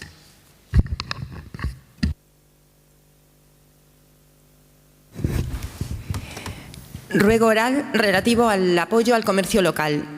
El pasado lunes nuestra ciudad se quedó a oscuras, colapsaron los semáforos, fallaron los móviles, las pantallas se apagaron y, sin embargo, en medio de este silencio digital, algo brilló con más fuerza que nunca: nuestros comercios locales. En cada barrio, mientras todo se detenía, los comerciantes no cerraron sus persianas, salieron a la puerta y allí estaban, allí estuvimos, hablando con los vecinos, calmando los nervios y regalando luz humana cuando la otra fallaba. Por todo ello, ruego al Gobierno municipal que desde este ayuntamiento pongan en valor, de forma visible y concreta, el papel del comercio local como pilar de nuestra comunidad, que les apoyen no solo con palabras, sino con acciones y campañas que recuerden a la ciudadanía que cuando todo se apaga, ellos siguen ahí, son parte del alma de nuestros barrios. Para ello, desde el Grupo Municipal del Partido Popular, reiteramos los ruegos realizados durante esta legislatura en cuanto al mantenimiento de las aceras, mejora en la iluminación de las calles, más aparcamientos y mejores accesos a zonas comerciales y, por supuesto, aumento de la presencia de policía local que vele por la seguridad. Hace 5 años fue el COVID, el lunes pasado el apagón general.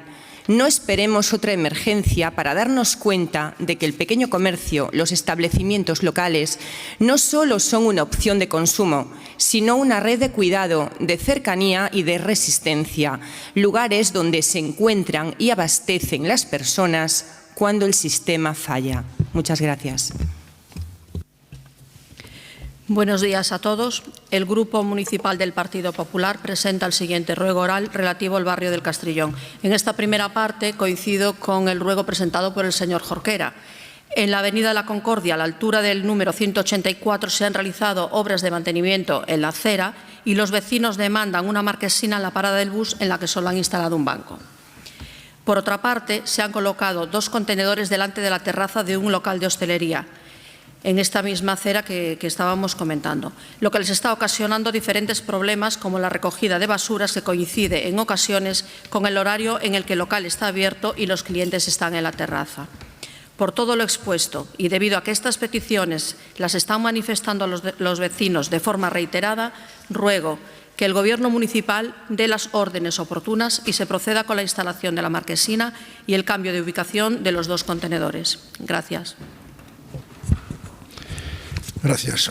Ruego oral relacionado con el incendio ocurrido hace unos días en la calle de Los Olmos. El pasado viernes 2 de mayo, los coruñeses residentes en la calle de Los Olmos se despertaron con un incendio iniciado por el mal estado del cableado de la fachada del número 9. Las características de las edificaciones de esta calle, de esta manzana, de la zona de pescadería, estructura y fachada de madera, galería habitualmente, son de rápida combustión en caso de conato de incendio. El Grupo Municipal del Partido Popular en otras ocasiones ha preguntado y pedido qué medidas pensaba tomar el Ayuntamiento para evitar esta situación de estos cables colgados por las fachadas que las atraviesan muchas veces las calles de un lado a otro y que ocasionan y que pueden ocasionar peligro. Por todo ello, el Grupo Municipal del Partido Popular ruega al Ayuntamiento que tome de manera urgente las medidas oportunas para solucionar y definir el mecanismo de colocación del cableado, dado el peligro que hoy por hoy representa y que puede provocar la repetición de una situación de peligro de incendio como la que se ha sufrido hace unos días. El cableado está mal sujeto a la fachada, al aire, atraviesa y cruza calles de un inmueble a otro. Desde un punto de vista de seguridad y estético, es urgente mejorar la situación y colocación de este cableado, especialmente en las zonas de Pescadería y Ciudad Vieja, y muy especialmente por las características de estas edificaciones, con unas estructuras de madera, sin olvidar el resto de las zonas de la ciudad en las que esta situación también se repite. Se adjuntan unas fotografías en las que se ve el cable colgando de las fachadas de los inmuebles.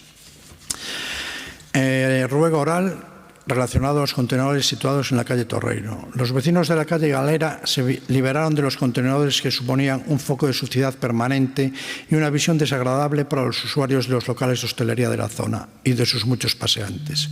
La solución dada por el Ayuntamiento fue trasladarlos de la calle Galera a la calle Torreiro, pasando así el problema de una calle a otra. A la altura del número 13, en la calle Torreiro, se instalaron los contenedores que puede apreciarse en la fotografía y que anteriormente estaban situados en la calle de la Galera, a la altura de un bajo sin actividad comercial que hoy tiene un restaurante. La solución dada por el Ayuntamiento de cambiarlos de lugar perjudica la actividad comercial de otra zona, en este caso de la calle de al lado, la calle Torreiro. Un local de hostelería tiene justo pegado a esos contenedores una terraza que soporta la presencia de estos contenedores, la acumulación de basura diaria y la generación de malos olores que todo esto provoca. Los responsables de este local de hostelería han solicitado reiteradamente por escrito al Ayuntamiento un cambio de ubicación y una mayor frecuencia en la recogida para evitar que los clientes tengan que soportar estos malos olores y esta permanente presencia de contenedores y basura. Por todo ello, el Grupo Municipal del Partido Popular ruega a Inés Rey que solicita a los servicios municipales responsables de la supervisión de la recogida de basuras la búsqueda de una nueva ubicación de dichos contenedores en un espacio y con unos horarios de recogida que no entorpezcan y no dificulten la actividad comercial y buen paseo de nuestros ciudadanos. Ben, moitas grazas ao Partido Popular. Ata aquí o pleno ordinario correspondente ao mes de maio, tanto o secretario xeral como o interventor quedan dispensados de permanecer no salón porque pasamos xa ao escano cidadán. Chamamos a don Rodrigo Osorio Guerrero, que ven en representación da Asociación O Mural. Benvido, señor Osorio, novamente ao pleno do Concello. E se pode sair... Poden comenzar a súa intervención cando queira, despois valle dar resposta ao concelleiro de Cultura, o señor Castro. Moitas grazas, señora alcaldesa. Bo día. No pleno celebrado pasado 6 de febreiro, todos os grupos municipais votaron a favor dunha moción que tiña dous acordos. O primeiro dicía que impulsar dende o Goberno local unha mesa de diálogo interadministrativa xunto coa Xunta de Galicia e a Deputación da Coruña co obxecto de mercar o baixo da Rúa Olmos da Coruña, que contén os murais de Urbano Lugrís González, e crear nel o Espazo Lugrís como sede dun proxecto de dinamización cultural desde o que por en valor esta obra, achegando ao público como patrimonio cultural senlleiro da cidade. E o segundo acordo desa moción establecía que o Goberno local comprometeríase a dialogar coa propiedade actual do inmóvel para axilizar, na medida do posible, a tramitación da licencia de rehabilitación do edificio da Rúa Olmos que acolle os murais de Lugrís, atendendo á especificidade de se ter incoado xa por parte da Xunta o procedimento para a declaración de BIC como primeiro paso imprescindible para asegurar a conservación deses frescos, ademais de velar pola seguridade dos viandantes. Gustaríanos, na medida do posible, que nos informaran en que medidas adoptou o Goberno municipal para executar eses dous acordos sobre tanto a coordinación interministrativa e a realización de obras que impidan máis danos nos frescos de Urbano Lugrís González que Urbano Lugrís González pintou nos edificios dos números 25 e 27 da Rúa Olmos. Moitas grazas. Moitas grazas. Pois, por parte do Goberno municipal, estáse a traballar e traballouse tanto desde o ámbito da coordinación interadministrativa como tamén da adopción de medidas que poidan garantir o que nos interesa a todos como cuestión inicial, que é a conservación destas obras de arte tan importante na historia da nosa cidade e do noso país. En concreto, na Comisión PEPRI, onde tamén está representada a Xunta de Galicia, a través de Patrimonio, teñense adoptado distintas medidas con requerimentos aos titulares, aos propietarios do inmoble, para que a execución, digamos, de todos os trámites administrativos e proxectos de carácter urbanístico que teñan que ver ou afecten directa ou indirectamente a estas obras de arte respeten as limitacións e as restriccións que hai que impoñer, obviamente, para garantir a súa conservación. Pero isto, desde logo, como cuestión inicial de carácter conservativo, que creo que é moi importante para poder realizar despois o seguinte, e no que xa se ten conseguido un consenso por parte de todas as administracións implicadas nesta cuestión, que é o de dar o impulso a unha mesa de diálogo entre a Xunta de Galicia, a Diputación e o Concello da Coruña para tanto pôr en valor os murais do Urbano Lugrís localizados no inmoble da Rúa Olmos, como mercar, neste caso, o propio baixo e incluso, por que non, máis partes dese inmoble para crear, efectivamente, ese espazo Lugrís. A última das cuestións, digamos, relevantes a ese nivel foi unha iniciativa, unha proposición non de lei aprobada por unanimidade polo Parlamento de Galicia o pasado 30 de abril, é dicir, por todas as forzas políticas con representación no Parlamento, no que se acorda instar a Xunta de Galicia a impulsar unha mesa de diálogo con outras administracións, o Concello da Coruña e a Diputación neste caso, co obxectivo de mercar o baixo da Rúa Olmos que contén os murais do Urbano Lugrís e crear nel o Espacio Lugrís como sede dun proxecto de dinamización cultural desde o que pôr en valor esta obra.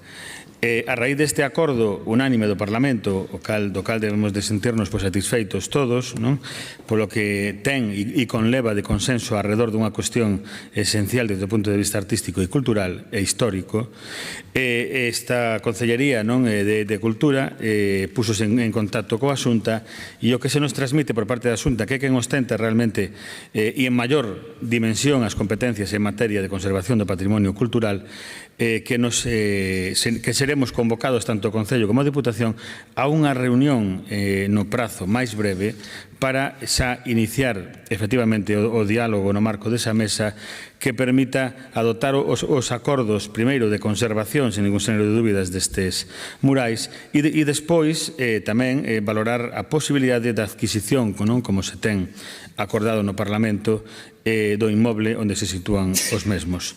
Vamos no bo camiño, efectivamente creo que é moi importante resolvelo coa máxima celeridade, porque os murais efectivamente teñen que ser conservados e teñen que adoptarse medidas non xa de carácter estrutural para que así sexa, e esperamos que nas vindeiras semanas se poida xa avanzar non desde o ámbito institucional de forma decisiva.